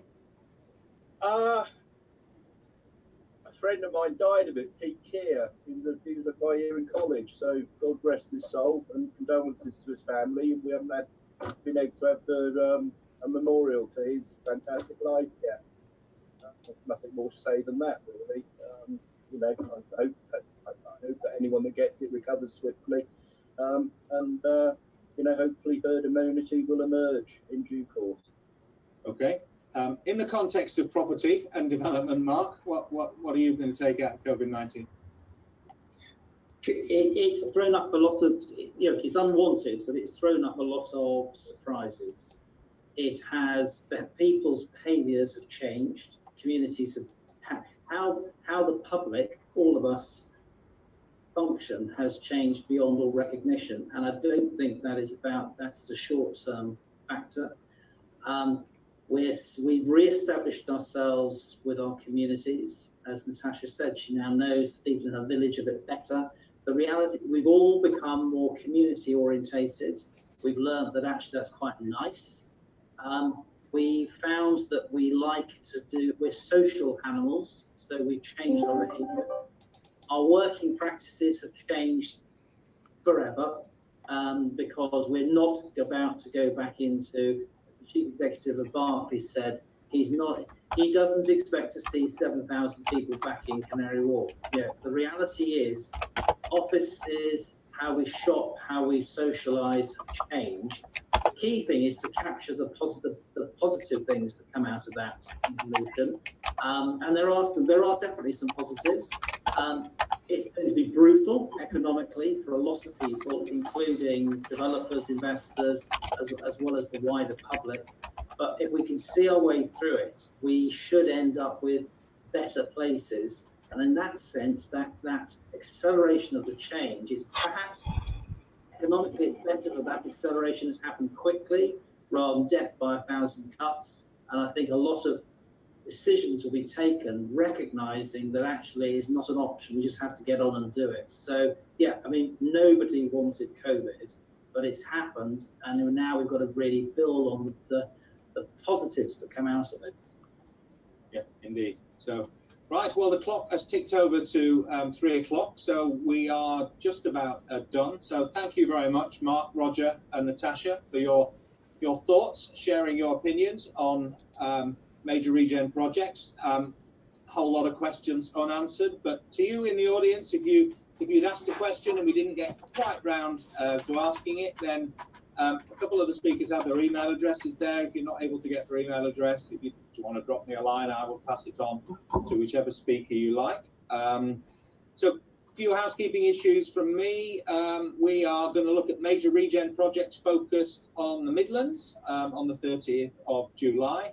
And then for those that are really missing the one-day conference experience, we have a very nice bit of software that we now use for one-day conferences, which has networking rooms, it has roundtable discussions, breakout areas, as well as the main stage and the exhibition area as well. So we're doing digital construction tomorrow.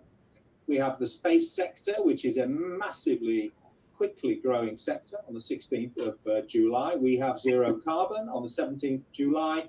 And then our crystal ball gazing post-COVID-19, the Future of Property and Development Conference, which will always be interesting. So there's quite a few experts on that slide that you can see that we've managed to persuade them to give us their opinion as to what the world is going to look like in the next few years. So thank you again to our panel. Thank you to you, the audience, for listening to the panel. If you want to join me on the wrap-up Zoom call, I'll see you there shortly. And to you, the audience, I hope we'll see you again very soon. Thank you for your support.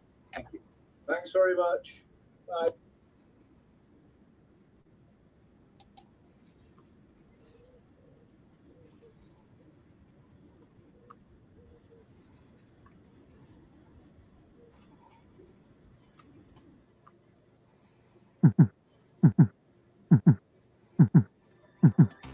RLD presents East. So many won't be able to afford it. Does that trouble you? It does trouble me. I think if you know, I don't think what makes London great is the rich, the wealthy.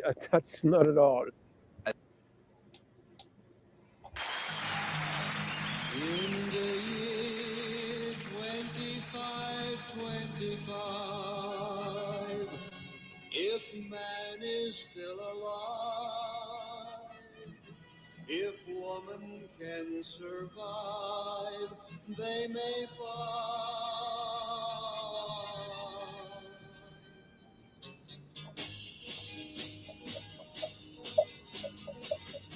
In the year 3535, ain't gonna need to tell the truth, tell no lies. Everything you think, do, and say is in the pill you took today. In the year 4545, ain't gonna need your teeth, won't need your eyes. You won't find a thing to chew. Nobody's gonna look at you. In the year 5555, your arms are hanging limp at your sides. Your legs got nothing to do. Some machine doing that for you. In the year 6565, ain't gonna need no husband, won't need no wife. You pick your son, pick your daughter too. From the bottom of a long glass tube, whoa, whoa.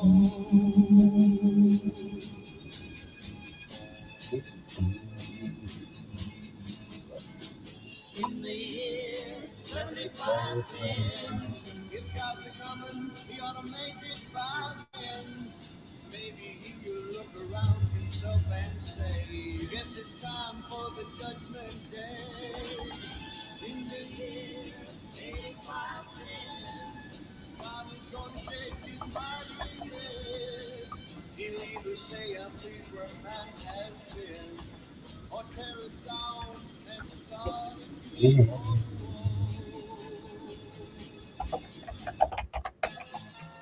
In the year 9595, I'm kinda wondering if man is gonna be alive. He's taken everything this old earth can give, and he ain't but like nothing. Whoa, whoa. Now it's been 10,000 years.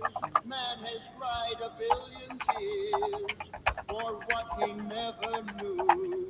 Now man's reign is through, but through eternal night, the twinkling of starlight, so very far away, maybe it's only yesterday.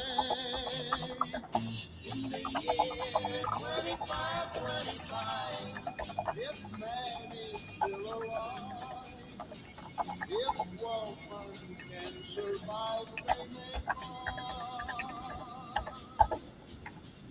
In the year 2525.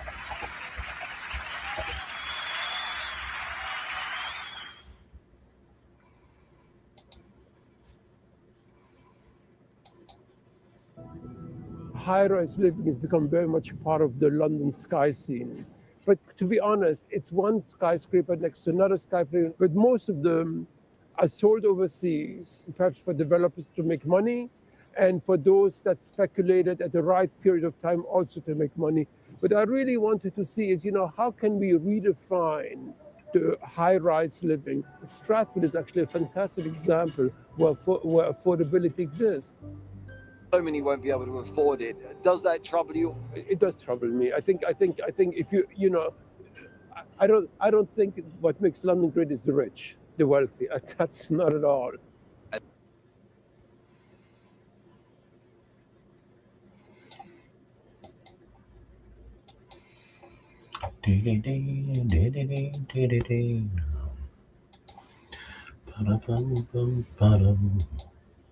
Okay, so a quick video I'm going to put together about deal number 1 for RLD Limited. This will be our new base in London and our first. Okay, so back to me. We're going to stop there, and I'm going back now to the Homatics playlist, and I'm busy just doing an article to post to LinkedIn on the urban environment panel I was on back in 2020, some years ago.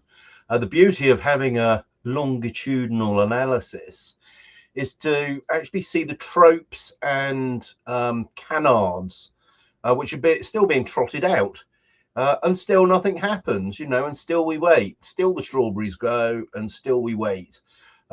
We've got Angela Rayner, Keir Starmer and his extract AI for basically automating a failing system. So I have deep and utter contempt for the circular blame, the circular reasoning, the lip service, the political correctness, the blowing smoke of big finance, big planning and big construction arse. And frankly, they're taking the mickey. And as I said in that video, I represent my customers, and my customers will not put up with any old tat, and I wouldn't dream of giving it to them. And yet, rabbit hutches, stack 'em high, sell 'em cheap, short-term scarcity thinking, keeping the credit allocation out of a market to restrict supply and push up prices. These are the truths. These are the truths that these people need to be called out on. And who is calling them out? Who?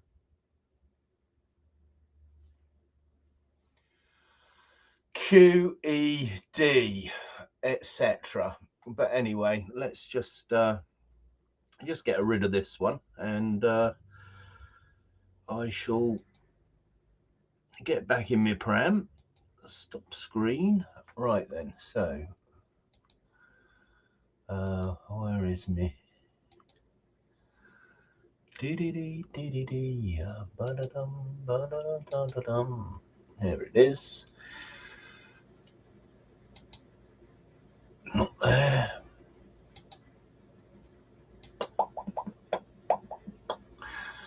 Okay, what we're going to do is we're going to do this. Switch account.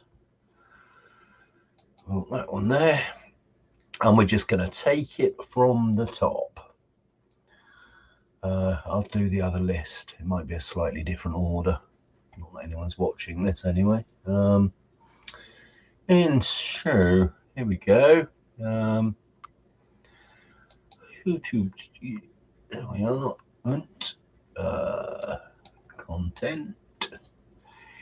Playlists. Right.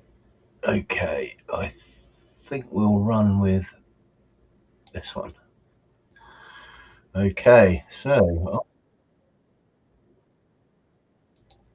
Oh, there we are. Let's just go back here. And. Share screen, and that's the one there. Share. Okie dokie. Right. Well, enjoy.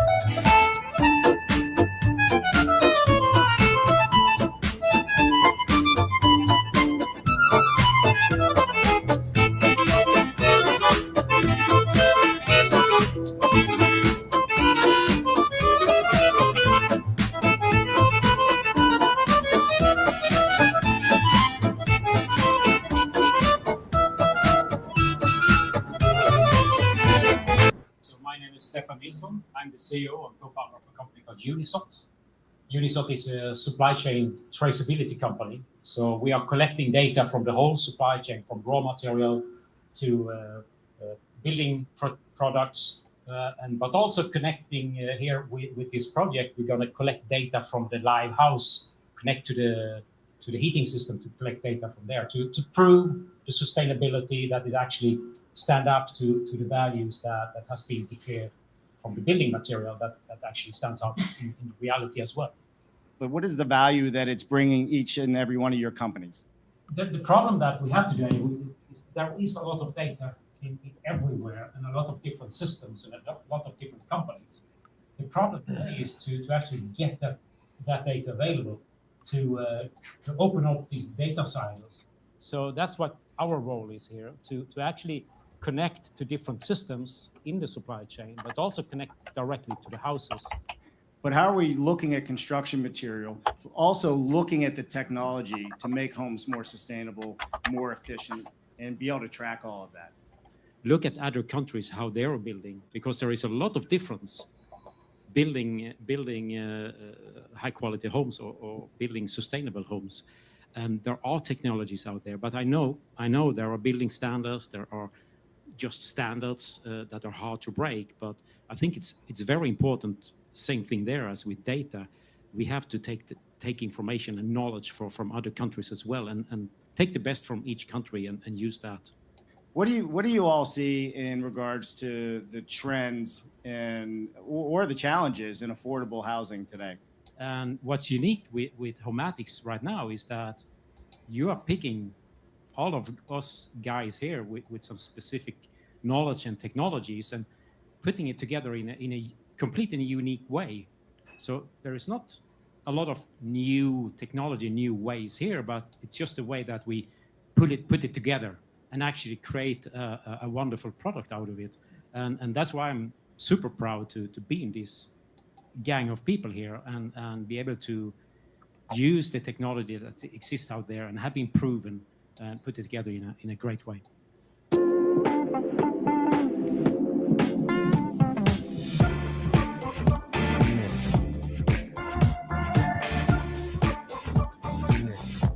Veckans reaprognos visar galet låga priser hos Power. Skaffa en Samsung 55-tum-TV för bara 6 990. Eller en Samsung tvättmaskin med EcoBubble-teknik. Just nu endast 4 999. Kolla in mer deals på power.se.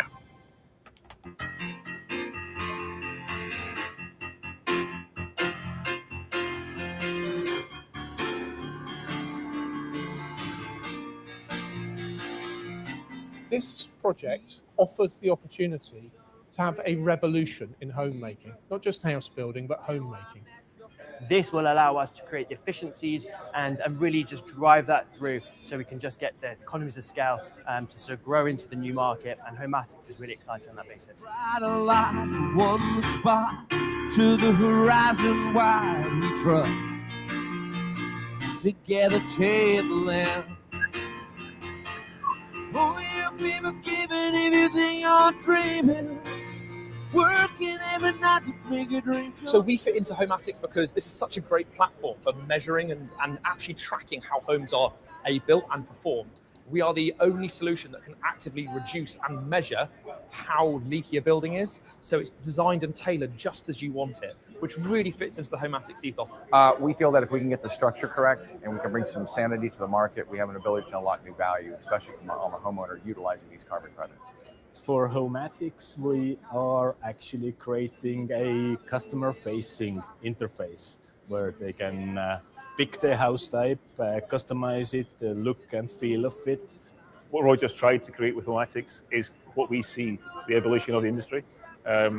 We want to be a part of that. We are supporting Homatics by creating material passports for the buildings that they are creating for their sustainable, affordable homes. And I'm very grateful and respectful to the organizers of this conference who have had this pioneering vision. And I, for one, am determined to learn more about it and do what I can as a former member of Parliament to help them.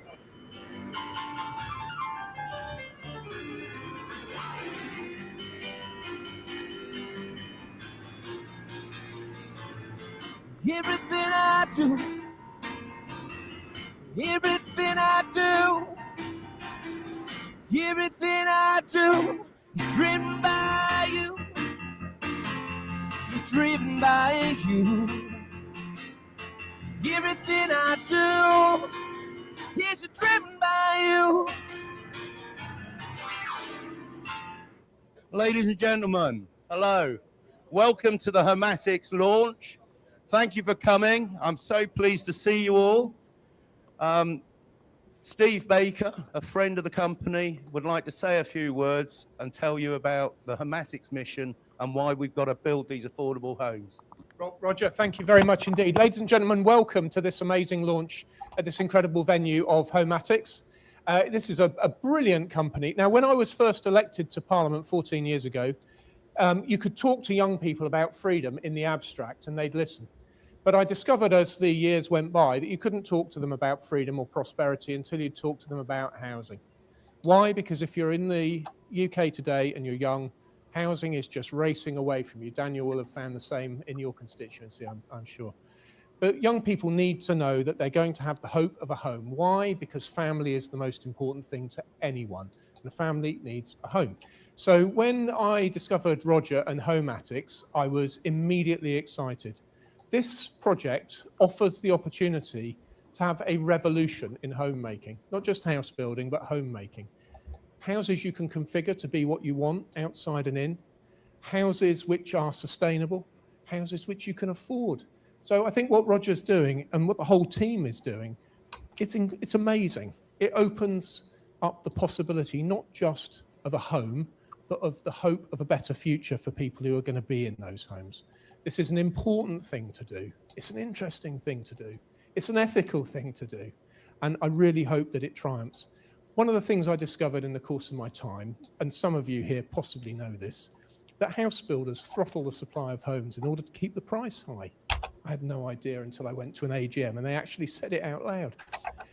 The current situation in housing is outrageous, and successive governments, including the one of which I was part, have failed to tackle these problems in housing. What I think we need to do is solve the problem in the private sector. That's going to need a large number of homes to be built for affordable rent, and yes, for affordable purchase too. And I think that Homatics is going to provide us with a revolutionary path forward, and it's going to be able to do that with the help of all of you at every stage in the supply chain, whether you're doing the software, whether you're building the houses, whether you're finding the plots. I'm sure I've forgotten somebody. So I just personally, I want to say a huge thank you. I'm here today just to find out more, but I'm hoping that Roger and also my masters who determine what I'm allowed to do will allow me to be a bit more involved. But the reason I want to be involved is because it offers people the hope of a better future. And for that, Roger, I want to say congratulations before we go any further. Well done. All right, show of hands. Everybody's having a good time. Free drinks. We're going to learn something new. We're going to talk about Homeatics launch today, which I think is incredible what they have accomplished to help us, as you heard some of the politicians that were here, prime ministers and so forth.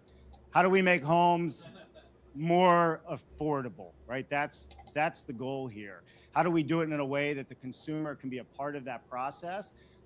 And there's a lot of data and technology that you're going to hear from these folks that go in to making this happen behind the scenes. This isn't something that happened overnight. This is years in the making. And I think it's a very viable way forward for all of us to collectively work together, learn something new. So I'm going to start off by introducing the panel, and I'm just going to call out the names here because nobody sat where they were supposed to sit. So we have Tom Roberts, SmartX Data. Where you at, Tom? We have Charlie Mills, Oakrights. Hugh Franklin, Aero Barrier. We got Renee Pussup from Creatomas. We have Andrea Charlson from Matastar. And Stephen Nilsson, Unisat. Welcome. All right, so we're going to start off. I'm going to let everybody introduce themselves and also tell us a little bit about who your company is and what you do, and then we're going to get into the discussion. Why don't we start right here? Hi, everyone. My name is Andrea Charlson, as already been said. I'm the Managing Director of Madasta UK. Madasta is a data platform that creates material passports for buildings. What that means is we create records of what materials and products go into your buildings. We know where they've been before, we capture their environmental attributes and their technical attributes, and then we keep that safe throughout the life of the building so you can refer to it whenever you need to. Particularly, we've created them to enable a circular economy. So these materials never need to become waste if we help them retain their identity within the buildings. Thank you. Hi all, I'm Hugh, spoken to a few folks already. I'm from Aero Barrier UK. We are a tech-driven air tightness company. So what we're aiming to do is reduce drafts in homes across Britain, from affordables right the way through to the inner city building as well. And in doing so, saving energy and saving money for clients or homeowners as they live and use buildings as they go forwards. The aim is to incorporate here, as you mentioned, carbon credits, reducing embodied carbon. The life of the building is so important for the people that live and exist in the UK now. And that's really what we're trying to improve and reduce the energy usage for those. I'm Charlie Mills. I'm Managing Director of Oakrights. Our heritage comes from building one-off oak-framed houses. But we now focus on high-performance homes. And that's where we're really leaning into with Homeatics is our panel system, using our natural panel system to make it more viable for the affordable homes market. So that's our incorporation here. All right, so my name is Stefan Nilsson. I'm the CEO and co-founder of a company called Unisat. Unisat is a supply chain traceability company. So we are collecting data from the whole supply chain, from raw material to building products, but also connecting here with this project. We're going to collect data from the live house, connect to the heating system to collect data from there to prove the sustainability, that it actually stand up to the values that has been declared from the building material that actually stands out in reality as well. Hi, I'm Tom Roberts. I'm a founder and partner at SmartX Data, where we believe data is a commodity. It's a new asset class. We're taking traditional market structures and trying to bring some price discovery to unlock true value of what the data is out there, leveraging which the carbon credits and all the things that people have here. We can utilize that to bring additional value to homeowners in this exercise. I'm Renee Pussup. I come from Creatomas Solutions. We develop house configurators. Actually, I'm not going to be talking so much. I'm going to just playing with our software, so you will see it on the screen as well. So we developed this demonstrator for Homeatics to show the wonderful designs from both architects. And we're going to take your data and put it here to make it sense for the home buyer and the home user to actually show this data, how much it's going to cost, how many carbon credits you're going to get, how many embodied carbon you're going to have. All that will be eventually displayed here.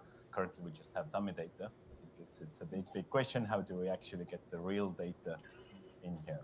But you will see our software on the screen. Yeah. So thank you for that. And I'm looking forward to seeing it. Has anybody out there actually been on the website yet? A show of hands. Have you looked it up before you came? Right. Well, it just launched, if I'm correct, last night. Yeah. The website. So super exciting.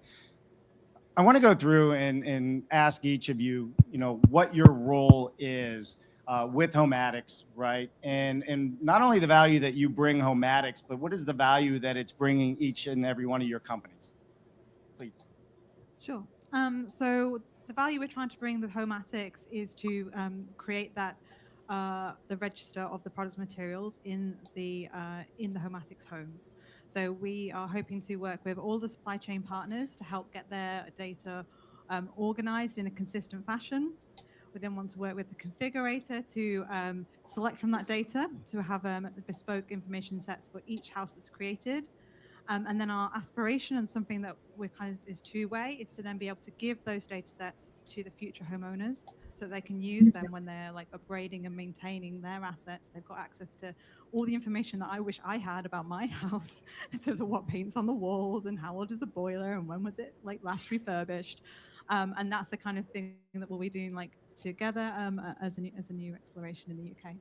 So you're basically saying that you're geotagging all of these products so you know what they are, where they are, and whoever has these products truly understands what the value is, where they come from. So the data folks at the end over here can then look at it, analyze it, and look at the carbon credits or any of the sustainability issues. Yeah, and it can be used for all of those like kind of very clever and carbon credit things, but it can also be used by real people every day. So we are not just capturing like the carbon information, we're also capturing like who made it, how should I look after it, how do I clean it, how do I maintain it, repair it, all of those kind of things that you would need as a normal homeowner, we can capture within a material passport, as well as like the pure data points relating to carbon or any of the kind of environmental impact as well. I got one more follow-up question on that. So all of the work with Homatics, the products that are in here, you guys have been working with them to actually prove out and source the products that are within the platform? So we're just starting on the journey. What we're about to do is to start working with the supply chain partners to bring their data into our platform. That's kind of step one. And then step two is to integrate it into the configurator so that it's got those live links all the way through. Thank you for that. All right, Hugh, let's hear about it with AirBear. Yeah, it's really interesting because you've got talking about how we use data, how we track data. Our aim is how we make data. So everything else here we can see, you can choose from all the great people we've been speaking to here about, what windows you're going to put in the building, how, what are the walls going to be made of, all those sorts of things. One thing that we track in the UK, and we're the best in the world at tracking it, but doing absolutely nothing about it, is airtightness. We are 100% testing. So every new build home in the UK, you check how leaky it is, because leaks in buildings are the largest cause of energy loss and energy wastage. So our aim is to finally put a dial on that option. So when you're designing all these buildings, all these concepts about, I wonder how the building's going to perform, how much energy is it going to use, all that stuff that's so important to homeowners these days, trying to get that most integral point, that airtightness score, to be a number that you can track, repeat, and get in the system. Again, we can talk carbon, but it all fits into everything else here as well about, reducing that embodied energy usage as the building is used throughout its life. So that's really where we are. Thank you for that. All right, so Charlie, you're a manufacturer up here. You're actually going to be boots on the ground. You're manufacturing the product, delivering the product. How is this a benefit for you, especially since you come from a very bespoke build? You're not typically known for affordable housing. What is this going to allow for your company? So for us, we have two panel systems, a market sort of competitive panel, and then our natural panel system. With the natural panel system, it's still probably 20% of what we sell overall. Why is that? Because it's using materials which are sustainable, focusing on performance. Now that comes at a premium. So by using this with Homatics, it allows us to lean into it and say we're only going to do the natural panel system moving forward. So it then gives us the efficiencies and ability to sort of systemize and just drive that through. So we can say we're only going to do this, and Homatics will give us the flow, and we'll be able to then give the efficiencies back to Homatics to make it even more cost efficient again, and use it as a platform to continue to learn on. And obviously through data and understanding performance of materials and stuff, evolve that panel. So to bring it to mass market, where right now it just could never be, because it's just not cost effective enough, for the masses. So, by wanting to go sustainable, go eco, go high performing, it doesn't stack up for when you're trying to build a house to sell it 250,000, 300,000 pounds. So what you're saying is basically the platform is also going to help you develop a better process using better materials to build with, because it's already getting sourced out. Completely, yeah. So where we're sort of tweaking and chasing the butterfly, so to say, now with the proper materials and data to know that actually this is the best direction to go, we can continue to develop the panel, the process. We're prefabricating, we're putting windows in the panel. I know the ultimate goal is to try and do much in the production process as possible, and we can really learn from that process. And so what we're learning with Homatics, we can then sort of lean into our own clients. But yeah, it's the opportunity to chase the butterflies we've always wanted to chase. Love it, love it. Stephen? Just looking at the butterflies in the morning. Yeah, so the problem that we have. So it then gives us the efficiencies and ability to sort of systemize and just drive that through. So we can say, we're only going to do this, and Homatics will give us the flow, and we'll be able to then give the efficiencies back to Homatics to make it even more cost efficient again, and use it as a platform to continue to learn on. And obviously through data and understanding performance of materials and stuff, evolve that panel. So to bring it to mass market, where right now it just could never be, because it's just not cost effective enough, for the masses. So by wanting to go sustainable, go eco, go high performing, it doesn't stack up for when you're trying to build a house to sell it 250,000, 300,000 pounds. So what you're saying is basically the platform is also going to help you develop a better process using better materials to build with, because it's already getting sourced out. Completely, yeah. So where we're sort of tweaking and chasing the butterfly, so to say, now with the proper materials and data to know that actually this is the best direction to go, we can continue to develop the panel, the process. We're prefabricating, we're putting windows in the panel. I know the ultimate goal is to try and do much in the production process as possible, and we can really learn from that process. And so what we're learning with Homatics, we can then sort of lean into our own clients.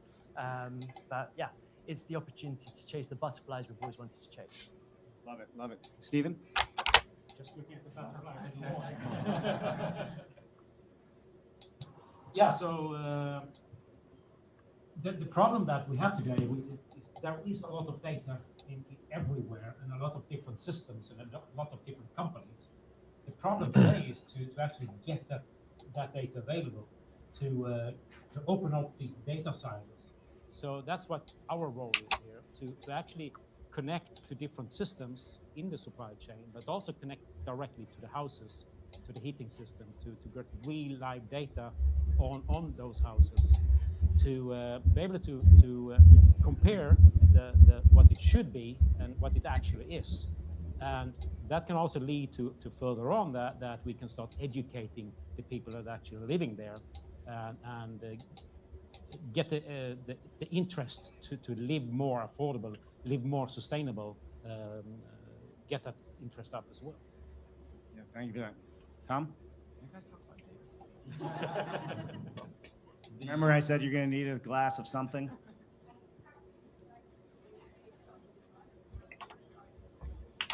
Oh, right. Hello? Thank you for that. Hello, can you hear us? All of what we're talking about with the house, the carbon credits, all these things the underlying factors are the metadata and data, okay? Without the descriptors of what it is, we don't know what it is, without it being generated, and all the things that you're doing down there that are amazing. These things come together to allow us to generate some value. I like your comments about, hey, I know what my boiler is, I can go back and look. These are new kind of concepts. But if we can do this correctly and we can get this data in the correct kind of format and out there in kind of markets that are out there, we can bring value back to the important part of what this project really is about. It's about the people that come into these homes. So we're trying to leverage this information to get these people into affordable housing. Great, thank you. And we take it on from here. We actually show it to the people. So I think data can be really complex, and then how do you extract the information out from it, especially if you're a home buyer? How can you actually make sense of it? And the one way to do it is through the interactive configurator. So first, when you're buying a home, so you can actually configure it and see actually what's the embodied carbon, but also during the use stage. So what's the operational carbon and how much does it affect actually when you leave your window open? How much does it affect your rental price? So that all can be brought into a single, simple to use interface that will show it back to you, and that's what you will see on the screen. Yeah, can you want to walk us through? I mean, we're talking about it. We all covered what we do. Why don't you show us how it all comes together here with what you're doing with the generative design or however Creative is? Sure, it's a demonstrator, so it's by no means a final product. So we've spent just 3 weeks on that. But we took great input from both architects. So and we put it into an interactive web-based solution. If you go to the website, there's a button here under the tech attics, and you just click on the button. You get there. You can play around with yourself with this, configure it yourself, either on your mobile phone or your bed or your laptop. So basically, how it works, it's interactive model, 3D model here. So you can explore it. You can't go inside at the moment. Later on, you will be able to. And then there's a configuration options. You either can choose the meter detached, end of terrace, mid terrace. You can choose the material composition and then play with the materials. So I've chosen the brick and render. So I can choose the different render, even different bonds of bricks, different render type. So you can go and configure your roof. You can put some photovoltaic panels here or resort to solar heat collectors. You can choose the canopies. I think it's pretty self-evident what it does here. Different front doors, even colors here. So we can build lots of options here. I think it's really comes down to the question of, do we have data for all of those options? And I don't think we have it yet. I think this is a challenge. How do we actually going to get it? And configurator will only be able to aggregate it. It's not a calculator. We can add and subtract, but this data, this verified data, needs to come from somewhere. And I'm looking towards you guys. Where can we get it from? So same thing. I mean, you can run quickly through it. Windows, different window types, technology currently just air source heat pump, and model will automatically zoom to this one. But maybe one of the most exciting features there is that we can add a local vernacular style to it. It's a 3D model. It looks like a video game. You don't really feel like it's local. It's not. It doesn't have the feel and sense of a home, right? So we can use the AI image generation. There's a button, you can try it yourself. Currently, we just built a couple of styles in here, and I can't say it's completely correct, but I think we're getting there. And so, for example, let's imagine it's includes the share.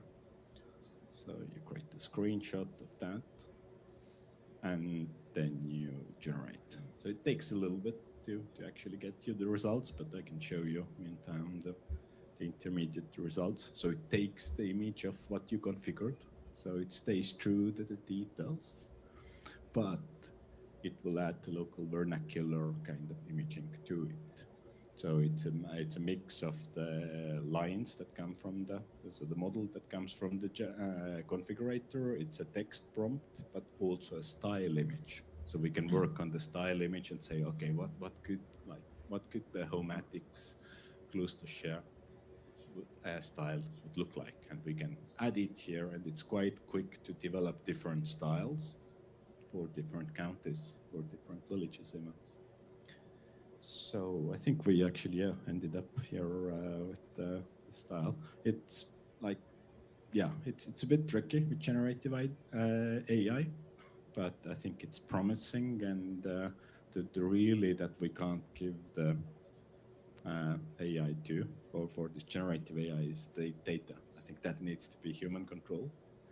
There obviously are, but it's not my expertise. So maybe someone of you can pick it up. So how can we actually, use the AI to leverage on the real data? Yeah. Does one of the panel members want to answer that? Me again. So the joke goes, there's no AI without data, right? And what they're doing down there is going to allow for that aggregation on the front end, but also ongoing. There's going to be a lot of data coming out of this house that we're going to have to support the persistence aspect of the carbon credit, the verifiability of that carbon credit, or offset, whatever the term might be. But also with, in regards to what large language models and machine learning can do, that's a whole other can of things. And there are a lot of other companies that are coming up with unique products. Understand this is not, we're not in stone. We're very malleable. We're going to change. There's going to be a lot of technology. I mean, look what AI has been doing over the past 36 months. Ask my mother, who's 80. She still doesn't understand it. But we've got advancements. We've got things that we can bring to the table that will definitely help what this project can become. Yeah, great. So we see the products, we see the designs up here. Charlie, you're the manufacturer here. How does this information translate into actual building and manufacturing? So for us, we're creating the panels, which is just the core. The external vernacular is just the finish on the outside. So, it's just putting the outside skin on, basically. So for us, there's no real change. So it's what we're doing now. So it's easy implementable. Got it. All right, so we have the designs in here, we have the product source, we have our passport, we have the data. A big part of this is leveraging, the tax incentives, the carbon credits, and those things that are out there to help financially make homes more affordable. I'd love to hear from each of you. How do you think that's going to impact, how we build using Homatics? Andrea? Sure. So one of the things that we, I guess, hypothesize about when we talk about material passports is the concept of what we call residual value. And what we mean by that is, so because we've given these materials an identity, we know what they are, they don't need to become waste. They should always have a financial value to them whenever they're going to come out of the asset. That's kind of what we're always thinking about, like, what next? And so what we can do from the passport perspective is estimate what we think the residual value of those materials might be in a financial sense. I think it's quite different, I think, from the carbon credits now, and I think all the way that kind of theoretical or hypothetical residual value would then be verified enough to get into the carbon credits. It's a step beyond where our thinking has got yet, but what we've done is said, okay, we know that is a plastic-based product. We know on average this is what plastic-based products cost, and so we can forecast that in 20 years' time, when that is going to be released from the asset, what the value of that material could be. From my side, at least, the main thing is talking about performance gap. So we're talking about an amazing set of us tracking how we reckon a building is going to operate, and then the process behind how we track how that data is going to operate in reality through sensors, and equally how we're going to top level it as well, upon reflection. From my side, I think the biggest element that's going to be leveraged is, are the things that we're actually putting on the ground and into people's lives operating as we'd expect them to? I always liken the performance gap in building, which is the discrepancy between how we think something is going to run versus how it actually runs in real life. And construction, and especially residential homes, are probably the worst element of this in the UK. Imagine Dieselgate, however long it was with VW. That was like 10% of a car saying it'll do 36 mpg and it's actually doing 30 and kicked off. VW don't do diesels anymore. They're going full electric. Construction has a 40% performance gap. It's enormous. In certain cases, you've got buildings that cost so much more to run than we think they're going to run.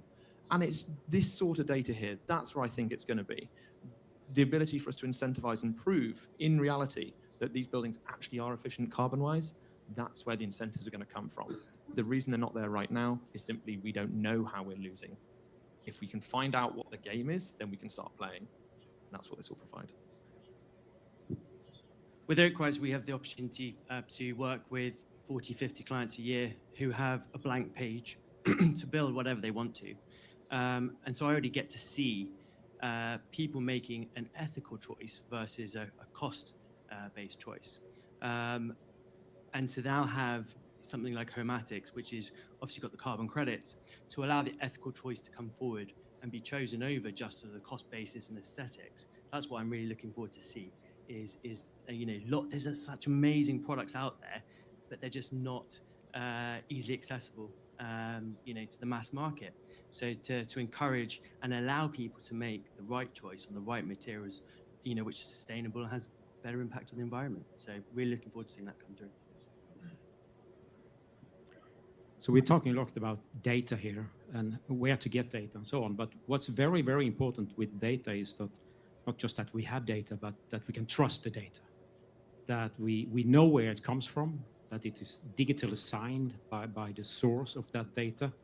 And that's exactly what we are helping this project with by using blockchain technology and AI, mainly blockchain technology, to have blockchain as a global data layer and use something called triple entry auditing, where we can trust each actor in the supply chain are supplying their data, they're digitally signing their data, so they are now liable for it. It's not just a value they put in on a paper in a database, but it's actually a value that they have to stand for now and in 10 years, or in 50 years or 100 years, when the house is going to be remodeled or demolished or reused. So that's a very important part of all of this with data. Data is the new gold, and it has a value. And also, thanks to using blockchain, we can put a value on every single data point. If that's a temperature or location or something like that, we can put a value on that down to like 100%, which gives it, the data point and the data source itself, a value, which now can be exchanged between the different actors in the supply chain and be later used to do certificates, CO2 certificates, and so on. And then coming to Tom. Still talking about data. Yes. In listening to all of you, the word keeps coming to mind is risk. We're de-risking by what you guys are putting together. And in the carbon markets and these offsets, there's a lot of risk. I mean, you'll buy an offset for 100 hectares worth of trees, and 2 days later, somebody cut it down. You don't have the verifiability. You don't know what's going on. But with this, we're de-risking to a degree. We're bringing accountability, persistence. Are we going to boil the ocean day one? Nah, we're gonna give it a shot. And with this type of technology, we can at least make a good effort at it. I think going back to the risk side, nobody understands. And as you said, the data has a value. They said it's the oil, and I've heard gold. But if we can understand and we can de-risk how we can quantify that, we have a really good chance to make this work. So I'm in the end of the line. I forgot the question, but never mind. I think just picking up on the earlier speakers, I'm really looking forward to the stage where the ethics becomes new aesthetics.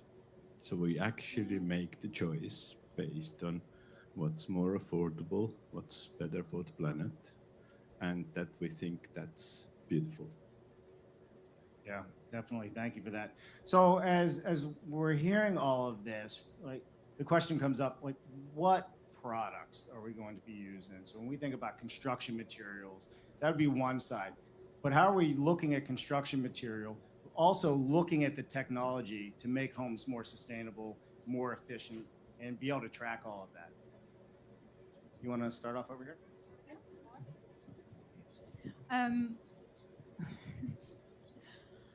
So I think it's interesting what these guys are doing. So modern methods of construction is a big trend in the UK. Designing for manufacturing and disassembly is a big trend as well. And so it's good to see that those kind of products and innovations are already kind of embedded into the whole Homatics idea. And like, in fact, like the configurator completely lends itself to those kind of ideas. From my perspective, I'm always kind of thinking about the supply chain and the upfront carbon or the embodied carbon. And so it's always going to be I'm always going to be thinking about alternatives to the mainstream products that can be lower carbon. So hearing about the natural building panels, that's already a positive compared to some of the heavier forms of constructions, which are the traditional forms of constructing houses in the UK. I think there might be a challenge at some point when we start talking about the vernacular, kind of what was just said. The UK vernacular for houses is brick, and that is really carbon intensive. I love brick houses too, so it will take a little while, I think, for that kind of mindset shift from the general population for people who want to buy that. But lots more lower carbon alternatives, more natural building systems, more modular, more demountable, other types of innovations that I think are already embedded, but we're going to need more and more of. Can I just say on that point, they are bricks, but they're brick slips and they're carbon free. There are lots of systems out there. Crusader, Roger, the Docklands veteran with market tales, Mark, the smooth corporate navigator, and a chorus of questioners typing from their home offices. Little do they know, they're starring in a perfect circle of blame production, where responsibility spins like a hamster wheel, powering nothing but hot air. As John Ward might quit from his Gambian exile, hash proof of life required for his pension, and quote, it's all bollocks and that's official, and quote. But let's watch the show. Act 1, Natasha's Portsmouth Peninsula, the 30-year consultation waltz. I'm hearing you clearly. Enter Natasha, beaming about the West, a watery wonderland of views, community and quote, tribes and quote, car-free dreams. It's been in the works for 30 years. And quote, every consultation pushes it back, and quote, she admits, Oh, it's like great, a and I was going to say, as per Goodwill Hunting, Rod, you stole my line. I was just going to say, yeah, the main thing for me is importing looking at London's a kilowatt saved is better than infinite a landfill kilowatt precision. generated. You know, Funding, can we be leaner with a mystery what we're doing mix right of now? And government that's really what we're grants and looking at navy here, is by dredgeways. able, Talk the about innovation in my emergent eyes is regeneration. streamlining.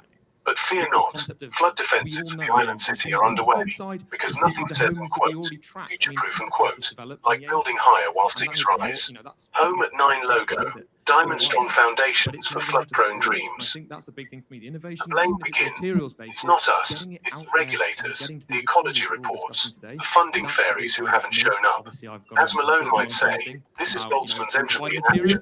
Energy, taxpayer money, scattered into bureaucratic chaos, never concentrating into actual homes. What we build out of Act 2, Roger's Docklands dig, stories over narratives, but who's listening? Cue Roger, galloping through slides like a Property Pony Express. Regeneration, brownfield fixes for degraded dreams, contaminated land, social woes, the housing ladder's broken rungs, 75% ownership down to 65%, involved unite. He name drops Docklands legends, Mike Barney, R.I.P., and riffs on and quote, places, people, stories, not narratives, unquote. The LDGT was essential for coordinating 3 boroughs' chaos, but beware the quote, redefined planning system, unquote, a blame magnet where delays are, unquote, political, unquote, not market-driven. Enter Home at 9, modular magic for affordable homes, competing with big boys like Fairview. Sustainability, circular economy, timber frames from Germany, because free markets innovate without finger-wagging. Strawberry Manifesto, plant local seeds, harvest community abundance. And an interesting Blame twist for circle us, like spins. we were approached Private by sector paint reads companies, market signals, and they were like, but well, public and quote, homemakers, overthinking and quote, 2023 plans before finishing 2020s, misallocates capital. Lewis's philosoetry whispers, emergent processes, determinist daddy knows best. But as financial eyes might audit, it's all misallocated credit, infinite debt for finite homes. Act 3, Mark's multi-city marathon, 25 years of unquote, failed unquote, private attempts. Mark takes the spotlight, skipping his dolphin tail, we've heard it. Rivington Hara juggles £1.25 billion in projects, crossing public-private divides. Why regenerate? Cities are, unquote, too retail-focused, too dull, unquote. COVID compressed 10 years of change in 10 weeks. Hester's Market Hall and Theatre, creating, unquote, I think it's very important for in 1970s horrors. Swansea, to look 25 years of outside private the country. failures. Look at Council other stepped in countries for how they are arenas and building, beaches because there is a reconnected lot of from dual difference carriageways. building Wolverhampton, 38 acres of student-friendly mixed-use magic. and there Newcastle, are technologies out there. pedestrianised I streets, know there are unis building and standards, civics. with standards that are hard to break. But I think it's very important. Same thing there as with data. We have to take information and knowledge from other countries as well, and take the best from each country and use that even in UK. Besides being excited by the data, of course, I'm excited about looking back to see down the chain where we could potentially, data scientists out there, to look for additional efficiencies. A 0.25%, 0.5%.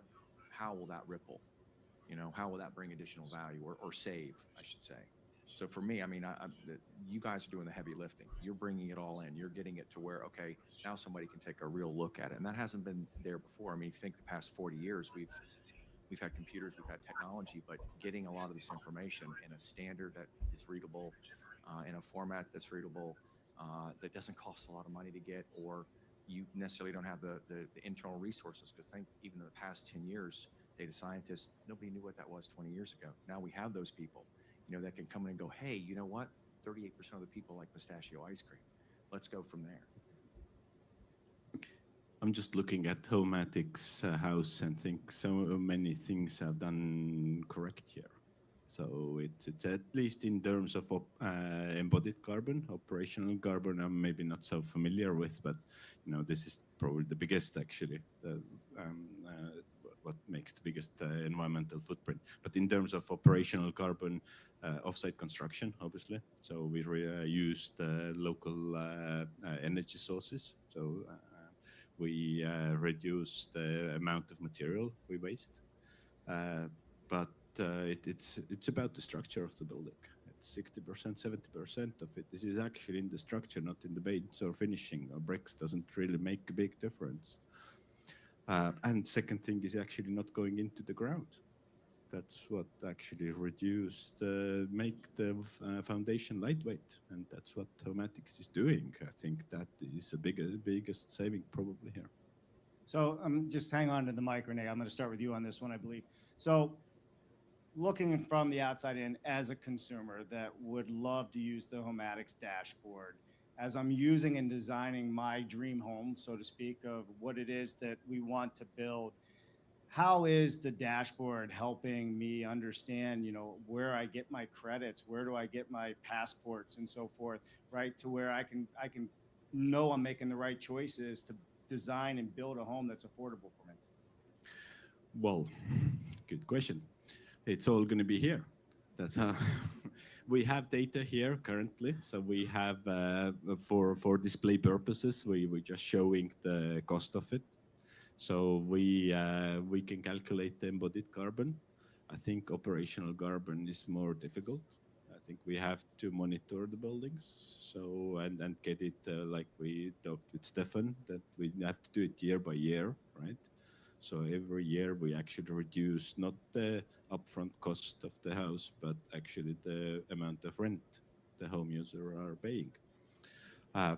Carbon credits. So we don't know how much the carbon credits are going to be worth in the future. So we can guess. Tom actually gave me an estimate, but through his crystal ball.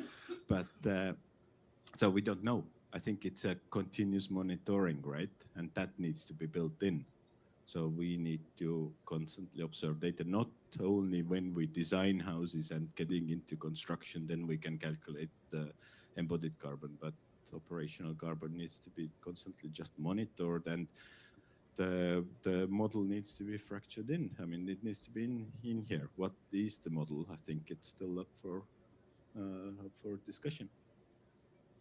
Yeah, no, thank you for that. So as a consumer, as a follow-up on that, and looking at the dashboard, it looks very simplistic. I've had a chance to go over it a little bit, but it's going to help me see what I'm doing, what I'm designing. I just want to be clear on that. So as a consumer, because that's who's paying for this, right? And the builds and where we're going, I'll be able to make choices that are best for me, my family, and my kids based on this. And what I'm hearing, if I heard correctly, as the tax credits and the carbon credits and all of that evolve over time, I could actually really even get more value out of the house while I'm already living in it after it's built. Is that what I heard correctly?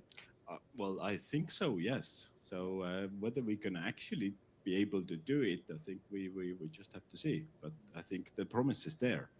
So and I think we can't see any other way to do it. So it has to be, you know, operational, needs to be operational. It can't be just estimation of operational. I think it needs to be just monitored. But for the end user, I think the fact is that we need to bring it down to a couple of figures, a couple of numbers. You need to see it can't be a whole. Yes, yes, please, So, Roger. Tom and I were talking about this last night, and we were trying to sort of just bumper sticker this whole thing. And the bumper sticker we came up with was, we're raising the bar, right? We are setting the standard. We are the standard. So perhaps Tom can tell us about the ISO standards, the work that you're doing with the World Bank, the Bank of International Settlements, and some of the comments we've had from the Chicago Mercantile Exchange about our carbon data offset platform that you're building for me. Because this is not theoretical for us. We are doing it. We're not guessing at this. And perhaps you could speak to that, Tom. It's funny you say standards. I said data earlier. The joke goes, what's the great thing about standards? There's so many to choose from. And in the construction industry, there's, my goodness, I don't even want to go there. But I'm okay with that. These standards were created for a reason. Whatever vertical they were in, those people were passionate, driven to create something, to bring some rationale, some sanity to their particular industry. On the standards that we're part of, SmartX Data is part of a global metadata data exchange platform called ISO 17369. It's for the central banks, statistical offices globally, governments. They use it to have better interoperability with their information and data so they can create GDP forecast, all those kind of things. But it has a lot of other uses. From our point, we're trying to just bring in the standards that you've got and get the insights out of that. The exchange itself, again, the whole thing, it's verifiability, it's the standards, and it's the ability to have a structured platform that's regulated. If we can bring some of those things to the table, we have a fighting chance here. Yeah, and Roger, you said raising the bar, and when you say that, you mean everything that is being designed within the dashboard for the consumer is above and beyond what the standard is for building today. We exceed every single standard going. So when we make a planning application, we're compliant. We expect all of our planning applications to actually be decided in the statutory 12 weeks. Okay, why do, what is it, 87.5% of planning applications fall over and not get done in 12 weeks? It's because the house builders are gaming the system. That's why. That's where all the backlog comes from and all the rest of it. Well, my question was, well, how do you get in that 12.5%? And to get into that 12.5%, you just play by the rules. The rule book is quite clear. Play by the rules. Don't game the system. We're not speculating on land. We'll buy land, then we'll build. And we build to order, right? We're very efficient. We're very lean. And we add the value and pay it back to our affordable homemakers. And we build homes for our homemakers. We don't build units. We build homes. Homes are for people to live in, not for people like BlackRock to speculate on. Pricing kids, right? All over the world, BlackRock are buying single family homes and pricing out families, hardworking families that want an affordable home. And I'm just sick of it. And that's why I got together with some dear friends, and that's why we're here. Yeah, no, thank you for that. And I will say something, Roger. I just bought a home with my family in Pittsburgh. And during the process, I ended up losing 2 bids to BlackRock, or I'm assuming, you know, it's big investor groups, which you used to never see when buying single family homes whatsoever. We're gonna have one more question, and then we're gonna go to some questions in the audience. But what do you all see in regards to the trends and or the challenges in affordable housing today? And I'll start with you, Andrea.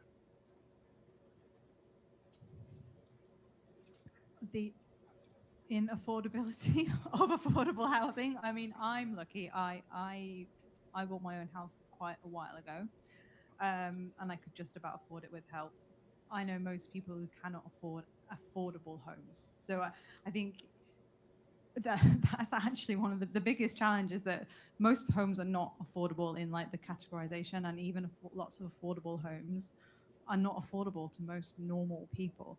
And I think that's why if we can get something like this working at scale, as the scale point that someone said earlier is just spot on. It's not that this can't be done, but being done again and again and again, that's the trend that we need to set. It's not about following trends, as Roger's saying. It's about setting the trend, and the trend is sustainability is possible, and we need to make it affordable for everyone. I didn't buy my first house a very long time ago, as you can no doubt tell by my aged complexion. Yeah, I only had my home for a year, and it was really hard. And buying a home, and my main thing, I think, is also on the clarity side for people buying homes. The home I'm going to buy is not going to cost me more than I think it is. It's bringing it back down to a level where you can go, oh, this is actually something I'd like to live in, like to operate, and like to move forwards with. And to your point as well about, how that's going to change how we, run a building. I think systems like this, where Roger's saying about gaming the system, house building should be counter-cyclical. When the market is down, we should build more. When the market is up, we should build less.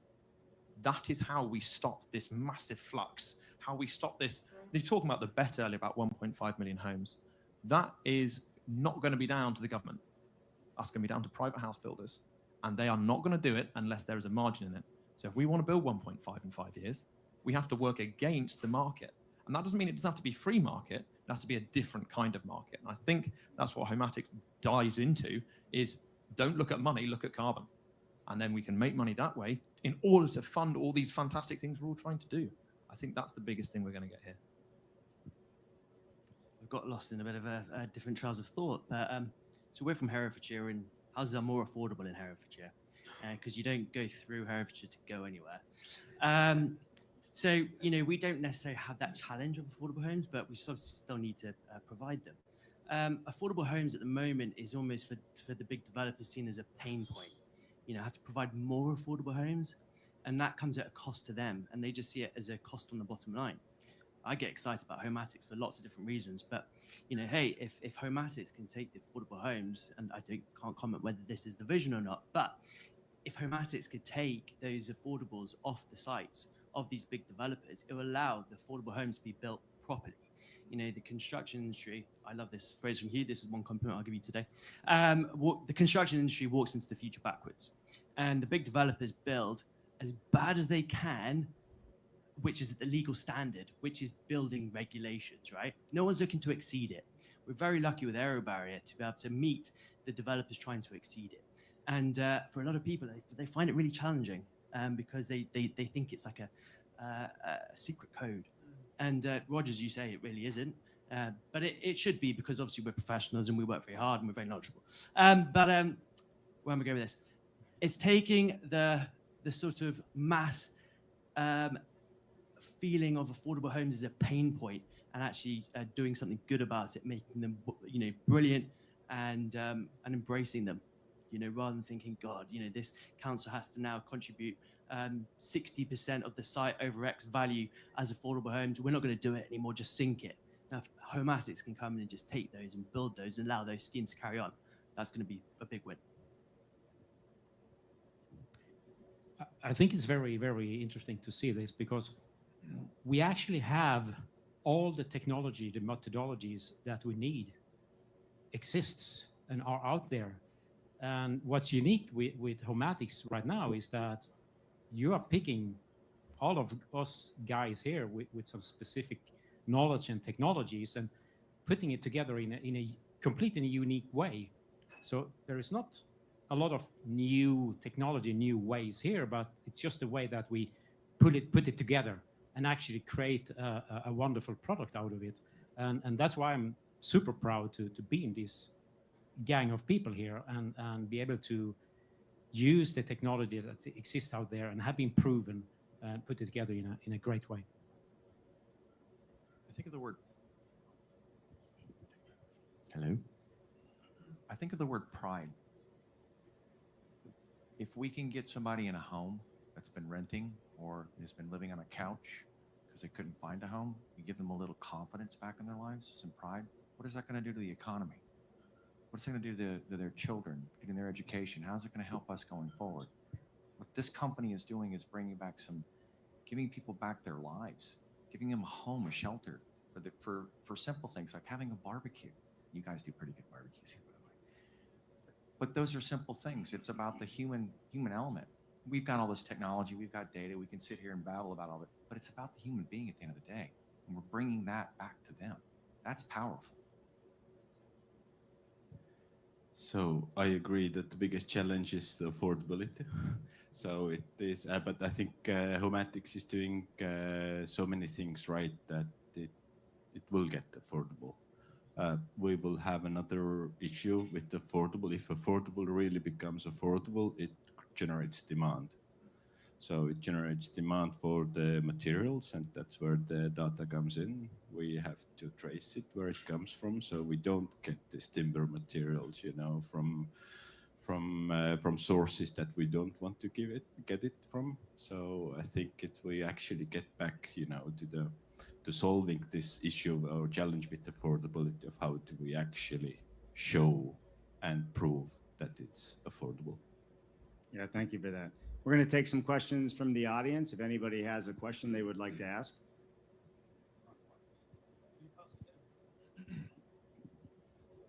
It's Brian Murphy, National Green Specification and Green Building Calculator. I'm doing the number crunching to help this project go forward.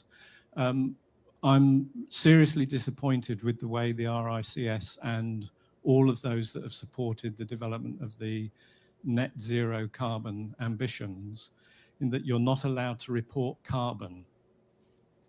So we can't look at embodied carbon in building calculations if we follow that route. What do we do about it?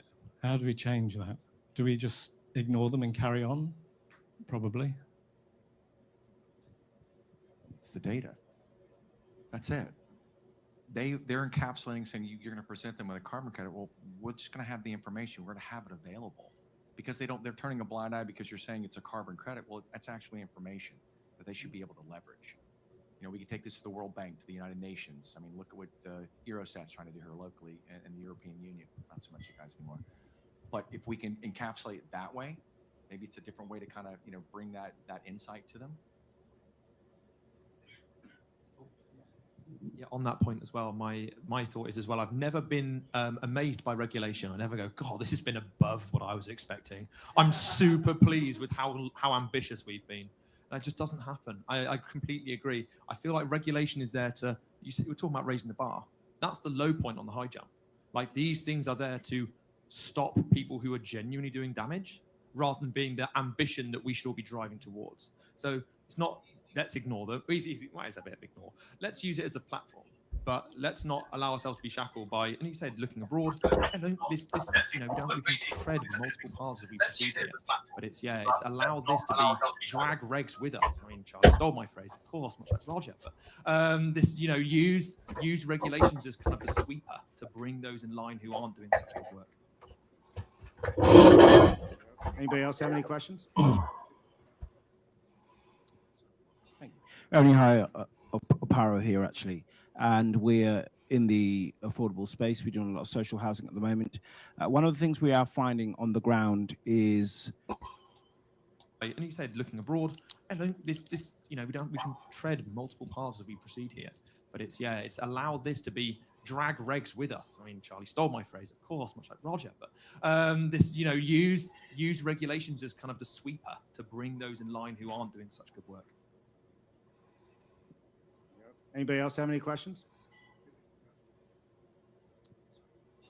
only hi, Oparo here actually, and we're in the affordable space. We're doing a lot of social housing at the moment. One of the things we are finding on the ground is actually at a local government level, and in terms of planning.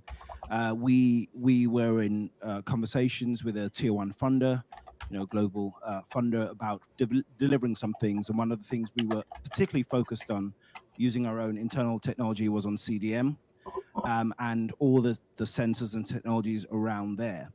And really with the focus being on placemaking. This only works at scale and at scale is where you'll be able to actually bring the cost down. However, it's difficult for us in the area of financing and being able to predict and to model back due to the stuff around the local planning. Now, I don't know if there are any solutions. It might be Roger behind me, that with all of this, it just reminds me of Aesop's fable and who will bell the cat. And we just arrive there with this massive bell and everyone's looking around. So I don't know what's happening in that space to enable this to take forward and be adopted here.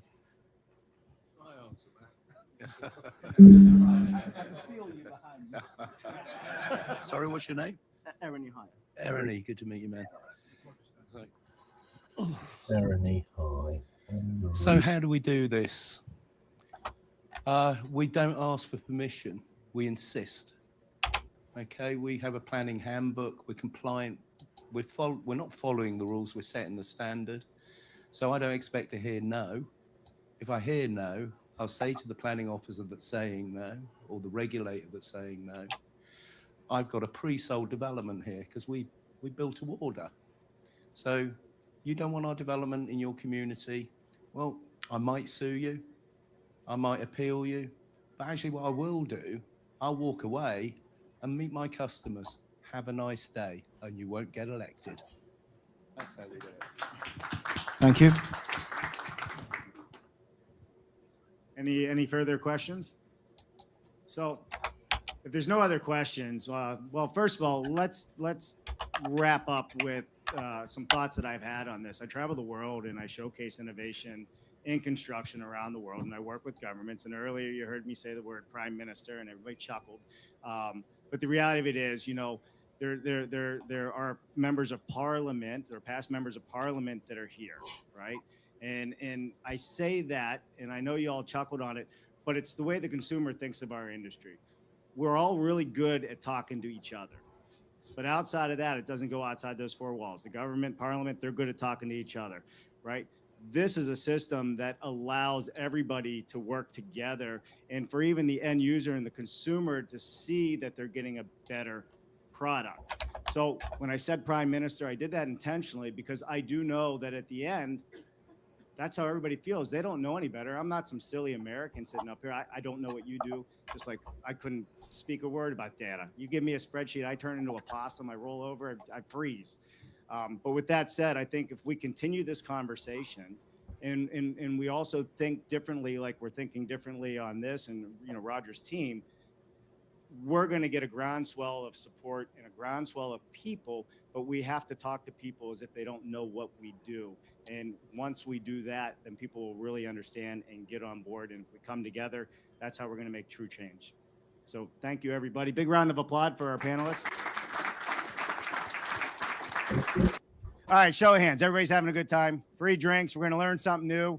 We're going to talk about Homeatic's launch today, which I think is incredible what they have accomplished to help us, as you heard some of the politicians that were here, prime ministers and so forth. How do we make homes more affordable, right? That's the goal here. How do we do it in a way that the consumer can be a part of that process? And there's a lot of data and technology that you're going to hear from these folks that go in to making this happen behind the scenes. This isn't something that happened overnight. This is years in the making. And I think it's a very viable way forward for all of us to collectively work together, learn something new. So I'm going to start off by introducing the panel, and I'm just going to call out the names here because nobody sat where they were supposed to sit. So we have Tom Roberts, SmartX Data. Where you at, Tom? We have Charlie Mills, Oakrights. Hugh Franklin, Aero Barrier. We got Renee Pussup from Creatomas. We have Andrea Charlson from Matastar. And Stephen Nilsson, Unisat. Welcome. All right, so we're going to start off. I'm going to let everybody introduce themselves and also tell us a little bit about who your company is and what you do, and then we're going to get into the discussion. Right, people, I think we're going to call it a day there for now. Right, let's just do this. There we are. Right, okay, well, if anyone stumbles upon this, do get in touch. And thank you very much.